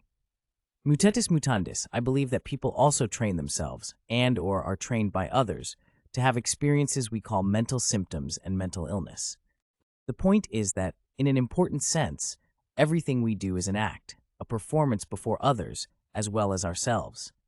To be fully human, a person must thus possess both the capacity to act and the opportunity to perform before an audience that legitimizes him as capable of acting and worthy of attention. Accordingly, a person can lose or be deprived of his humanity in two basically different but complementary ways: by lacking or losing the capacity to act in the sense of ability, which is why children, the very old and the very sick, are often not considered to be fully human, or by lacking or being deprived of the opportunity to act in the sense of performing on the stage of life, which is why the mentally ill are often not considered to be fully human. Moreover, this is why the powerless children, unemployed youth, mental patients are forced either to abandon their performing selves or to resort to dramatic antisocial acts, usually classified as crime or mental illness, to assert them. Art, intentionality, and psychiatry. Viewed as performances by moral agents, both art and madness come down to the words and deeds of persons designated as artists or madmen. How else would we know that a person is an artist if not for his artistic acts, or that a person is mad if not for his mad acts? Clearly, there can be no artist without artistic acts, no madman without mad acts. From this admittedly circular definition, we can quickly move to examining the words and deeds called art and madness. Following Susan Langer, I propose to view art as a non-discursive or presentational form of self-expression or communication. The term presentational is intended to convey the idea that in contrast to, say, mathematical symbols that represent their reference, presentational forms, such as a photograph or painting, literally present their meaning. As Langer puts it, visual forms are not discursive. They do not present their constituents successively but simultaneously, so the relations determining a visual structure are grasped in one act of vision. This is why artistic symbols or works of art, such as music, painting, or sculpture, cannot be translated into language. Their sense or meaning is bound to the forms in which they are expressed. In short, art is not, and cannot be, true or false. Instead, it is expressive or inexpressive, and it succeeds or fails in proportion as it is or is not expressive. Furthermore, by definition, art is the result of deliberate effort on the part of an artist. Webster's defines art as the power of performing certain actions, espene as acquired by experience, study, or observation, and it offers skill and dexterity as synonyms. In short, art is something a person does. It is engaging in an activity that yields a product, called a work of art. Hence, calling a work of art intentional art would be a tautology, whereas the phrase unintentional art would be an oxymoron. Michelangelo chipping away at a block of marble, trying to make it look like his vision of the prophet Moses, is the quintessence of a man intending to do something. That the result is also very beautiful must not distract us from an important point, namely that there may be beauty with or without intention, that there may be art with or without beauty, but that there can be no art without intention. We recognize that beauty is only a part, perhaps a relatively small part, of what we judge to be art when we contemplate the countless natural phenomena we consider to be beautiful but would not regard as works of art. For example, a dramatic sunset or an intricately shaped piece of driftwood. Why is such an object not art? Because it lacks the essential element of art, namely human intentionality. These considerations bring us back to madness. By definition, insanity, psychosis, is an illness or the result of an illness, annulling the so-called patient's capacity to exercise intent. Hence, calling an insane act an unintentional insane act would be a tautology, and the phrase intentional insane act would be an oxymoron. As against a Michelangelo sculpting a block of marble, a John Hinckley Jr. shooting President Reagan is officially, that is, the quintessence of a man displaying the unintended symptoms of a disease called schizophrenia. That we judge such an act to be legally non-punishable is an integral part of this image. The social impact of art and insanity. Let us now distinguish between a work of art as an object, say a piece of music or a painting, and its effect on the audience, that is, whether it pleases or displeases. Then let us do the same with madness, distinguishing between insanity as a performance on the stage of life and its effect on others, that is, whether it pleases or displeases the patient's family, psychiatrists, society. What do we find? We find that the artist does not claim that his work is beautiful or insist that it should move us in some definite way. For example, Michelangelo did not claim that Moses looked like his statue. I emphasize the artist's fundamental non-coerciveness, his offering us a vision instead of attempting to impose one, because I believe it is an essential element of art, and in our unhesitating acceptance of it as the product of the artist's will. The madman presents us with the opposite reality. The so-called psychotic person is considered to be crazy not only because of what he does as a physical event, but also because of his own interpretation of why he does it. For example, the typical madman, who is now a stock figure on the evening TV news and on the front pages of the newspapers, is a person who dramatically kills someone and offers an unacceptable explanation for his deed. Hinckley not only shot President Reagan, but also explained that he did it to impress Jodie Foster. Note that such an ostensibly mad actor treats himself as a moral agent, responsible for his actions. He frames his explanations in terms of motives. However, we so abhor his goal and consider his motives so absurd that we refuse to grant them the logical status of a goal or a motive. Thus, we invalidate the actor as a non-agent, the mere object upon which certain causal forces have impinged. What, exactly, do we find so abhorrent? Clearly, not the deed itself. We understand murder in the family if the motive is money. We accept the murder of a prominent person if the motive is political.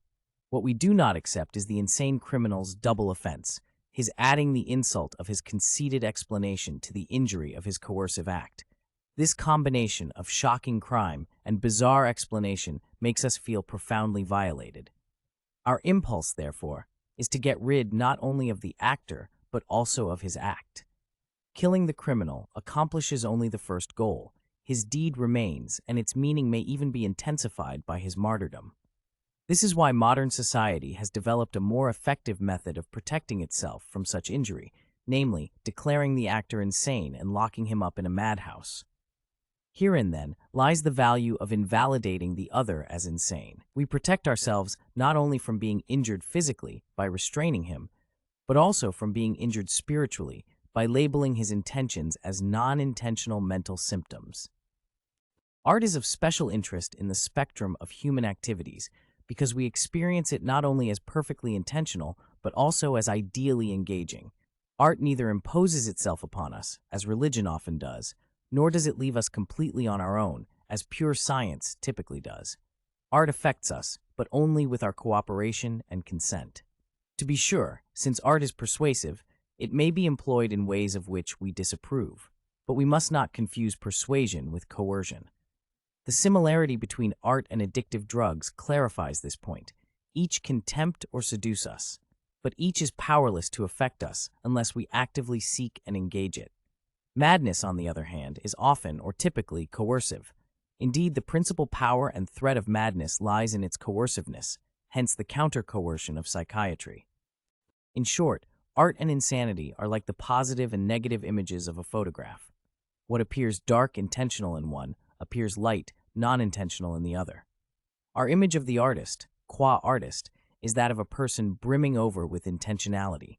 His artistic product is the embodiment of self-disciplined, self-intended self-expression. Hence, we readily equate the artist with his work. For example, we can look at a canvas by Renoir and say, "This is a Renoir," as if the picture were a veritable clone of its master. In contrast, our image of the madman, qua madman, is that of a person crippled by impaired or absent intentionality. His insane act is the very embodiment of undisciplined, unintended non-self-expression. Hence, we insist on severing the connection between the mentally deranged doer and his deed. For example, we speak of a misbehaving mentally ill person as not himself, as if his insane self were completely different from and unrelated to his real or normal self. Actually, these contrasting Jekyll and Hyde images of artist and madman have little to do with facts. Instead, they have to do with our desire and need to describe the most important feature of being human, the fact that we act according to degrees of intentionality. However, the person who truly cannot act because he lacks or has lost intentionality is not the madman, but the man who is unconscious or paralyzed. In other words, our customary distinction between artist and madman does not identify two different kinds of human beings, one of whom acts and the other does not. Instead, it identifies two different kinds of ascriptions to actors and their acts, ascriptions disguised as explanations of behavior and justifications for social policy. Freud's interpretation of art. To put this subject in wider perspective, let us now briefly review Freud's views on this topic. For better or worse, his ideas have shaped not only much of 20th century psychiatry, but also much of modern art criticism. Freud was interested in famous artists because they were famous, not because they were artists. That the artist, like everyone else, was neurotic was something Freud took for granted, although he pretended that he had discovered this from the artist's motivation for creating works of art. His condescending attitude and outright hostility toward great artists is evident in all his writings touching on art, but is perhaps nowhere more obvious than in his following remarks about Leonardo da Vinci. The great Leonardo remained like a child for the whole of his life in more than one way. The slowness which had all along been conspicuous in Leonardo's work is seen to be a symptom of this inhibition. It was this, too, which determined the fate of the Last Supper, a fate that was not undeserved. Actually, Freud acknowledged that he was not interested in art for art's sake, that he was interested in art only as a sign or symptom pointing to something that he considered to be more interesting and important than art itself. That is, the hidden secret of the artistic product, as Freud always called art. And this, of course, could only be discovered by means of the psychoanalytic method. Furthermore, Freud justifies his analysis of art by postulating a problem where, in fact, there is none. For example, in the paper cited above, he asserts that while different lovers of art say different things about why they admire the Moses of Michelangelo, none of them says anything that solves the problem for the unpretending admirer, emphasis added. What problem? Note how Freud first plants a secret on the corpse, and then, after an elaborately staged psychoanalytic dissection, triumphantly finds it. In my opinion, what grips us so powerfully can only be the artist's intention. But why should the artist's intention not be capable, zero, being communicated and comprehended in words, like any other fact of mental life? Perhaps where great works of art are concerned, this would never be possible without the application of psychoanalysis. The product itself, after all, must admit of such an analysis. To discover the artist's intention, I must first find out the meaning and content of what is represented in his work. I must, in other words, be able to interpret it, emphasis added. What Freud here calls analyzing art and interpreting it is, in fact, deforming art into non-art and hence destroying it. I say this because by asserting that the artist's real intention is not embodied in his product, but must be revealed by translating its content into the jargon of psychoanalysis, Freud in effect annihilates the legitimacy of presentational forms. Indeed, there is a close similarity between the psychoanalytic invalidation of art qua presentational form and the psychoanalytic invalidation of abnormal behavior qua intentional action. As abnormal behavior is not really behavior, but an incomplete, symptomatic expression of experience, so art is not really art, but an incomplete nonverbal expression of experience. Each needs to be completed by psychoanalysis, a method that forces them to give up their secrets. Freud goes further still. He not only robs art precisely of that quality that makes it art, namely, its specially executed presentational form of self-expression and communication, but also actively demeans it by treating art as if it were like madness. Let us consider, Freud writes, Shakespeare's masterpiece, Hamlet. It was not until the material of the tragedy had been traced back by psychoanalysis to the Oedipus theme that the mystery of its effect was at last explained. This, it seems to me, says more about Freud than about Hamlet. I must add here that Freud never tired of emphasizing that the analyst-analysin relationship is that of superior authority vis-a-vis inferior subject, a view consistent with the verbal imagery embodied in psychoanalytic terminology. The analyst interprets, while the patient, who disagrees, resists. Compare and contrast this with the relationship between artist and lover of art. A lover of art is free to dislike Dali or Pound or Bartók without being branded resistant to the artistic pleasure these masters offer. Considerations such as these point to an exquisite connection between the aesthetic form of a work of art and its inherently politically non-invasive, non-coercive frame, from which it cannot be severed. Music is music only if you want to listen to it. If you do not, it is noise, even if it is Beethoven's Fifth or Mozart's Jupiter. Everyone would agree. But that is not the way we view therapy for mental illness. We consider it to be therapy, regardless of whether or not the patient consents to or participates in the enterprise. Intentionality, crime, and jurisprudence. The psychoanalytic perspective on human behavior has exerted a profound influence not only on artists and art critics, but also, indeed especially, on lawyers and jurists. The result has been a veritable tragicomedy, requiring the talents of a Voltaire to do it satirical justice. The story of Judge David Baselin's absurd experiments with psychiatry in the courtrooms of the District of Columbia has been told by others, and I will pass by it in almost complete silence. Instead, I shall briefly cite and comment on the views of James Marshall, another prominent legal scholar. They exemplify what happens when a gullible lawyer drinks too deeply from the poisoned psychoanalytic chalice. Psychoanalysis and the Modum Jurist. Marshall devotes an entire book, significantly titled Intention in Law and Society, to argue that, in view of the evidence brought to bear on the subject of crime by psychoanalysis, criminals rarely, if ever, commit crimes intentionally. The book, warmly endorsed by the late Supreme Court Justice William O. Douglas, delivers a remarkable message, as the following quotations illustrate. How valid are our legal assumptions about intention and motivation concerning what we know of the unconscious? Asks Marshall. His question is rhetorical. As he sees it, our assumptions are entirely invalid. Not surprisingly, he finds the criminal not responsible for his criminality, and finds society responsible for making the criminal a criminal. Perhaps more than most writers on this subject, Marshall actually seems to believe the nonsense he spouts, especially the view that our unconscious is like a gun in our own back. What a man purposes when in the clutches of his unconscious gives him no more freedom of choice of action than if he were disarmed before another man with a loaded gun. Unfortunately for this argument, the unconscious is only an abstraction or metaphor, which Marshall here equates, quite literally, with the power that a hold-up man with a gun wields over his victim in order to invoke the classic legal excuse of duress. Although such coercion properly exempts the coerced person from legal responsibility for his criminal acts carried out at the behest of his coercer, it is worth noting that existentially, even in this situation, the actor has free will and choice. He can choose to submit to the man with a gun and carry out his orders, or defy him and risk being killed. The famous post-war Nazi excuse that "I was only following orders," odious though it may be, must be recognized as belonging to the same genus of excuses. Marshall acknowledges none of this.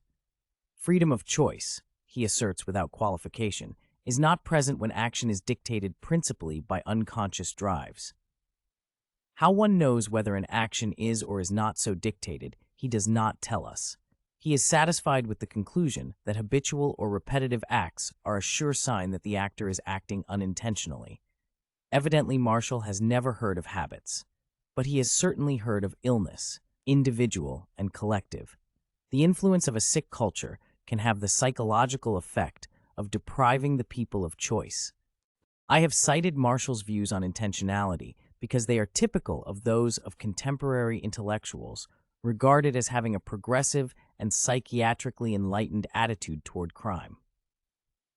One of the results of this attitude is that those who subscribe to it tend to hold the criminal increasingly less responsible for his criminality, and the victims increasingly more responsible for, somehow, coercing the victimizer to become a victim of his own criminal career.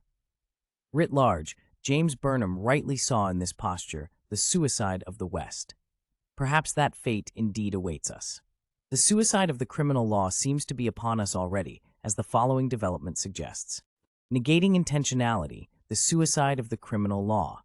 The idea that insanity negates intentionality is now being carried to its absurd but logical conclusion by American psychiatrists and lawyers, namely, that we may define any act, even the seemingly most deliberate, as involuntary, simply by defining the actor as insane. People have always known that a human being, in the process of growing up in a family and society, acquires a conscience, that is, a sense of consciousness of the moral goodness or blameworthiness of his own conduct, intentions, or character, together with a feeling of obligation to do right or be good. Webster's. Because of the presence of this internal voice in all of us, people have been familiar with the fact and have never found it very surprising that the individual who commits a serious crime often feels a compulsion or need to confess it. Some of the greatest works of Western literature deal with this theme. The entrance of the psychiatric ideologue on the scene of modern history has changed this.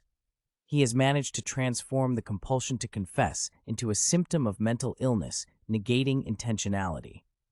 As a result, should defense counsel claim that the accused was mentally ill when he confessed, the confession may be deemed inadmissible as evidence. I have not made this up. Precisely such a scenario was reported recently in the New York Times. The U.S. Supreme Court agreed to hear a prosecutor's appeal suppressing the confession of a murder defendant as involuntary because he was mentally ill. The man had approached a police officer on the street in Denver and said he wanted to confess a homicide. The policeman told him of his rights to remain silent and to have a lawyer present. The man said he understood and proceeded to confess the killing of a 14-year-old girl and to lead police to the scene and to other evidence, emphasis added. It would be difficult to imagine what other evidence one would need to conclude that this man knew what he was doing. After all, it is not as if he had confessed to a murder and was unable to provide evidence of his guilt except his confession. How, then, did someone get the idea that this man was mad rather than a murderer? Obviously, the killer did not want to talk to a psychiatrist. Had he wanted to, he could have sought one out, just as he had sought out a policeman. No doubt, as it is now customary in murder cases in the United States, the authorities arranged for him to be seen by a psychiatrist. Sure enough, the killer told the psychiatrists exactly what they expected to hear in such a case. God's voice had told him to confess. How psychiatrists, lawyers, and judges know that the defendant used the phrase God's voice literally rather than as a metaphor for his conscience, the report in the Times does not say. So much for Raskolnikov. While it may be sad that Dostoevsky has been rendered irrelevant by the march of psychiatric science, it is reassuring to realize that Raskolnikov was innocent after all. The rediscovery of intentionality. Actually, in this century, two different armies have tried, in the name of science, to destroy the same enemy, namely, the supposedly superstitious belief in free will. One, associated mainly with Sigmund Freud's name, is psychiatry and psychoanalysis. The other, associated mainly with B.F. Skinner's name, is behavioral psychology. Both of these deterministic systems have come under attack by certain psychologists and psychiatrists who, for the lack of a better term, may be grouped together under the name of will psychologists. Who are they? The best-known ones are Carl Jung, Ludwig Binswanger, the later Otto Rank, Erich Fromm, Abraham Maslow, Rollo May, and Ronald Lang. Marching under banners variously called humanistic psychology, third force, or existential psychiatry psychology, these reactionaries against behavioral scientism agree on one thing only, namely that intentionality is an essential feature of the human condition, even of the condition of individuals said to be insane. Free will and the new psychology. Obviously, one need not be a researcher or scientist to discover that people have free will. However, once the proposition that there is no free will becomes officially accepted as the correct scientific view, legitimized by the research of accredited experts, the counter-opinion of lay people ceases to carry much weight. Henceforth, the opinion makers of society pay attention only to other, equally reputable scientists who, preferably on the basis of their own so-called research, come to conflicting conclusions. Hence the ever-changing fashions in psychiatric theories and therapies, somberly supported by self-seeking charlatans contradicting and superseding one another. Otto Rank's career exemplifies this process for most of his life. Rank was a devout Freudian preaching the gospel of psychic determinism.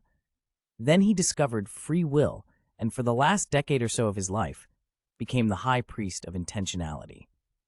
In New Pathways in Psychology, Colin Wilson popularizes this fallacy, citing contemporary psychiatrists, psychologists, and other experts to support the revolutionary discovery that human beings can exercise choice.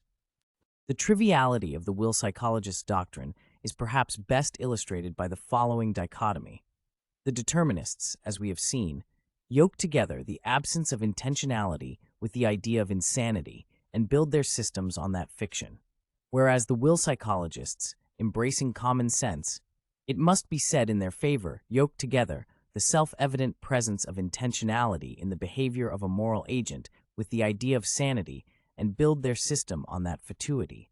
While the determinists thus emphasize the powerlessness of will and dwell on the importance of mental illness, exemplified by stereotypy, the will psychologists emphasize the power of will and dwell on the importance of mental health, exemplified by creativity. What the representatives of neither group can or are willing to do is let go of the ideas of mental illness and mental health and the jungle growth of slogans they have generated. All the existential psychologists, writes Wilson, have one thing in common, an attempt to approach the problem of mental illness in a practical rather than a theoretical way. Exactly. Wilson completely misses the point that what these psychologists have in common with those with whom they ostensibly disagree is that they all believe in mental illness. All of them talk about mental illness, mental health, schizophrenia, and treatment. And all of them accept the legitimacy of the two paradigmatic psychiatric interventions, involuntary mental hospitalization and the insanity defense. The results are pathetic. For example, Wilson approvingly cites Maslow's having been struck by the thought that modern psychology is based on the study of sick people.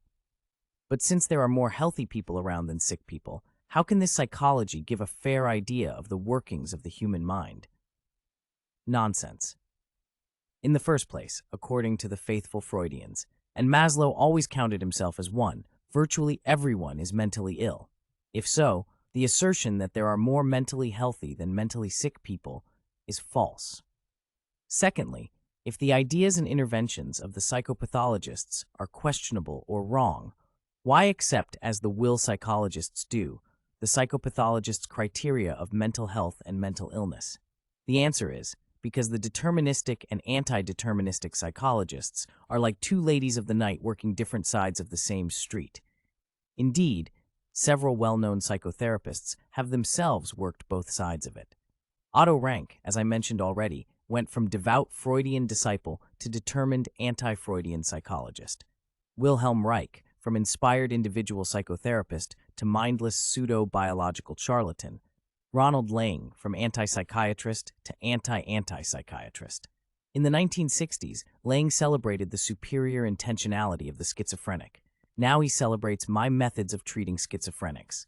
For good measure, he adds, to say that a locked ward functions as a prison for non-criminal transgressors is not to say it should not be so.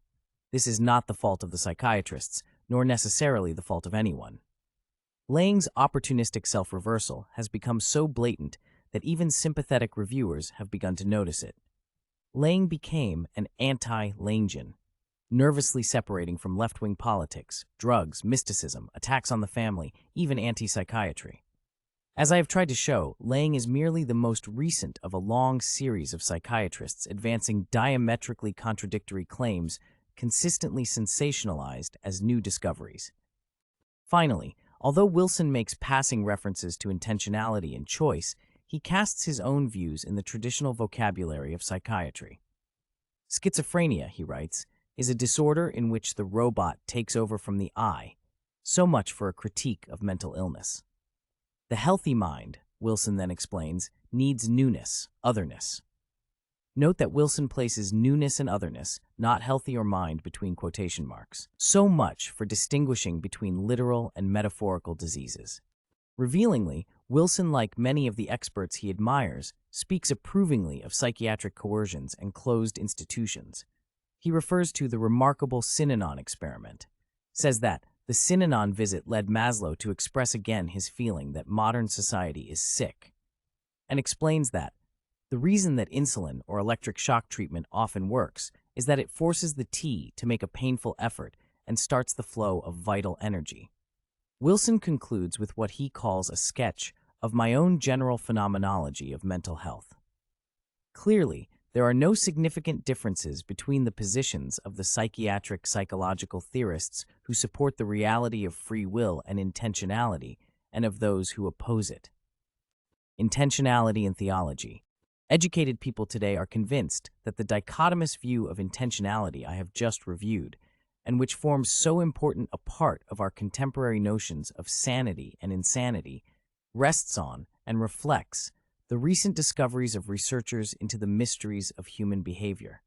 Of course, psychiatrists and lawyers encourage this delusion, but it happens that, once again, we do not have far to look for the prescientific origin of this belief. Before the Enlightenment, when people were comfortable with the idea of an essentially personal deity, they thought of him as their maker, who exercised perfect control over all his creations.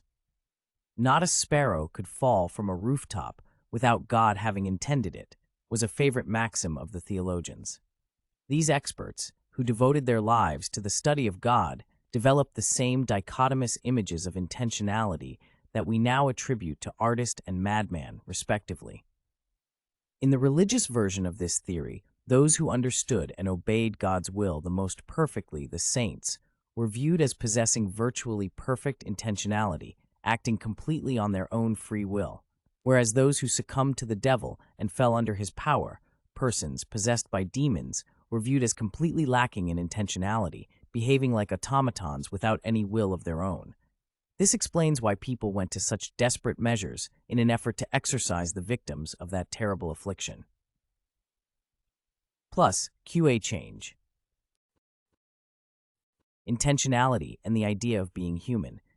I have tried to demonstrate the similarities between our modern ideas concerning art and insanity by showing that they represent the two poles or boundaries of our concept of what it means to be human. We view the artist as so rich in intentionality as to be superhuman, and the madman as so poor in intentionality as to be subhuman.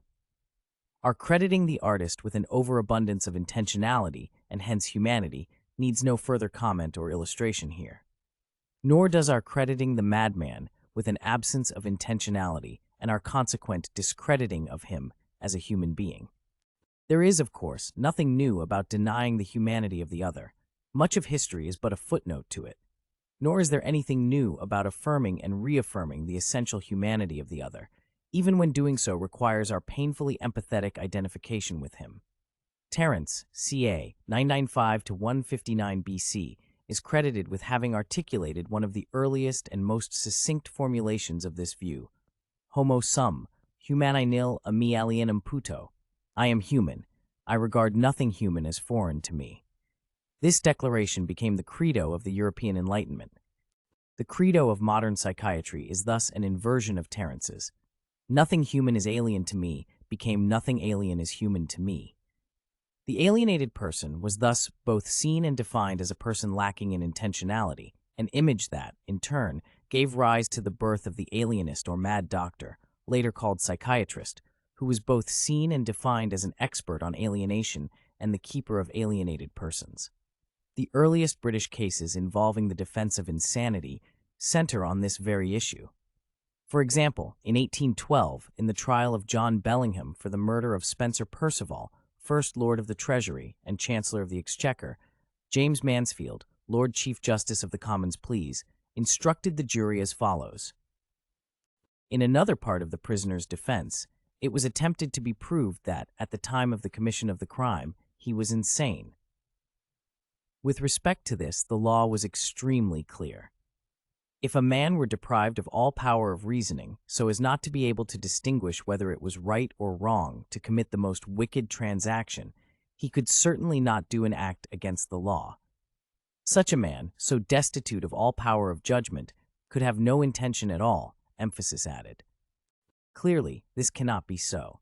A person capable of committing a crime must be able to have some intention, for example, to load his weapon, aim it, wait to fire it until the moment he thinks is right, and so forth. My point can be made more simply, though less elegantly. Among our most basic intentional acts are urinating and defecating. A person who does not wet and soil himself, that is, who demonstrates sufficient control to urinate and defecate in appropriate places, demonstrates, by so acting, that he can and does have intention, at least for delaying or initiating these bodily evacuations. Obviously, a person totally lacking the capacity to form intention could not do these things. Clearly, however, A physically disabled person lacking the capacity to control certain bodily functions by no means necessarily lacks the intention to control them. Considerations such as these suggest, of course, that the lack of intentionality of the insane, like insanity itself, is a legal fiction. See Chapter 11. In any case, the fiction or fact, depending on the observer's opinion, of a person incapable of intending is a threat to society, much as a grain of sand is to an oyster. To protect itself, the oyster surrounds the sand with a substance we call a pearl. Similarly, to protect itself, society surrounds the idea of lack of intentionality with the idea we call insanity. As a pearl is not sand, so an insane person is not a person. Johann Christian Heinroth, 1773–1843, one of the founders of modern psychiatry, put it this way: individuals in this condition, mentally diseased, exist no longer in the human domain, which is the domain of freedom. Rather than resembling animals, which are led by a wholesome instinct, they resemble machines. But if some persons are viewed as subhuman, others, perforce, will be seen as superhuman. They are the artists who are so rich in intentionality that their mental makeup, according to Freud, defies psychiatric analysis. Finally, still others will be viewed as possessing a combination of these conflicting characteristics. They are the mad artists, whose pathological genius forms a subject especially dear to the hearts of psychiatrists. While this perspective has helped the psychiatrist to stand with one foot planted in medicine and another in the humanities, it has, in my opinion, harmed both medicine and the humanities. Oil and water do not mix. They are better used separately than combined in an unstable, homogenized mixture. Claiming to decipher and dignify insanity, psychiatrists have instead deformed it. If they have failed to deform art as well, it has not been for lack of trying, but rather because they have been unable to gain the same kind of legal and rhetorical control over art as they long ago gained, and still exercise, over insanity.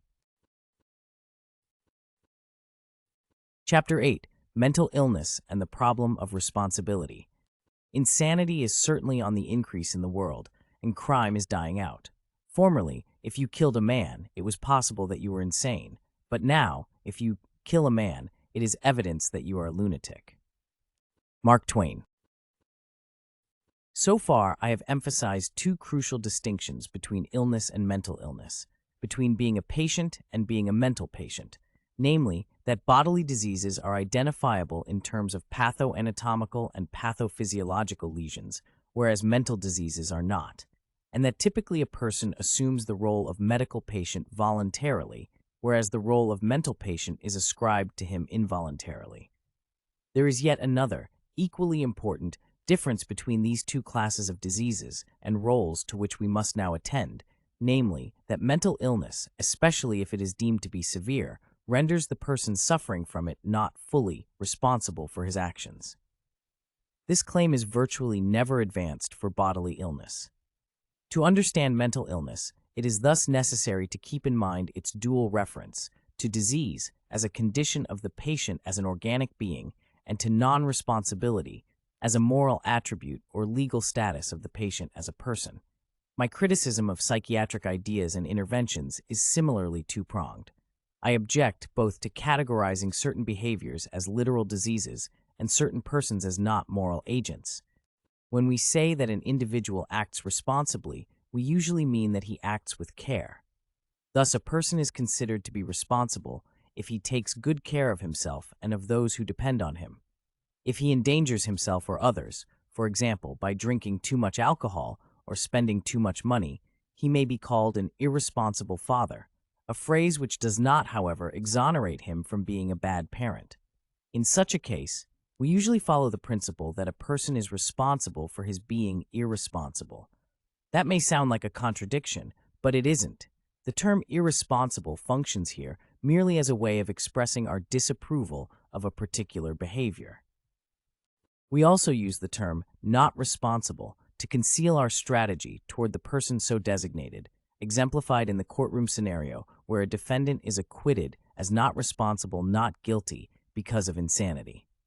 Here the term not responsible functions as a vehicle for our judgment that the defendant should be handled differently from persons deemed to be responsible.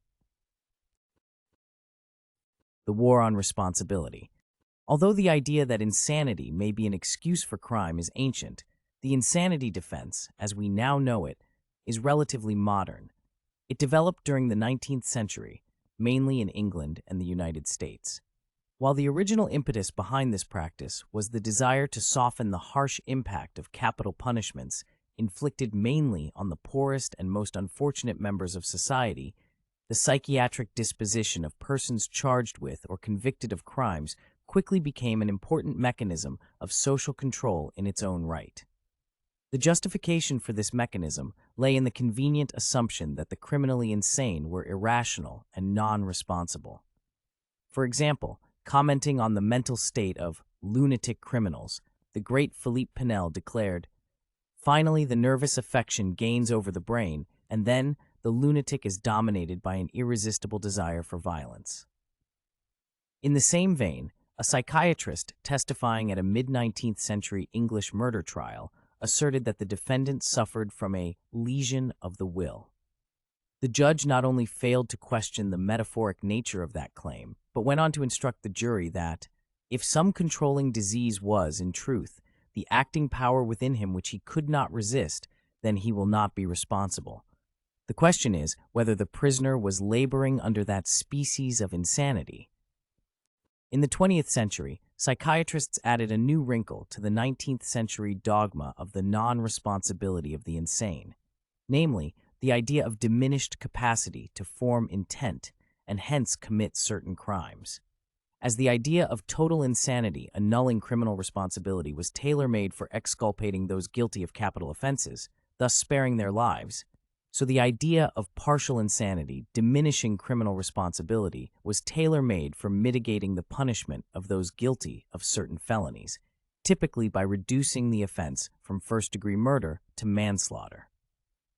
Today, psychiatrists are constantly called on to determine whether a person is responsible for his illegal actions.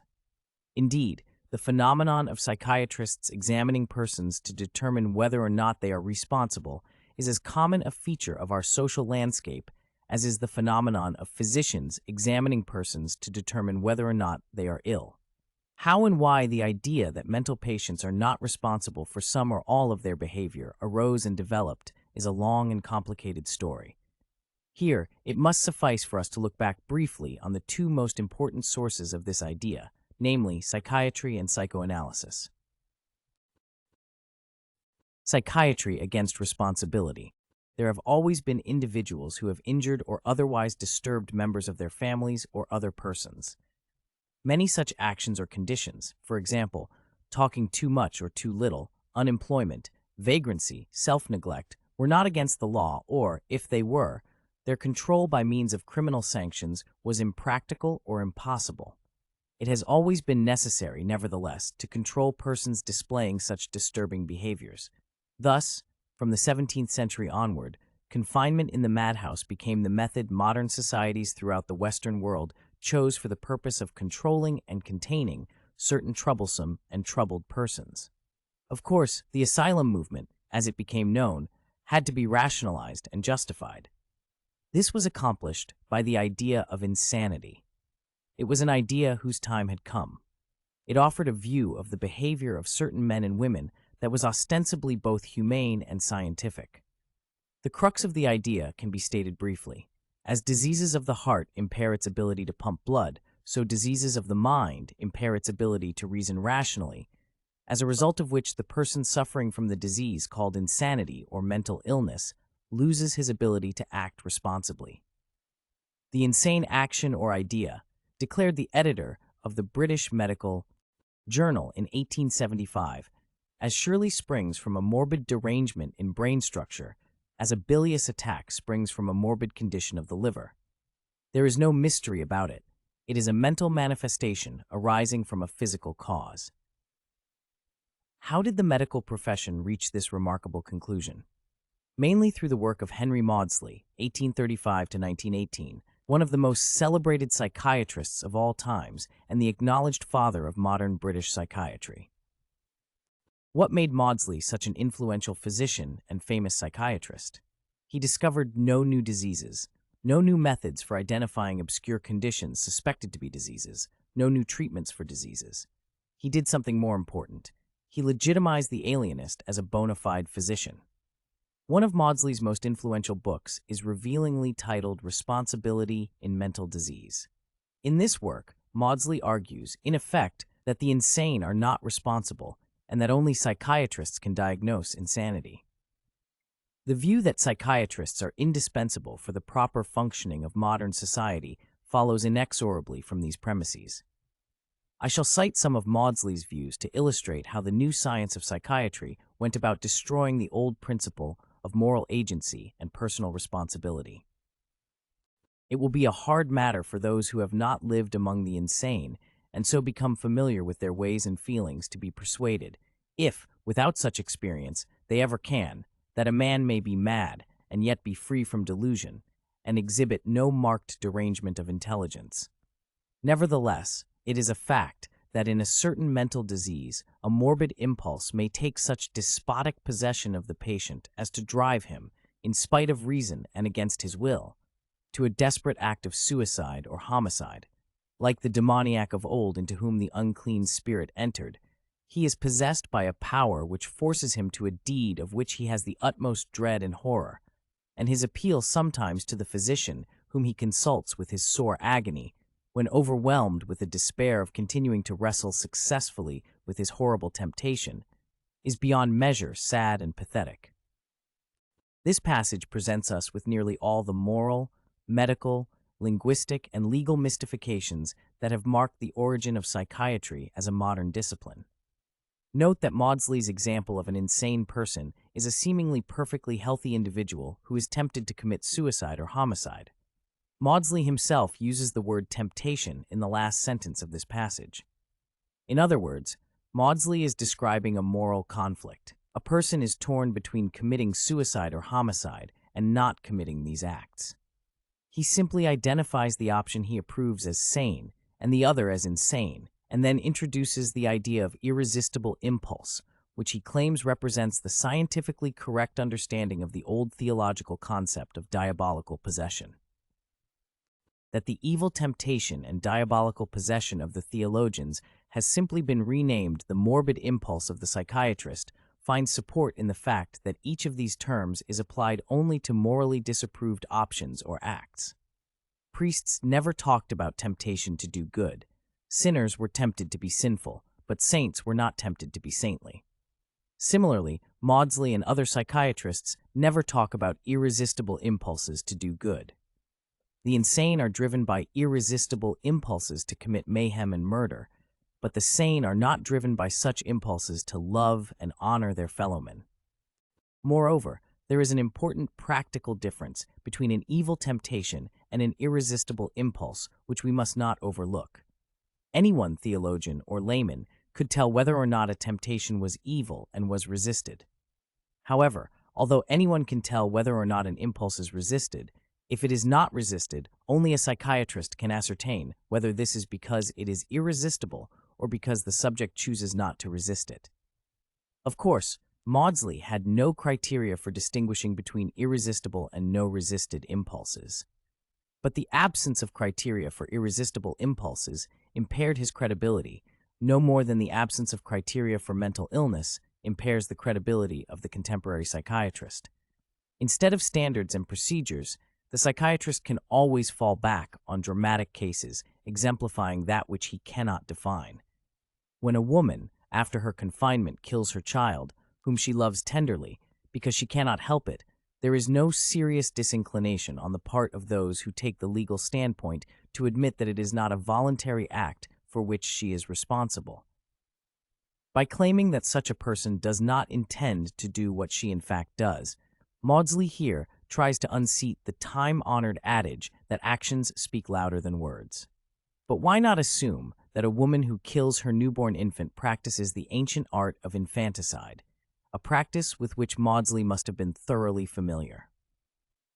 We should note also that when Maudsley says that only those familiar with the ways of the insane can appreciate the validity of his, Maudsley's explanation, he is telling us that only those who have actively participated in certain grievous moral offenses against innocent persons can arrive at the conclusion he considers a truism. I say this because the persons he calls familiar with the insane are the persons responsible for imprisoning them in insane asylums. Among those who alone can understand the true facts of insanity are thus the relatives of the madman who petition and profit from his psychiatric incarceration, the legislators and judges who socially legitimize psychiatric incarceration as a form of protection and treatment, and the psychiatrists who serve as the patient's wardens. In short, Maudsley's reference to familiarity with the insane amounts to his telling us that only those guilty of coercively controlling the mental patient, and who therefore have an intense need to exonerate themselves, will be able to see the innocent victim as the deranged madman he really is. All others, not so implicated, might see the patient as another human being, or perhaps even a victim. The phrase irresistible impulse thus emerges as a purely strategic, semantic instrument for the use of the institutional psychiatrist and those who want use of the services. Revealingly, Maudsley argues not only that irresistible impulses exist and are real, but also that believing in them is compassionate and morally uplifting. To hold an insane person responsible for not controlling an insane impulse of the nature of which he is conscious is in some cases just as false in doctrine and as cruel in practice as it would be to hold a man who is convulsed by strychnia responsible for not stopping the convulsions, because he is all the while quite conscious of them. We have heard all this before. Maudsley compares conscious conduct with chemically induced convulsion, and then insists that the metaphor is the literal thing. It is important to remember in this connection that the medical claim that personal conduct is not volitional was first staked out in relation to acts that were socially disturbing and could conventionally be called crazy. Only after that beachhead was secured by psychiatrists in the 19th century was the claim extended by psychoanalysts in the 20th century to encompass all behavior. The result is that today, psychiatrists, psychoanalysts, and lawyers stand together, shoulder to shoulder, in their struggle against personal responsibility. The situation of those who now protest against the corruption of the principle of personal responsibility by science thus resembles the situation of those who, at the time of the Reformation, protested against its corruption by religion. See Chapter 10. Then, thoughtful persons began to realize that instead of teaching truth and practicing tolerance, the leaders of the church taught falsehood and practiced intolerance. Now, thoughtful persons are beginning to realize that instead of informing us about illness and protecting our health, leaders of the medical and legal professions are lying to us and are destroying the social and political conditions that are the very prerequisites for our health. The following incident exemplifies this pathogenic therapeutics. In 1984, Michael Charney, a medical psychoanalyst in Boston, together with a law professor, founded the Tobacco Products Liability Project to actively promote product liability lawsuits against tobacco companies. In an interview, Charney explained that he hoped lawsuits will place the responsibility for smoking-related illnesses squarely on the tobacco industry. In the past, when patients talked like this, they were diagnosed as engaging in projection, that is, blaming others for the consequences of their own behavior. Today, when psychiatrists and psychoanalysts talk like this, they are praised for being public-spirited, while they themselves proudly promote the brazen displacement of blame as a method for protecting the public health. I submit that activism such as Charney's aided and abetted by the APA's legitimizing, with the diagnosis of tobacco dependence, the proposition that smoking is an illness, incriminates the American psychiatric profession as guilty, beyond a reasonable doubt, of complicity in the war on responsibility. Psychoanalysis against responsibility. As we saw, the idea that an insane person is not responsible for his behavior was firmly established long before Sigmund Freud came on the scene. However, psychiatrists limited their interest to the insane and were willing to concede free will and responsibility to the sane. Freud went further. Intoxicated with the idea of a science of mental life, he insisted that everyone is mentally ill, that every human action is fully determined and that no one has free will. He maintained this view with all the ferocity of a religious fanatic, as the following passages illustrate. In The Psychopathology of Everyday Life, 1901, he writes, "Many people, as is well known, contest the assumption of complete psychical determinism by appealing to a special feeling of conviction that there is free will. This feeling of conviction exists, and it does not give way before a belief of determinism. Like every normal feeling, it must have something to warrant it. But so far as I can observe, it does not manifest itself in the great and important decisions of the will. On these occasions, the feeling that we have is rather one of psychical compulsion, and we are glad to invoke it on our behalf. Here I stand, I can do no other." According to our analyses, it is not necessary to dispute the right to the feeling of conviction of having a free will. If the distinction between a conscious and unconscious motivation is taken into account, our feeling of conviction informs us that conscious motivation does not extend to all our motor decisions. What is thus left free by one side receives its motivation from the other side, from the unconscious, and in this way, determination in the psychical sphere is still carried out without any gap. By introducing the idea of unconscious psychic determinism, the Rosetta Stone of psychoanalytic psychobabble, Freud lays the ground here for viewing mental health on the model of mental illness. Freud's interpretation of Luther's famous exclamation is of course both malicious and stupid. His purpose is clear, however, namely, to empty it of all moral content and significance. Instead of making a difficult but terribly important choice, Luther, Freud tells us, is helpless in the face of a psychical compulsion. So fond was Freud of the idea of psychic determinism, and so convinced was he of its importance, that in 1907 he added a new footnote to the foregoing passage, asserting, "These conceptions of the strict determination of apparently arbitrary psychical acts have already borne rich fruit in psychology, and perhaps also in the juridical field. But what is a psychical act? A metaphor? Psychobabble? Blurring the distinction between thought and action may be useful for religious or political demagoguery, but is hardly an asset for a psychological theory." Freud returns to the theme of psychic determinism with undiminished enthusiasm in his introductory lectures on psychoanalysis, 1916-1917. Addressing an unseen audience, he writes, "If anyone makes a breach of this kind in the determinism of natural events at a single point, it means that he has thrown overboard the whole Weltanschauung of science. Even the Weltanschauung of religion, we may remind him, behaves much more consistently, since it gives an explicit assurance that no sparrow falls from the roof without God's special will. You nourish the illusion of there being such a thing as psychical freedom, and you will not give it up. I am sorry to say I disagree with you categorically over this. Once before I ventured to tell you that you nourish a deeply rooted faith in undetermined psychical events and in free will, but that this is quite unscientific and must yield to the demand of a determinism whose rule extends over mental life. But I am not opposing one faith with another."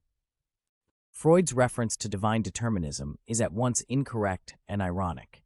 In the first place, God's will was not generally used by Christians as a ground for denying personal choice and hence individual responsibility. Secondly, Freud seems unaware that his idea of complete psychic determinism, presumably mediated by material processes in the brain, is itself simply a scientific recasting of his caricature of divine determinism. His remark that, "I am not opposing one faith with another," is naively self-serving and wholly false, as has been shown often enough. David E. Trueblood, a philosopher, articulates this error as follows. Science was his Freud's religion, and determinism was a cardinal tenet in the creed. What seems so strange to us now is the fact that Freud did not see clearly the logical consequence of his basic assumption. It is easy for us to see now that whether psychological determinism is true or false, if it is true, the entire basis of human responsibility is undermined. The doctrine, if taken seriously and in full consistency, undercuts itself. Planning is indeed possible if the planner is free, while the subjects of the planning are necessitated, but there is no reason whatever to make this exception.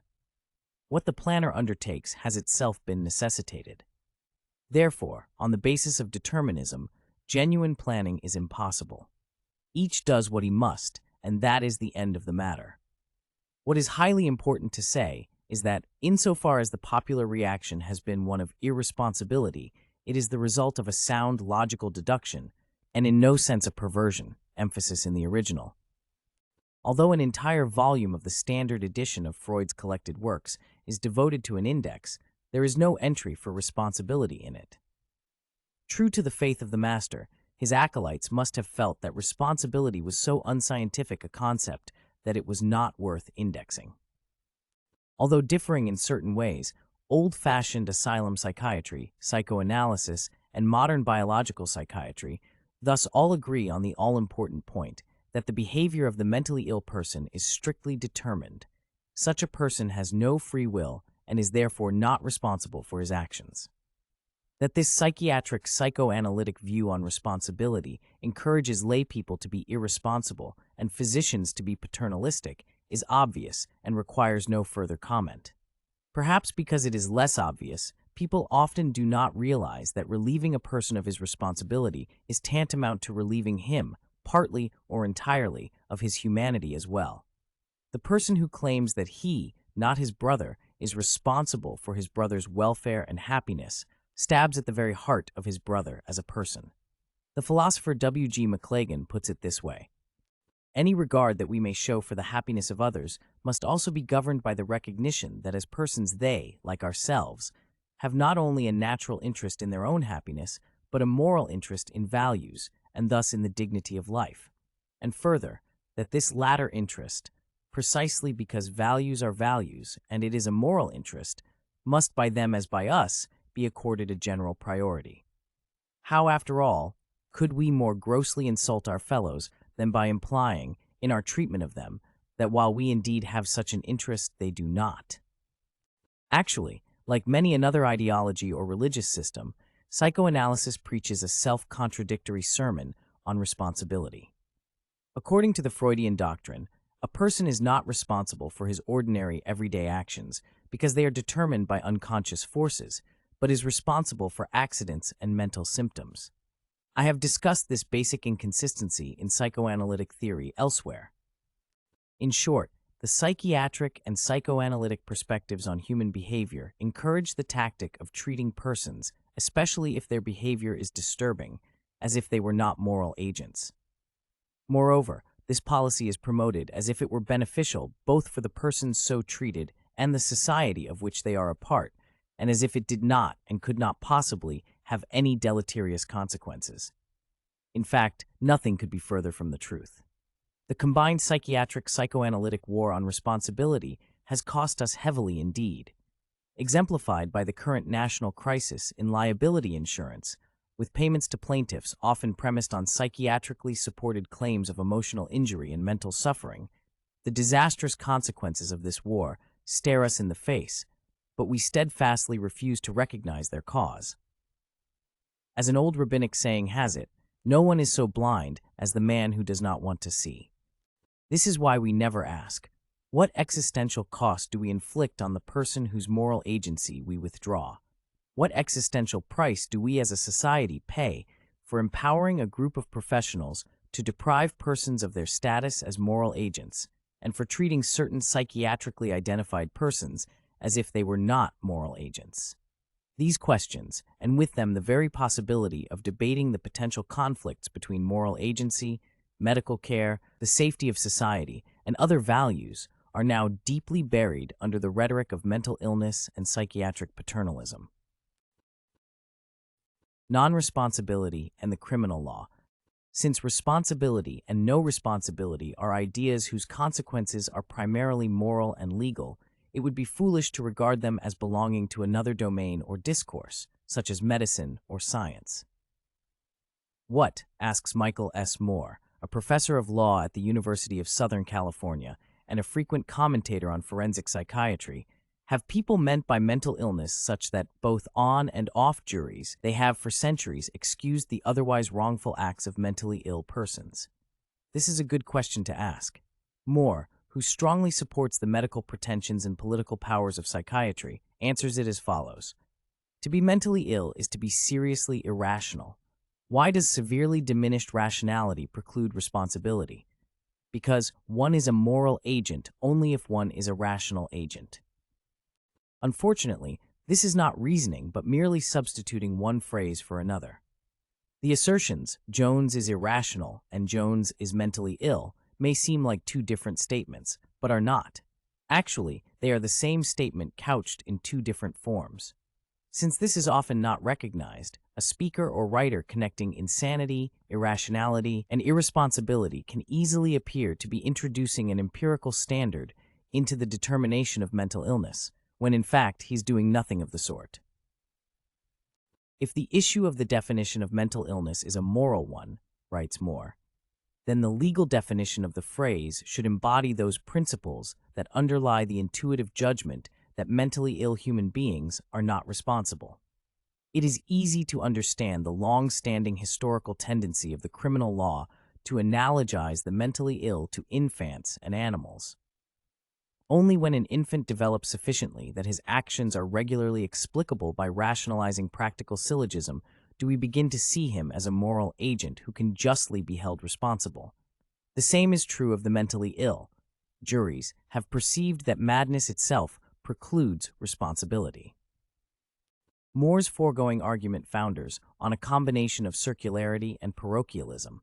Since people intuitively infer insanity from irresponsibility and vice versa, reiterating the connection between these two items, indeed, their virtual equivalence in practice, does not help us to go beyond our conventional understanding of these terms. Nor is it helpful or reassuring in trying to clarify so important a question as who is and who is not a moral agent, to be referred back to intuitive understanding. Do we need reminding that not long ago, the intuitive understanding of vast numbers of people was that women were childlike creatures who could not shoulder the responsibility of the franchise, or that blacks were childlike people who, for their own good, had to be treated as slaves? Moore's entire reasoning rests on paternalism, although he avoids the term. That is, on the superior power of the observing and judging person over the person being observed and judged. In politics, might makes right, but in moral philosophy, surely, more than might should be required to make rationality. The history of religious warfare should make us realize that the adage, one man's meat is another man's poison, applies to the idea of rationality no less than it does to the idea of the one and only true faith. Actually, in contemporary psychiatry, especially in its legal applications, the notions insanity, irrationality, incompetence, and irresponsibility are often used interchangeably, as if one were caused by or could be equated with another. Let us therefore now examine the connections between mental illness and non-responsibility via the concept of mental incompetence. I'm on responsibility as mental incompetence. In common usage, competence means the ability to perform a particular task well or to act ably in a certain situation. We speak of a person playing tennis or the piano competently, or of being a competent teacher or doctor. When psychiatrists use the term competence, or say that a person is mentally incompetent, they imply that only mentally healthy persons are competent. Psychiatric use of the term competence thus implies a connection between mental illness and incompetence, the former presumably causing the latter. This is illustrated by the standard forensic psychiatric practice of psychiatrists testifying in court that a person is mentally ill and is therefore incompetent. The assertion about incompetence may be articulated separately, as I have just stated it, or may be left as an unarticulated inference anyone familiar with the concept of mental competence would draw from the assertion of mental illness. In short, to say that a person is mentally ill and hence incompetent is a tautology masquerading as a logical inference drawn from a medical determination. In addition, there is an obvious but seldom noticed difficulty with the idea of no responsibility due to psychiatric unfitness, namely that the class of persons so categorized actually comprises two completely different kinds of human beings. One group is composed of inadequate, unskilled, lazy, or stupid persons, in short, of individuals de facto incompetent and unfit, however relative the meaning might be. The other group is composed of protesters, revolutionaries, persons on strike against their relatives, society, or their own lives. In short, of individuals, often with superior capabilities, unwilling rather than unable to perform competently in life. Because psychiatrists and people generally do not differentiate between these two groups, they often attribute unfitness to unwillingness and unwillingness to unfitness. But how can we tell one from the other? As a practical matter, not very easily. But we can tell when nature or evil men perform their own experiments, creating dire circumstances like catastrophic conflagrations or concentration camps. Then the unfit perish, while most of those who are unwilling rise to the occasion and demonstrate unexpected competence in their struggle for survival. Because the circumstances I allude to involve extreme hardship for people, no civilized society can allow them to be deliberately created for the alleged benefit of certain persons. In this connection, see Chapter 6 for a discussion of malingering. Like many key psychiatric words, the terms competent and incompetent conceal a dispositional strategy behind a descriptive label. Descriptively, the term incompetent refers to the designated person's inability to perform certain acts or all acts properly or responsibly, and covers much the same idea as do the terms not responsible or irrational. On the other hand, dispositively, the term incompetent refers to social strategies we employ vis such persons in order to prevent them from performing certain acts, such as 1. Standing trial, 2. Committing a crime, 3. Managing one's funds, 4. Executing a valid will, and 5. Being a parent. As a rule, the prohibited acts are narrowly delimited, the incompetent individual being considered competent in other areas. For example, a person declared incompetent to be a parent loses legal custody of his child, but continues to be regarded as psychiatrically competent to manage his funds, stand trial, vote, and so forth. Incompetence as justification. Why is the idea of mental incompetence now so popular and so readily accepted as a justification for certain social policies? The answer is because it is useful for justifying certain social policies. Indeed, much of what I have written in this volume about mental illness as a strategic and justificatory concept applies to incompetence as well. See chapters 8 and 9. Whenever a person claims his own incompetence for a past action, and when his claim is accepted as valid by the authorities, we are confronted with a clear case of collusion, exemplified by the canon law's recognition of psychic consensual incapacity as a justification for dissolving the hasty and unhappy union of a young couple. As Catholic consensual incapacity annuls holy matrimony, so scientific psychiatric incapacity annuls criminal responsibility. On the other hand, whenever one person, A, claims that another person, B, is incompetent, we are confronted with a situation from which we can draw two quite different inferences, one more probable than the other. The less probable inference is that A's assertion is true, in other words, that B is indeed incompetent. The more probable inference is that A's assertion is untrue, in other words, that A wants to patriotically control or coerce B. Paternalism is, of course, a fundamental feature of many human situations.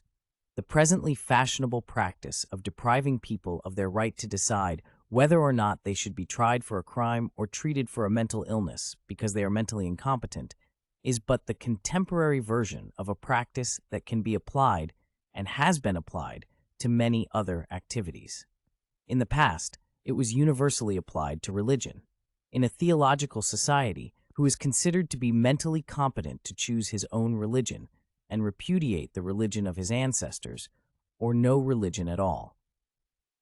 A stock argument for the state teaching of religion, Herbert Spencer cogently noted, has been that the masses cannot distinguish false religion from true. This alleged incompetency on the part of the people has been the reason assigned for all state interferences whatever. Emphasis added. It is not a coincidence that state interference with religion in the United States today, slight as it is based almost entirely on psychiatric arguments. Directed against the new unconventional religions, pejoratively called cults, interference is regularly justified by the contention that so-called cult members are mentally incompetent to decide what the religion of their choice ought to be. Why are they incompetent in this way, and how do we know that they are? because only a mentally ill person joins a cult, and because, once a person has joined, he is quickly brainwashed, further impairing his mental capacities. Of course, in a modern democracy, arguments and policies based on paternalism suffer from a fatal inconsistency. Namely, if so many individuals are now deemed to be mentally incompetent to judge certain matters or participate in certain activities, such as which cult to join, which drug to take, which crime to be responsible for, and so on, how can the same persons be competent to judge the politicians who determine official policy concerning these very affairs and to participate in the electoral process on which our whole society rests? Since hardly anyone today advocates completely disenfranchising mentally ill persons, the selective invocation of mental incompetence as a justification for legal and political action stands clearly revealed as part and parcel of the modern psychiatric apparatus of rhetorical justification and social control. In sum, much like the idea of mental illness, the idea of mental incompetence comprises certain conceptual cognitive characteristics of the agent diagnosed and certain dispositional justificatory decisions of the agents making the diagnosis, the latter element generally greatly outweighing the former. As a cognitive category, the idea of mental incompetence derives its force from the fact that certain diseases of the body, especially of the brain, render the patient grossly unable to care for himself. Foremost among such conditions are acute injuries and intoxications that render the person unconscious. Obviously, such a person is incompetent to decide whether he should or should not have medical care, his inability being apparent even to untrained observers. The next class of conditions, of great importance both practically and theoretically, comprises the so-called deliria and dementias. These are acute and chronic disturbances of brain function, typically caused by injury, intoxication, infection, or loss of brain cells due to as yet undetermined causes, resulting in impaired behavior without loss of consciousness. Delirium and dementia are manifestations of brain diseases that can be objectively demonstrated and diagnosed by means of clinical tests while the patient is alive or by autopsy after he dies. The delirious or demented person, too, is likely to be unable to care for himself and may properly be treated as incompetent. It is now customary to view the person deemed incompetent because of mental illness as similar to the unconscious or demented patient. This is an extension of the analogy between mental illness and bodily illness, and exhibits all of the strengths and weaknesses of that analogy. What, in fact, are the similarities and differences between these two groups of individuals? The similarities are few and unimportant. Like the demented patient, the mentally incompetent person may behave oddly and upset others. In other ways, however, the two differ. The mentally incompetent person suffers from no demonstrable disease and is usually able, indeed eager, to chart his own course in life, however harmful that may be to himself or others. Moreover, he often finds others, including lawyers and doctors, to vouch for his competence in court. I have chronicled the fate of several persons, some quite famous, who have been declared mentally incompetent to stand trial, despite their protestations and despite the fact that lawyers and psychiatrists agreed that they were competent. The tragic consequences of such a policy of so-called substituted judgment for the incompetent patient, a policy ostensibly aimed to help, not harm, him, are due to the fact that the person declared mentally unfit to stand trial is denied the right to trial guaranteed by the Sixth Amendment to the Constitution and is instead incarcerated, potentially indefinitely, in a psychiatric institution. Prior to 1971, when in Jackson v. Indiana, the Supreme Court recognized the grave abuses which this policy had spawned and placed certain limits on its applications, defendants declared mentally incompetent to stand trial often ended up spending the rest of their lives imprisoned, without trial, in hospitals for the criminally insane. Nomrascibility as irrationality. A typical bodily illness, like cancer of the colon, is inferred from and is equated with a somatic lesion, that is, cancerous cells in the colon and perhaps elsewhere in the body.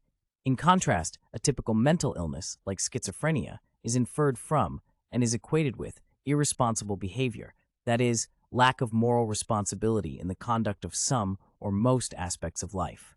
Responsibility and no responsibility are, of course, ethical and legal concepts. In our society, not all persons are considered to be responsible. For example, the very young, the very old, senile, the mentally retarded, and certain brain-damaged persons are regarded as more or less no responsible.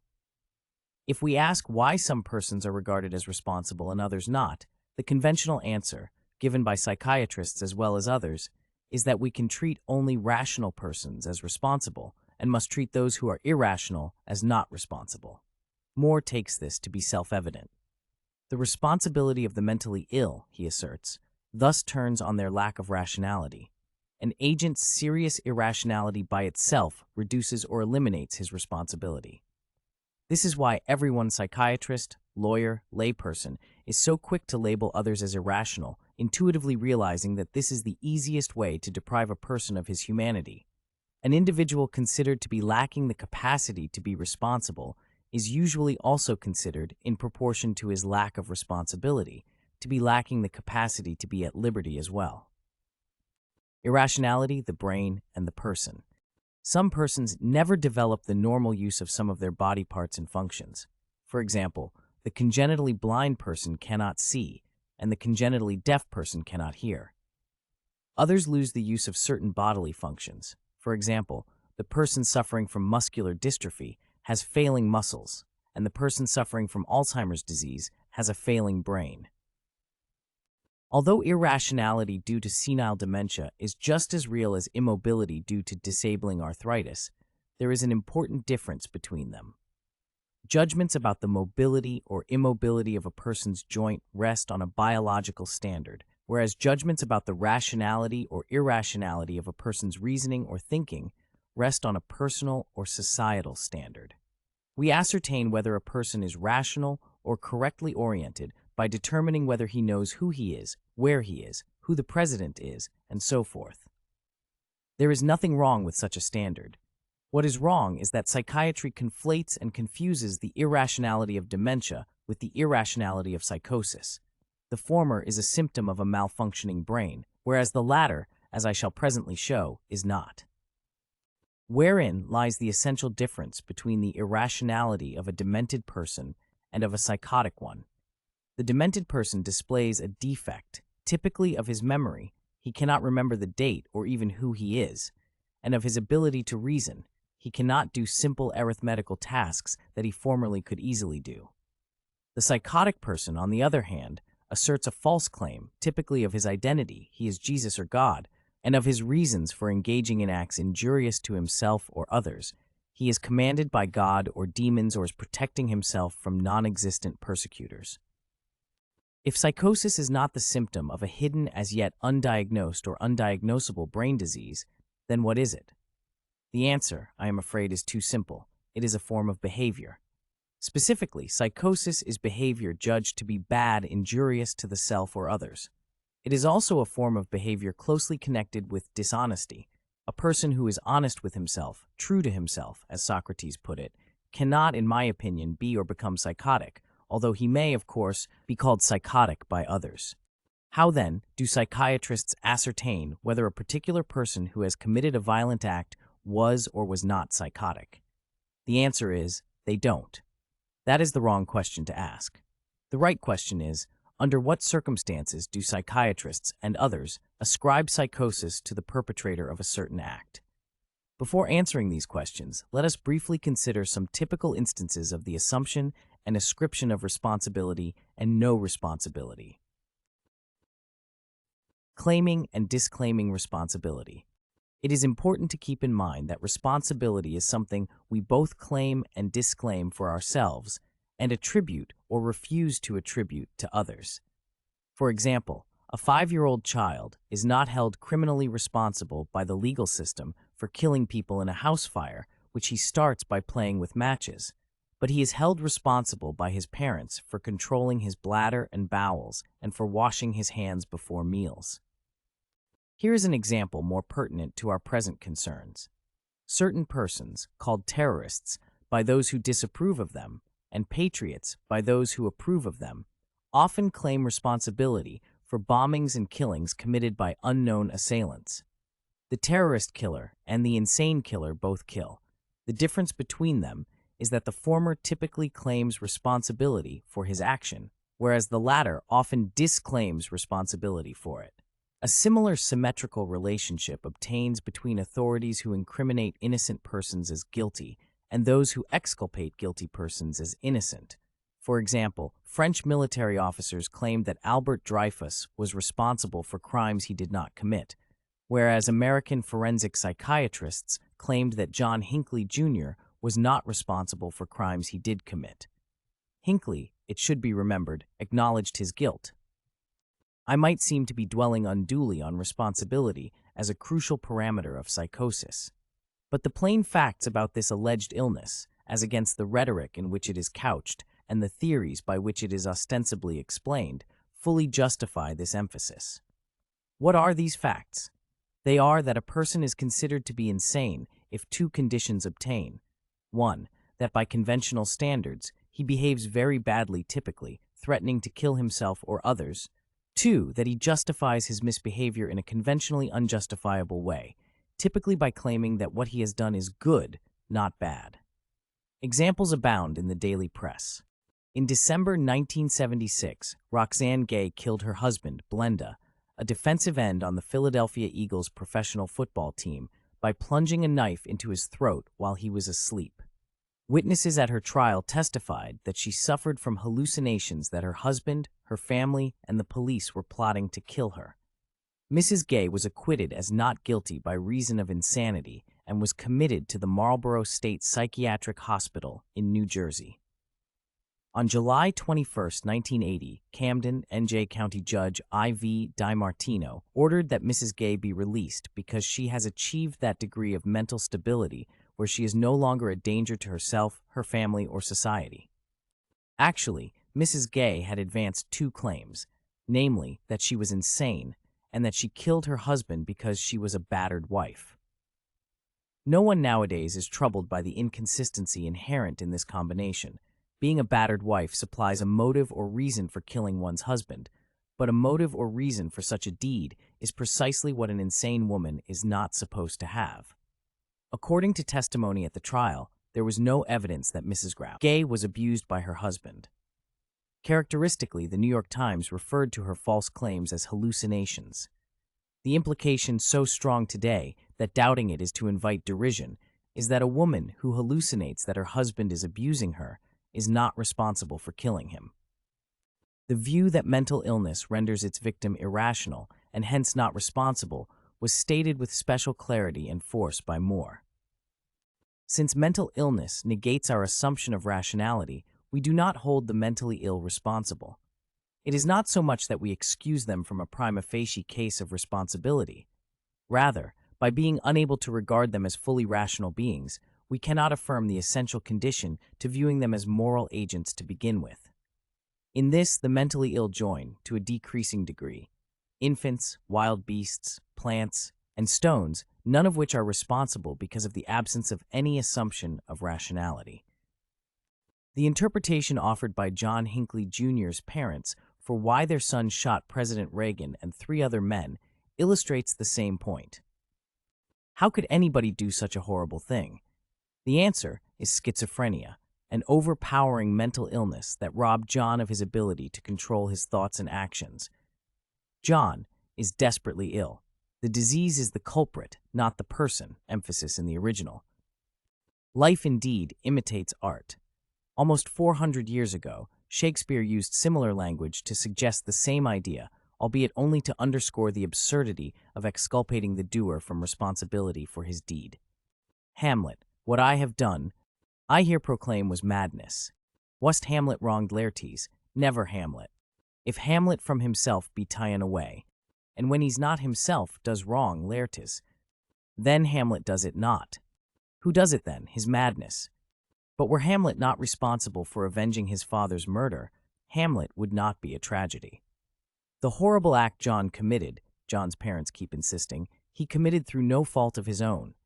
It was an act of illness.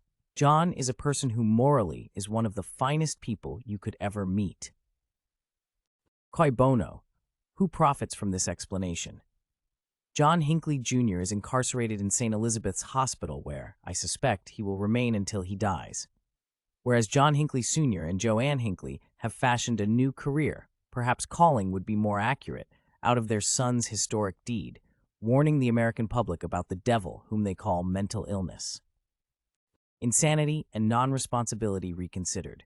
In the past, philosophers, jurists, and laypeople asked why the madman behaves irrationally, and the alienists answered, because he is insane. Philosophers, jurists, and laypeople still ask the same question, and psychiatrists still offer the same answer, now reframed in terms of mental illness. I reject this pseudo-explanation as self-serving. I believe we should turn the question around and ask, why do philosophers, jurists, and laypeople attribute irrationality and non-responsibility to certain individuals? My answer, as I indicated earlier, is in order to remove such persons from the category of moral agents and to justify controlling them by means of the psychiatric sanctions of the modern state.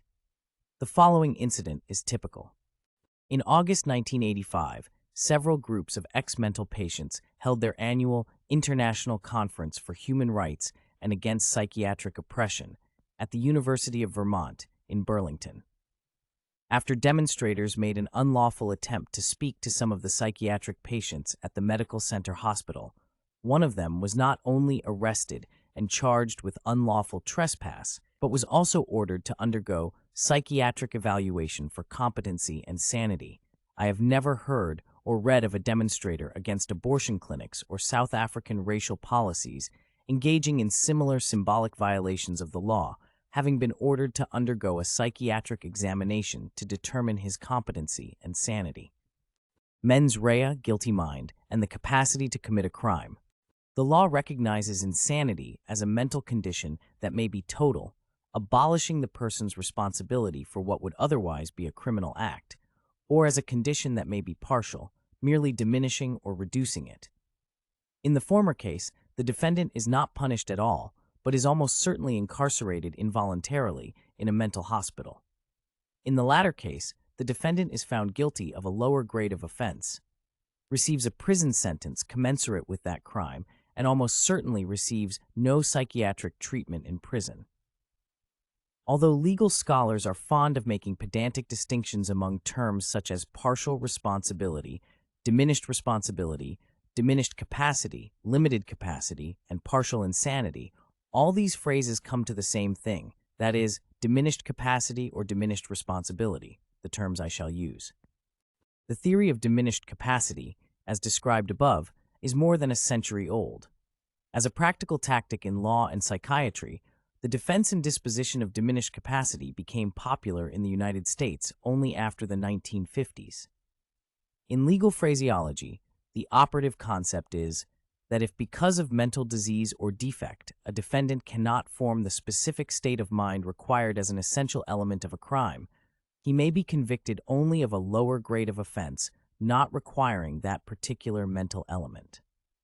The modern doctrine of diminished capacity was introduced with and gained acceptance through the rationalization that defendants so treated would receive psychiatric therapy in prison. In fact, this has not happened, partly because defendants successfully pleading diminished capacity do not consider themselves mentally ill and decline treatment, and partly because no treatment is in fact made available to them. It must be noted also that diminished capacity is a limited defense, applicable only against crimes where specific intent is an element of the offense, such as intentional homicide or theft. The necessity of mens rea for the criminal law. After every sensational insanity trial that arouses the public passions and results in the defendant's acquittal as not guilty by reason of insanity, exemplified by the trial of John Hinckley Jr., the cry goes up for the reform or abolition of the insanity defense. Typically mounted by politicians and psychiatrists sensitive to possibilities for self-enhancement, the resulting so-called attack on the insanity plea is an exercise in deception, self-deception, and futility. The fact is that so long as people, especially the supposed critics of the insanity defense themselves, believe in mental illness, there can be no significant change in this defense. Attempts to abolish the insanity defense invariably founder on the following chain of logic. Anglo-American law is based on the moral principle that there can be no crime without mens rea, which literally means a guilty mind, and is interpreted, in practice, as intent to commit a crime. Many circumstances or considerations, only one of which is psychiatric in character, may result in the legal and common-sense judgment that a person seemingly causing another person's injury or death is not legally responsible for it. Among these factors are accident, self-defense, duress, and mental illness. Since virtually everyone now believes that mental illness exists and has the effect of diminishing or annulling the subject's capacity for intentionality, an attack on the insanity defense becomes, in effect, an attack on mens rea, and hence an attack on the very pillar of our legal system for adjudicating guilt and innocence.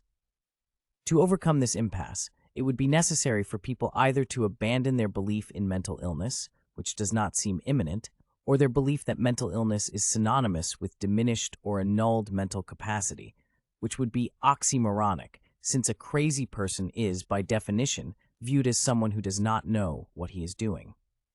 Small wonder that, combining arrogance with resignation, many legal scholars have come to see the union of law and psychiatry as similar to that of a hopelessly mismatched married couple, each partner being unable to live with or without the other. No doubt, a divorce would be expensive and painful, requiring the de-psychiatrization of mens rea and the abolition of non-penal punishments. But in the long run, it might prove beneficial to the man, the law, as well as the children, the body politic, though not to the wife, psychiatry, whose economic and existential well-being depends on the marriage. Trials such as that of John Hinckley Jr. are much more common in the United States than in other countries. So-called aberrations in the uses of the insanity defense are in fact a characteristic feature of the American legal system, especially as it is presently constituted. How did the law and psychiatry end up in such a parasitic relationship? To answer this question, we must briefly reconsider the differences between a person being the de facto cause of the injury or death of another human being and that person, as moral agent, being responsible for such an outcome. The difference is obvious and all-important, as the following examples will readily convey. Suppose that Jones is driving down a highway while Smith is planning to commit suicide by throwing himself in front of a vehicle from an overpass. Smith jumps, lands in front of Jones's car, and is instantly killed. Jones is the ultimate human instrument of Smith's death, but is not responsible for or guilty of any crime. Self-defense and duress present similar situations. In summary, a person may be considered not responsible for his behavior in general or for a particular act, crime, at a specific point in time, for three quite different types of reasons. 1.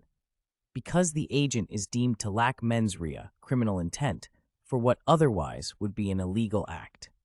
This judgment may be based on circumstances, self-defense, or on the presence of an objectively demonstrable bodily disease, epilepsy, resulting in what is viewed as an accident rather than as an action, or on the alleged presence of an objectively non-demonstrable mental illness, schizophrenia. 2. Because the agent rejects responsibility and his doing so is viewed as the manifestation of a mental illness, schizophrenia. 3. Because, although the agent insists he is responsible, authorities coercively deprive him of responsibility against his will by declaring him to be suffering from mental illness and therefore unable to stand trial, not guilty by reason of insanity, etc. I summarize the most important situations in which responsibility is considered to be diminished or annulled in tables 8.1 and 8.2. In the foregoing situations, in each of which one person, Jones, injures or kills another person. Smith, we consider it reasonable to not hold Jones responsible for a crime. It is important that we understand why. Assuredly, we do not do so because of what we learn from examining Jones's mental state. Instead, we do so because of what we learn from examining the context of the problematic action. That is why, in such cases, we do not examine Jones's mind to determine whether or not it was capable of forming criminal intent. Instead, we examine the situation in which the injury or death occurred to determine the roles played in it by the various participants. The proper analogy here is not to illness or incapacity, but to meaning, literal and metaphorical. Let me explain. Examining a person's mind to determine whether or not his mental capacity is or was diminished is allegedly like examining his body to determine whether or not the capacity of his liver or kidneys is diminished. But since there is no such thing as a mind, since the notion of mind is, itself, a fiction, the idea of a mental capacity to form criminal intent is also fictitious. If taken literally, it is bound to lead to conclusions prefigured in the premise, as described in detail in this book. I mean, here simply that criminal intent is not something a mind forms or has, but something a person forms or has. Table 8. Responsibility absent or diminished. In the context of criminal law, one subject injures or kills assailant in self-defense. No intent to commit a crime, no mens rea, no criminal responsibility, no mental illness, no punishment, no hospitalization. 2. Subject injures or kills unknown person when he loses control of his car during his first epileptic seizure. Injury or death viewed as the result of an accident, not of an act. No intent to commit a crime, no mens rea, no criminal responsibility, no mental illness, no punishment, no hospitalization. 3. Subject injures or kills a person as a result of an altercation during which he strikes his victim a blow. The victim falls, hits his head, dies. No intent to commit murder. Mens rea for involuntary manslaughter only. Diminished criminal responsibility. Guilty of involuntary manslaughter. Punishment for lesser offense. No mental illness. No mental hospitalization. 4. Subject stalks and shoots a political figure or other prominent person, seemingly, has intent to count a crime, successfully pleads insanity, mental illness, no mens rea, no criminal responsibility, not guilty by reason of insanity, no punishment, hospitalization for criminal insanity. 5. Subject charged with political crime for which he wants to stand trial and prove his innocence, declared mentally unfit to stand trial, mental illness at the time of the trial, mens rea and criminal responsibility for alleged offense moot, hospitalization for criminal insanity. Table 8.2. Responsibility absent or diminished. Second, the context of civil mental health law. 1. Subject complains to psychiatrist of fears of killing himself or others and asks to be protected from himself. Explicit rejection of responsibility for self-control. Individual invites others to assume responsibility for him. Mental illness, voluntary admission to mental hospital. 2. Subject abstains from ordinary acts of self-care expected of adults in our society, e.g., does not work, speak, bathe, etc. Implicit, nonverbal rejection of responsibility for self. Individual invites, coerces others, family, physicians, the police, to assume responsibility for him. Mental illness, unprotesting or involuntary admission to mental hospital. 3. Subject offers no complaints and wants to be treated as a responsible person, but because of the validated complaints of others against him, is coercively deprived of responsibility. Mental illness. Subject declared to be mentally unfit, to be a parent, to refuse psychiatric drugs, etc. In short, if we really wanted to free ourselves from the constraints imposed on us by the idea of a mental capacity to form criminal intent and of the deceptive procedures it inexorably generates, we would have to proceed in a completely different manner in dealing with so-called crazy criminals who are now deemed to be proper subjects for diversion from the penal to the psychiatric system. How? In the way we now deal with injury or death caused by accident or self-defense, as I have just described. In such cases, we do not look to experts or to esoteric procedures to solve our problem. Instead, we rely on common-sense methods to determine whether or not a person intended to harm another person. We proceed similarly if we want to determine whether a person uses a word literally or metaphorically.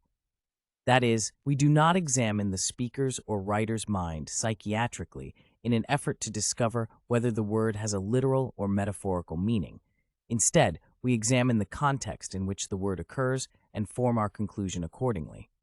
However, because we regard mental illness as a genuine illness, as a fact or material object, we foreclose the possibility of establishing the connections between the mentally ill person's behavior and his responsibility for it in the same common-sense manner in which we approach the connections among accident, duress, self-defense, and responsibility.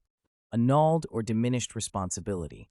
Because of the influence of a positivistic mental science on intellectual as well as popular thought, the law now regards mental patients as persons who possessed responsibility when they were mentally healthy, but who, as a result of their mental illness, have lost it, and who, after undergoing appropriate psychiatric therapy, might regain it.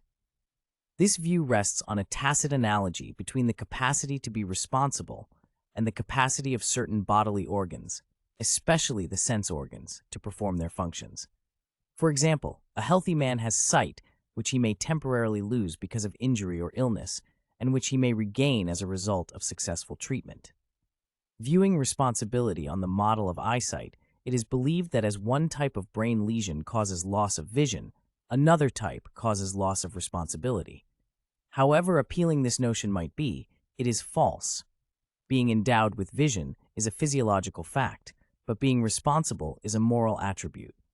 This is why we can be absolutely certain that a person is blind, but we cannot be certain that he is not responsible unless he is unconscious. Nevertheless, since it is believed that the mental patient is irrational and cannot make responsible decisions, others, family members, psychiatrists, courts, have to treat him as if he were a child and act on his behalf. And since often no one is willing to care for these persons, and they are often unwilling to care for themselves, society welcomes the psychiatrist's eagerness to fill that need. But there is a catch. Most people, especially at the beginning of their careers as mental patients, resist being confined in insane asylums. Hence, it is necessary to incarcerate them. The patient's irrationality and non-responsibility justify this policy so perfectly that mental illness, irrationality, non-responsibility, and involuntary psychiatric confinement quickly gel to form a single legal psychiatric social compound whose component elements can no longer be separately identified. The unity of this complex combination of psychiatric ideas, justifications, and procedures is illustrated in the following passage from the pen of Charles Mercier, a prominent turn-of-the-century British psychiatrist.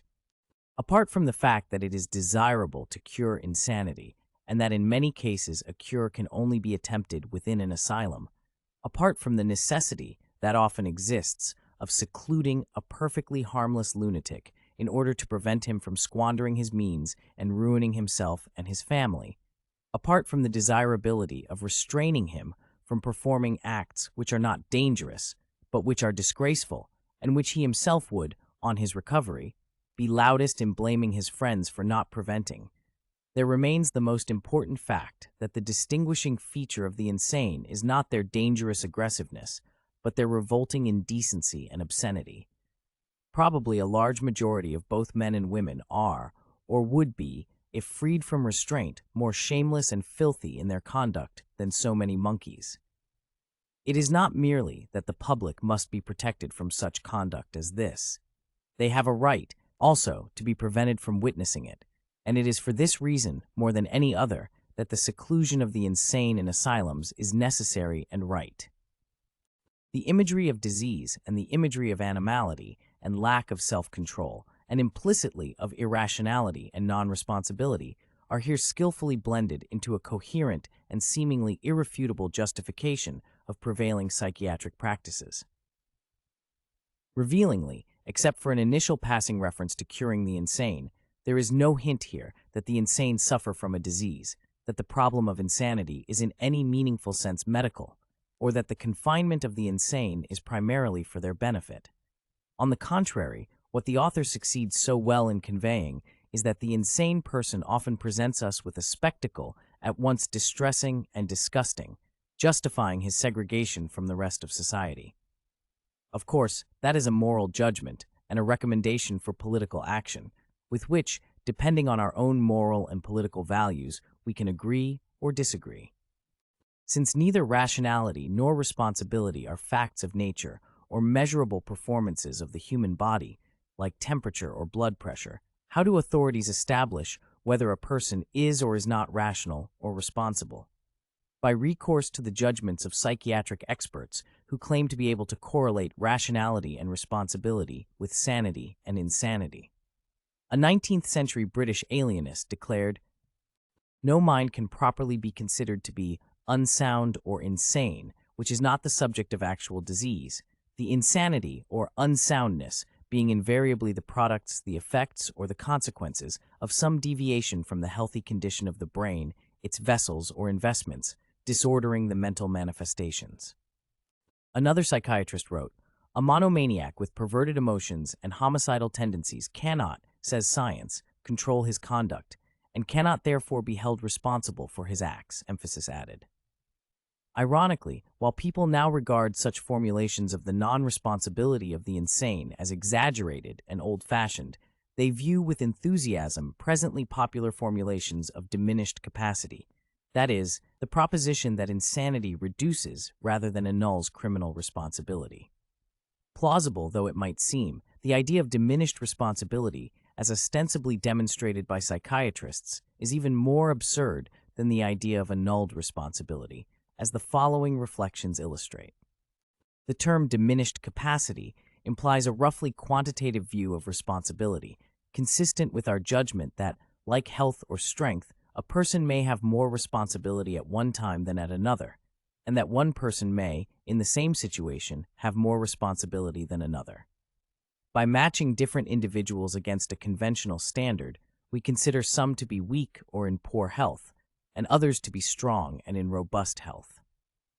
If we viewed responsibility similarly, it would follow, as a matter of common sense and logic, that as a person's capacity to be responsible may be diminished at one time, so it may be increased at another time, and that, matched against a conventional standard, some persons may possess less, and others more, capacity for responsibility than some hypothetical mean. Indeed, if we paid more attention to the circumstances of sensational crimes and less to the expert opinions of psychiatrists, then many such crimes, for example, that of John Hinckley Jr., would seem to be the acts of agents possessing increased rather than diminished capacity for committing criminal acts. The reason we never view crimes this way is one of the symptoms of our abject abdication of common sense in favor of psychobabble. Actually, hardly a day passes without psychiatrists examining defendants to determine their mental capacity to commit crimes. Although psychiatrists often find that a defendant suffered from diminished capacity to commit the crime he had committed, they never find that he enjoyed an increased capacity to do so. Psychiatrists seem to have an uncanny ability to find what they are paid to find. In the whole history of psychiatry, never has a psychiatrist examined a person charged with a crime and found him to have an increased mental capacity to commit a crime. This fact alone utterly unmasks the medical pretensions legitimizing psychiatric determinations of diminished responsibility. Increased responsibility. If the idea of diminished responsibility, capacity, can be said to have descriptive content, so must its opposite, namely, increased responsibility. A person's responsibility for a crime is considered diminished if he acts without premeditation, under the impetus of a strong and sudden impulse. For example, the man who injures or kills his wife's lover when he discovers them in the marital bed. Similarly, a person's responsibility for a crime could be considered increased if he carries out a well-rehearsed crime. For example, the man who selects his victim, stalks him, and at the right moment attacks or kills him. Typically, such a person has a clearly articulated reason for his behavior. However, normal persons are likely to regard such a person's reason as irrational or crazy, and psychiatrists are likely to interpret it as the symptoms of paranoid schizophrenia. Actually, neither law nor psychiatry recognizes the concept of increased mental capacity to commit a crime. Psychiatry does recognize the concept of increased intentionality, however, see Chapter 7.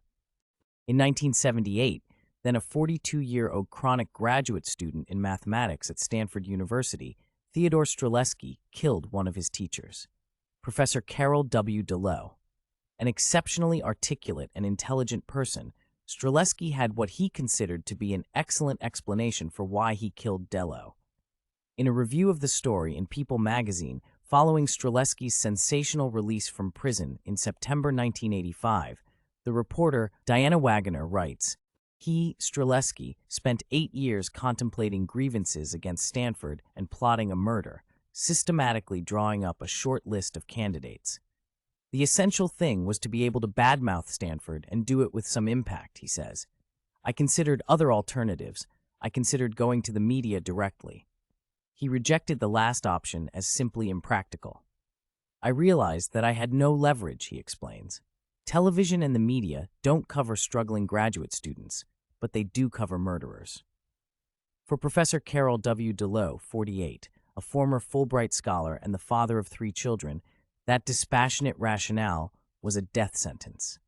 On August 18, 1978, Streleski packed a 2-pound sledgehammer into a small flight bag and left his apartment in San Francisco for the Stanford campus. After arriving in Palo Alto, he walked to the mathematics department and waited. After DeLoe arrived at his office and had time to settle down, Streleski stepped inside. He was sitting with his back to the door, Streleski recalls without apparent emotion. I walked directly behind him. I hit him squarely on the top of the head with the hammer and then administered 2 or 3 of what I call insurance blows to the right temple. He rolled back to the storage cabinet. At some point, I heard what I presume was a death rattle. I covered him with a clean garbage bag like a shroud to save the feelings of the janitor who would probably find him. Streleski's surrender was equally carefully planned. After taking a train back to San Francisco, he thoughtfully called his ex-wife's family to warn them that there might be some legal problems. He then returned to Palo Alto, had a beer and a slice of pizza, waited in a bus shelter, reading a novel until 3 a.m. the next morning, then walked to a police station, turned himself in, and handed over the bloodied hammer, carefully wrapped in a plastic bag. When Streleski came to trial in 1979, a court-appointed attorney, as signed to defend him, wanted him to plead not guilty by reason of insanity. Streleski refused. However, he could not prevent psychiatrists from testifying that he, Streleski, was very sick, suffering from paranoid psychosis, and therefore lacked the capacity to commit murder. Perhaps because this testimony was uncontradicted, or perhaps because Streleski's behavior struck people as obviously that of a crazy person, the jury concluded that Streleski suffered from diminished capacity and found him guilty only of second-degree murder. 7 years later, to the accompaniment of much media attention, Streleski was released.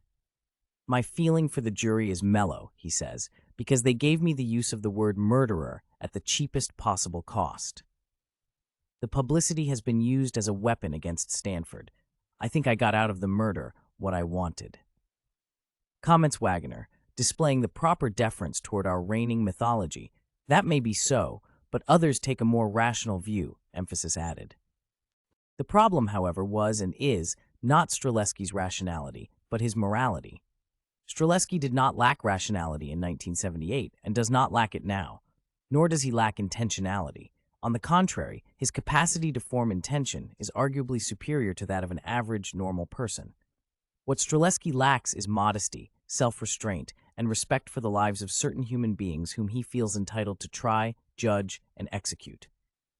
Here is another famous example of increased capacity officially portrayed as diminished capacity.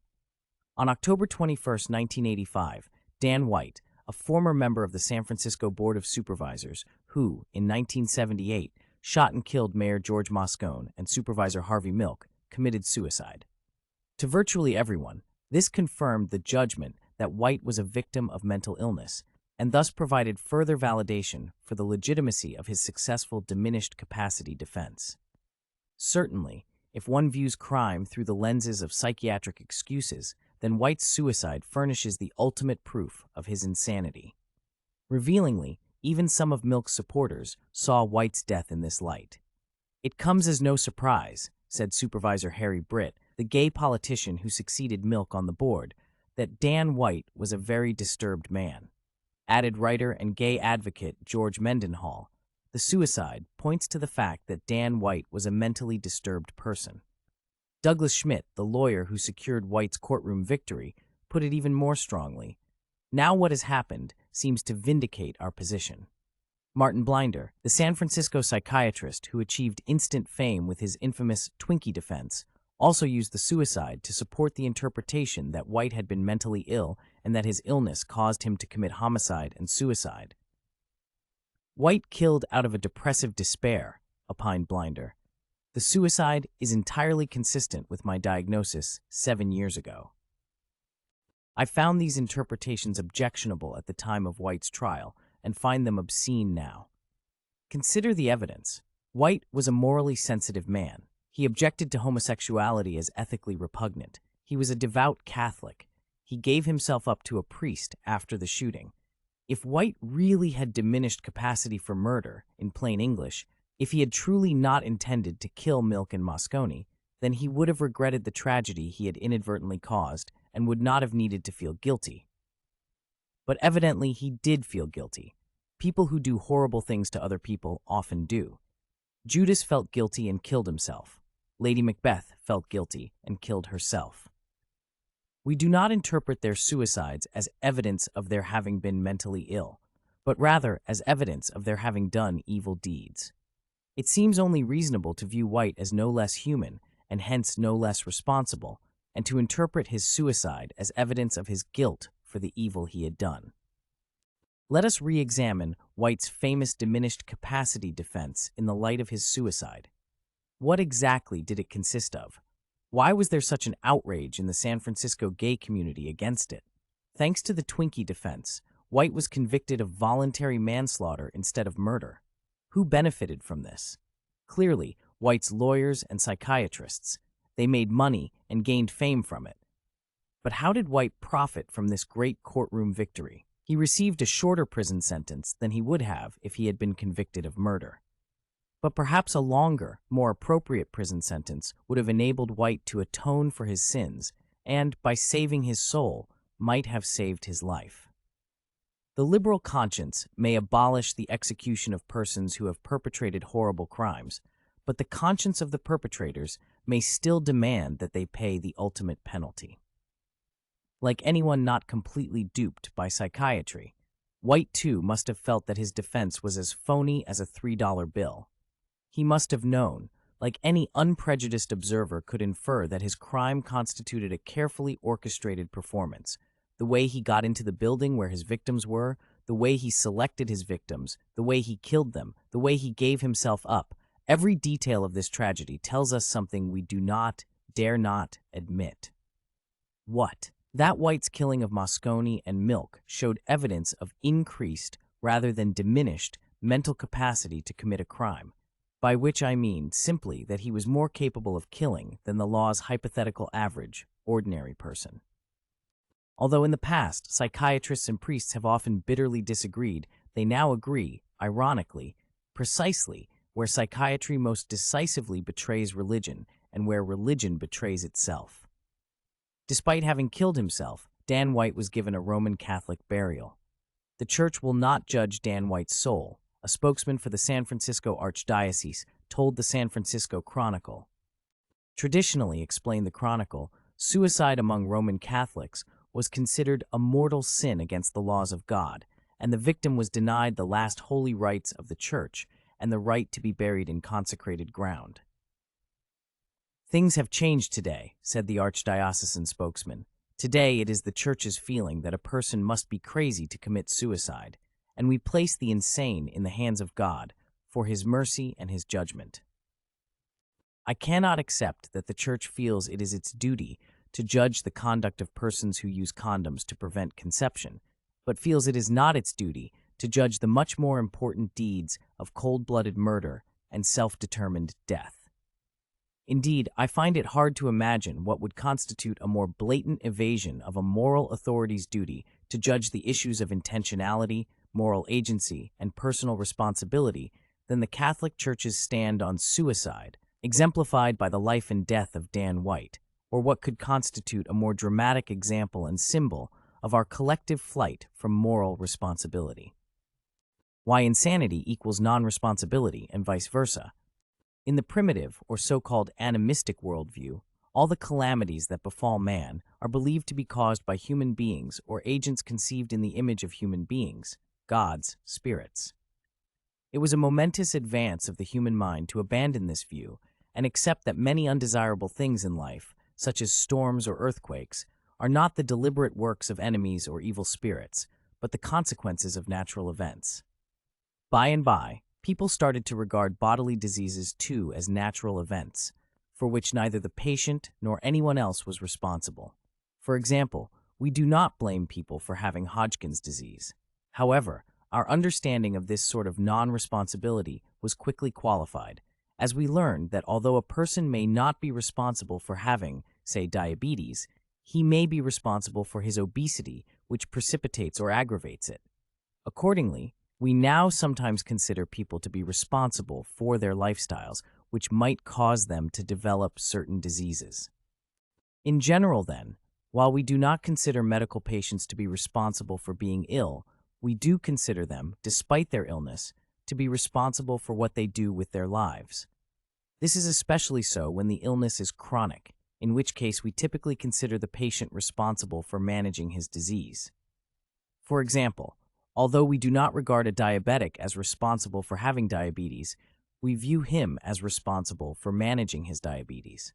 Thus, while arteriosclerosis and AIDS, Parkinsonism and pyelitis, leukemia and lung cancer are all diseases, none makes a person so afflicted not responsible for beating his wife, robbing a bank, or killing people. In contrast, mental illness typically confers precisely this sort of total non-responsibility on its victims. Why should this be so? Why do psychiatrists and the law not treat psychotics like physicians, and the law treat diabetics, regarding them as not responsible for their disease, but responsible for their deeds? The fact that they do not reveals what, inter alia, the idea of mental illness really means, namely, non-responsibility, not only for one's condition, but for virtually any aspect of one's conduct as well. Largely because of the effect the idea of mental illness has exercised, for more than 200 years, on the Western mind, and especially on the concept of responsibility, many people are now profoundly confused about who is, or ought to be, held responsible for certain actions and consequences. For example, some people who smoke and develop lung cancer claim that not they, but the tobacco companies that manufacture cigarettes, are responsible for their illness. Many lawyers and psychiatrists agree with them. Similarly, most Americans now believe that people who use illegal drugs do so not because they choose to, but because they have a mysterious propensity to use certain drugs, and when they are exposed to these chemicals, have an irresistible impulse to subject themselves to their effect. This is why drug abuse is now treated as both a disease and a crime. All this points to a profound disorientation, especially in the United States, concerning the grounds for deciding whether or not a person is responsible for his behavior. One of the symptoms of this disorientation is the liability insurance crisis now plaguing the country. Yet this serious socioeconomic problem is never linked, though it should be, much less attributed, as in part it well might be, to psychiatry's unrelenting war on responsibility. Responsibility lost and regained. Critical consideration of the connections between mental illness and responsibility thus points to a relationship of profound negation. As death negates life, insanity negates responsibility. It is not so much, as is commonly believed, that insanity diminishes or annuls the mentally ill person's capacity for responsibility. Instead, it is rather that our idea of insanity itself negates our concept of responsibility. Although it appears as if non-responsibility were a condition separate from insanity, but sometimes caused by it, like anemia may sometimes be caused by cancer, each condition, nevertheless, being a distinct and separate phenomenon. In fact, non-responsibility and insanity are essentially synonymous, like poverty and lack of money, two terms for one phenomenon. This identity of meaning is epitomized by the symbolic significance of the insanity defense in modern law, namely, the view that where there is no intention to commit a crime requiring intention cannot be said to have been committed, and that, because an insane person lacks the ability to form intent, he is, ipso facto, innocent of such crimes by reason of insanity. This double presumption leads to a pat and predictable scenario, which is typically presented as if it were an astounding revelation. Whenever the perpetrator of a spectacular crime is tried, what is revealed to us, time and again, is that the criminal is a victim rather than a victimizer. The story of Billy Milligan is typical. In 1977, when he was 22 years old, William Stanley Milligan kidnapped, raped, and robbed a series of women in Columbus, Ohio, and was subsequently acquitted of all his crimes on the ground of insanity.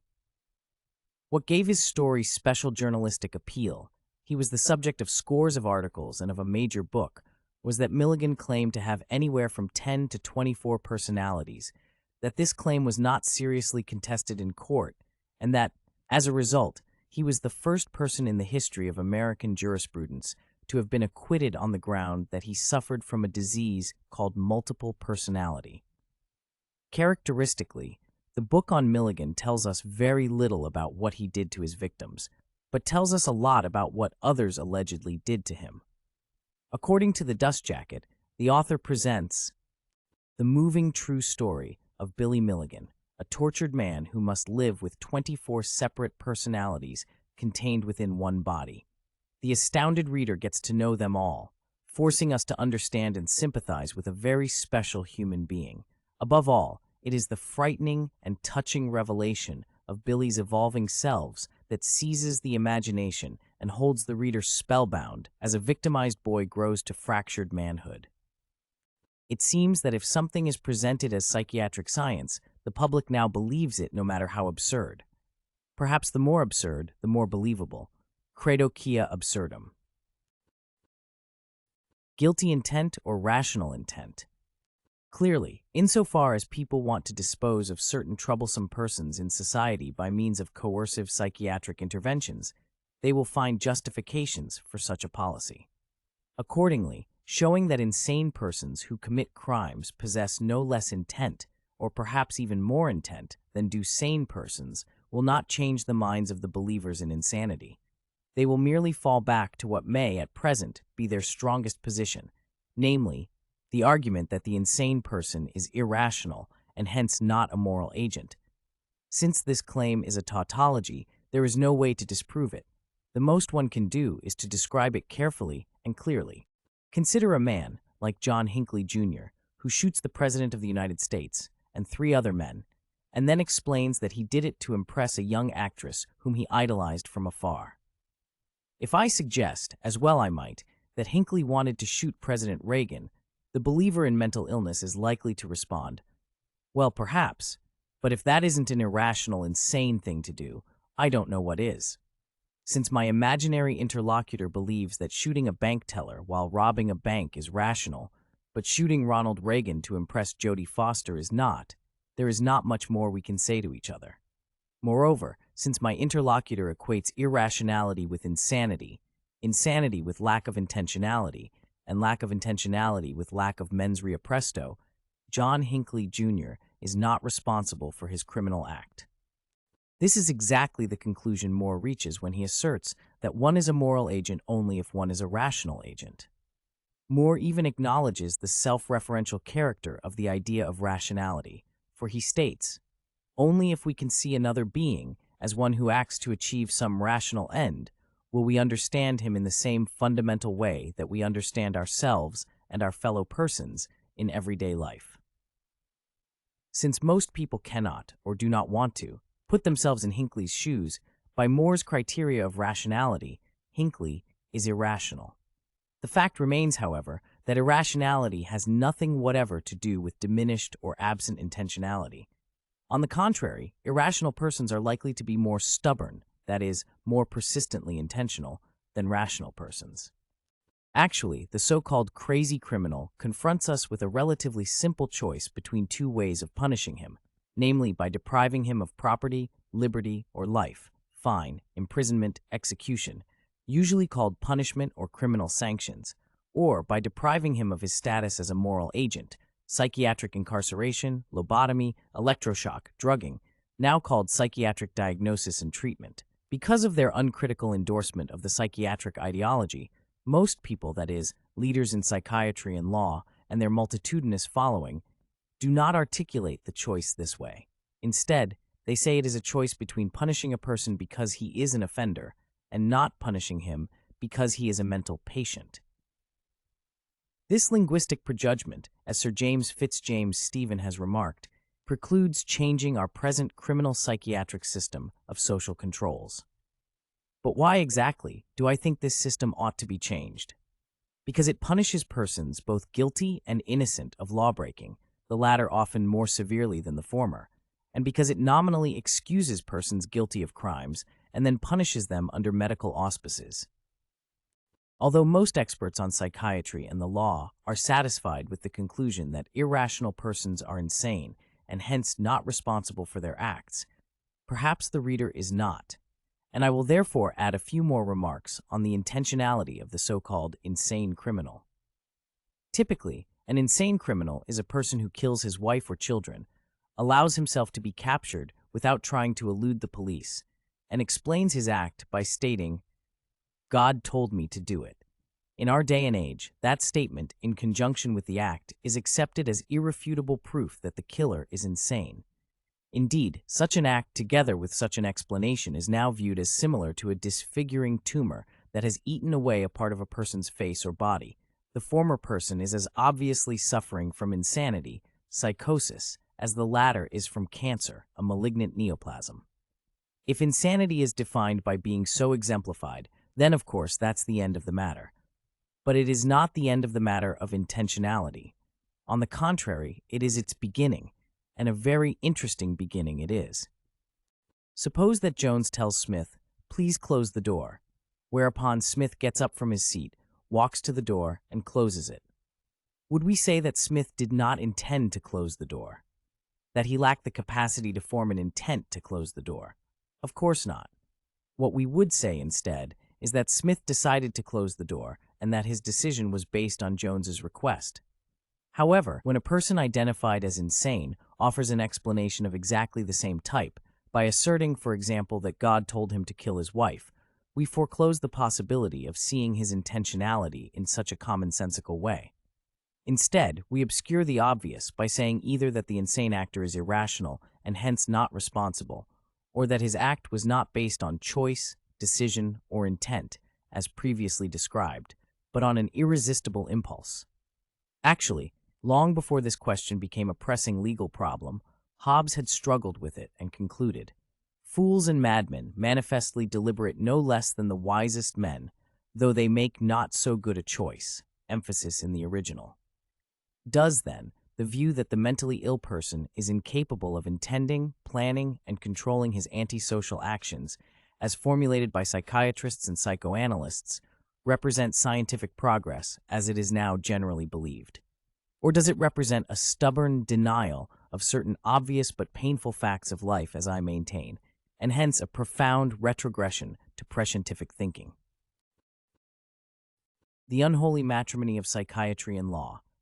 It is stating the obvious that if a bitterly unhappy marriage long endures, husband and wife must be both its victims and beneficiaries. The same goes for the unholy matrimony between psychiatry and the law. We, the American people, are both its victims and beneficiaries.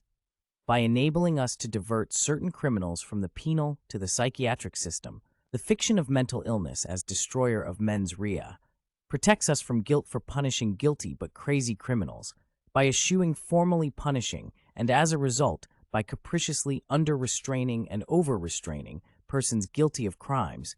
This fiction endangers the safety of our persons and property and the integrity of our political system.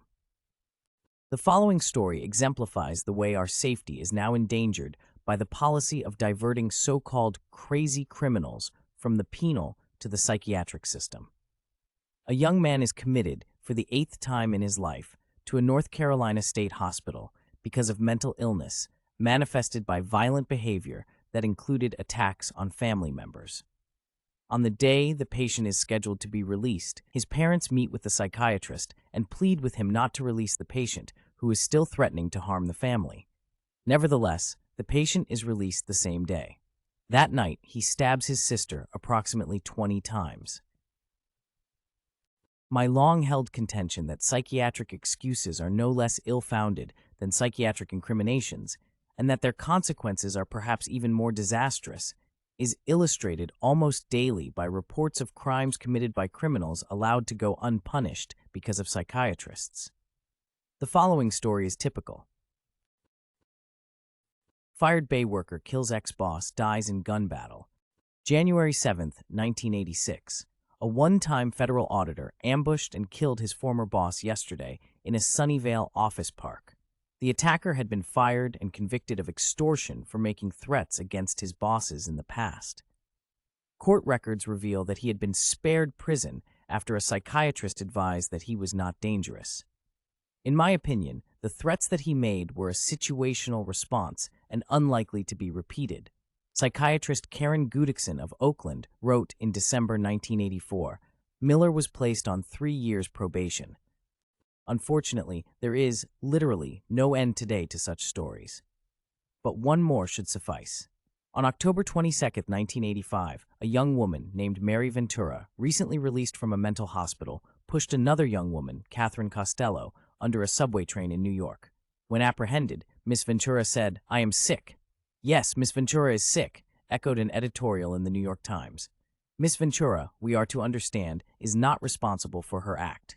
Who is? Society has to accept the responsibility for what Mary Ventura did, declares Matthew Brody, Director of Mental Health for the Brooklyn Academy of Medicine, in a letter to the Times. Psychiatrists insist that because mental patients have mental diseases, they are not responsible for their criminal actions. I maintain that because psychiatrists believe in mental diseases, they are responsible for causing havoc in our society. 100 years ago in Russia, there was not much to celebrate when it came to civil liberties, and today there is still less. We have similarly gone from bad to worse with respect to legal psychiatry. About 100 years ago, Mark Twain was moved to observe, "Of late years, it does not seem possible for a man to so conduct himself before killing another man as not to be manifestly insane. If he talks about the stars, he is insane. If he appears nervous and uneasy an hour before the killing, he is insane. If he weeps over a great grief, his friends shake their heads and fear that he is not right. If, an hour after the murder, he seems ill at ease, preoccupied, and excited, he is unquestionably insane. Really, what we want now is not laws against crime, but a law against insanity. There is where the true evil lies." Mark Twain was more celebrated than heeded. Just as he was denouncing forensic psychiatry, Americans began their love affair with it. Disjoining rights and responsibilities. Central to the contemporary argument favoring the general idea that insanity annuls responsibility, and in particular the idea that the insanity defense is morally desirable and practically necessary, is the denial that liberty and responsibility are two sides of the same coin. In fact, it is not possible to increase or diminish one without increasing or diminishing the other. Liberty, said George Bernard Shaw, means responsibility. That is why most men dread it. The truth of this proposition is illustrated by the fact that Shaw's aphorism works just as well if it is turned around. Responsibility means liberty.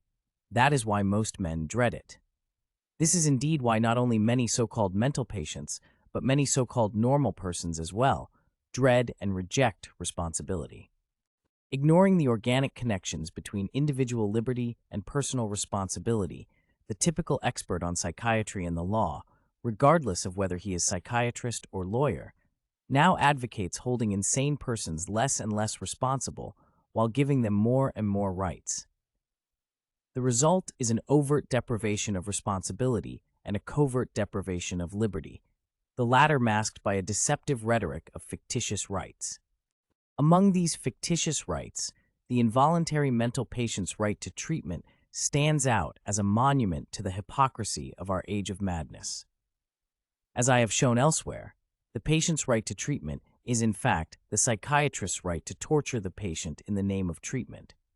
Typical of the enthusiasm for nominally disjoining rights and responsibilities, I emphasize nominally because they cannot actually be disjoined any more than, say, competitive games can be disjoined from winning and losing, is Stephen J. Morse's simultaneous advocacy of the insanity defense and of a penumbra of rights for insanity acquitters, that is, persons acquitted of a criminal charge as not guilty by reason of insanity.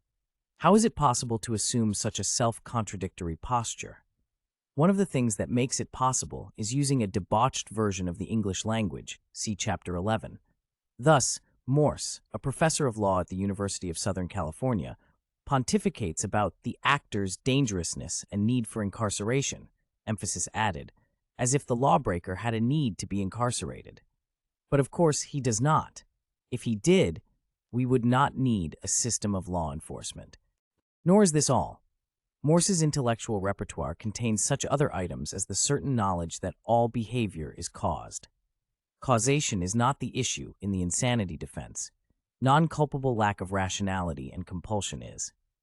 By substituting culpable and non-culpable rationality for willed and caused action, Morse thinks he has offered an irrefutable justification for the insanity defense and for psychiatrically punishing people so long as we call the punishment treatment. Finally, Morse's compassion for the criminal who needs incarceration leads him to conclude that we should not abolish the insanity defense unless we truly believe that every perpetrator of a criminal act deserves to be punished, no matter how crazy. If we do not believe this, and I do not see how we can, then we must retain the defense. Morse may not be able to see how we can adopt such a position, but I can. And the reason I can is because if it is our intention, as it is mine, to not disjoin rights and responsibilities, regardless of whether a person calls himself crazy or others do so, then we must not only refrain from depriving the innocent person of liberty, but must also hold the guilty person responsible for his criminal acts. It is important to note here that the penchant for disjoining the insane person's rights and responsibilities is a relatively recent development in psychiatry. Throughout the 19th century, and even as relatively recently as when I was young, psychiatrists saw the insane patient as a person similar to the infant and the idiot. Accordingly, he had neither rights nor responsibilities. Such a person was then not only excused from crimes, but was also incarcerated in a mental hospital, often for life. At the same time, although such a patient had no responsibilities in the formal, legal sense of that term, he was expected to take care of himself, other patients, and the institution in which he was housed, much as a child is expected to help his parents. In short, the relationship between psychiatrist and patient was then paternalistic and coercive, but predictable. The contemporary psychiatrist sees the mental patient as neither a full-fledged moral agent, nor as a completely insane person devoid of rights and responsibilities. This is why there is unceasing debate and disagreement among psychiatrists, mental patients, lawyers, and courts about the precise range of the patient's rights and responsibilities, which are disjoined and asymmetrical. This disjunction and asymmetry has now reached absurd and bizarre proportions, as the following examples illustrate. On October 1, 1985, an Arizona Superior Court judge ruled on a suit brought by 4 former mental hospital patients, asking the court to require the state to provide comprehensive mental health services to its 78,100 chronically mentally ill residents, a service estimated to cost more than $55 million a year. One of the plaintiffs in this case was a man, Cliff Dorsett, whose right to sue the state of Arizona was apparently not compromised by his non-responsibility for 2 remarkable crimes. In 1966, Dorsett murdered, according to the newspaper story from which I quote, a woman, was acquitted as not guilty by reason of insanity, and was committed to a state hospital for treatment. The treatment was so successful that a year later he was released. 2 months after being released, Dorsett again murdered, according to the newspaper story, another woman, leaving her body in South Phoenix and her head in Glendale, a Phoenix suburb. 8 years later, Dorsett was again released. He died of emphysema in 1984, before he could enjoy his courtroom victory over the state of Arizona. Evidently, when a man like Cliff Dorsett kills and kills again, American law does not regard him as a moral agent at all and does not hold him responsible for his crimes. But when he sues the state for mental health care, the law regards him as a full-fledged moral agent and accords him the right to use the legal system to coerce the taxpayers of Arizona to provide treatment for his mental illness. Alice would never have dreamt of such a wonderland. Here is another example of the labyrinthine disjunctions of rights and responsibilities characteristic of the present social situation of mental patients. Federal law now permanently denies former committed mental patients their Second Amendment rights to keep and bear arms. In 1985, a group called Coalition for the Free brought suit on behalf of a former mental patient, Anthony Galeotto, challenging this law. After the U.S. District Court for the District of New Jersey ruled in favor of the plaintiff, the case was appealed to the Supreme Court of the United States. The coalition then filed a briet of Atticus Curiae, arguing that the statute should be declared unconstitutional because it irrationally discriminates against former mental patients. The Supreme Court has agreed to hear the case. The brief is an eloquent plea for according former mental patients the same rights as are accorded other Americans, by assuring that even convicted felons have the possibility of being rehabilitated for purposes of acquiring firearms, while totally denying such rehabilitation to former mental patients. The federal statutes are a classic example of the irrational discriminations that still exist against many former mental patients. Fundamental American rights. The issue of equal entitlement to licenses and privileges for former patients is clearly one aspect of this historical discrimination. Like all briefs on behalf of the rights of mental patients, this document makes no reference at all to holding mental patients, former or present, responsible for their crimes. I find it astonishing that advocates for mental patients continue to remain blind to the absurdity of ceaselessly clamoring for more rights for mental patients, but not for commensurately more responsibilities for them as well. Clearly, the reason for this is that they, too, believe in mental illness. No one, least of all the Amid, say the Amid, would urge the availability of firearms completely without reference to present mental illness. In view of the definitions, meanings, and uses of mental illness, the Amid act here like a sharpshooter who, while extolling his marksmanship, shoots himself in the foot. Of course, some of the chickens are beginning to come home to roost, and others are sure to follow. If mental health professionals claim to be in the business of controlling their clients' behavior, and if they insist that their science tells them that mental patients are not responsible for their criminal behavior, then we should not be surprised that when a mental patient commits a crime, his therapist may be held liable for the damages. This happened in 1974 in the famous Tarasov case, and again in 1985 in a case in Vermont. In 1977, a 29-year-old man who had been a patient in a counseling center in Vermont burned down his father's barn. The circumstances, briefly, were as follows. The patient was a violent person with a long history of impulsive assaults.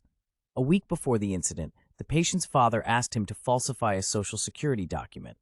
An argument ensued in which the father called his son mentally ill and told him he belonged in a mental hospital. The patient told his therapist he was angry at his father and felt like burning down his barn. The therapist asked the patient to promise that he would not do so. The patient promised and then burned down the barn. The father sued, and the Vermont Supreme Court found the counseling center liable for the damages. In our secular age, this is as close as I expect to come to seeing divine punishment visited on my colleagues. As the examples illustrate, persons denominated as mental patients now sometimes have more rights than responsibilities and sometimes less. The result is that the relationship between psychiatrist and patient is today not only paternalistic and coercive, but also capricious. While the progenies of the unholy union of psychiatry and law may have been defective in Mark Twain's day, they are monstrous in ours. Indeed, they are like anencephalic Siamese twins. On the one side, mental patients so lacking in rationality and intentionality that they can never be held responsible for a crime. On the other, psychiatrists so grandiose and greedy that they eagerly assume the mutually incompatible responsibilities of treating the mental patient for his mental illness and protecting everyone else from his criminal acts. Hovering anxiously over them are the members of the learned professions and the public, all doing their utmost to keep the twins alive in their parasitic embrace, lest the effort to separate them prove fatal, as if there was no fate worse than death.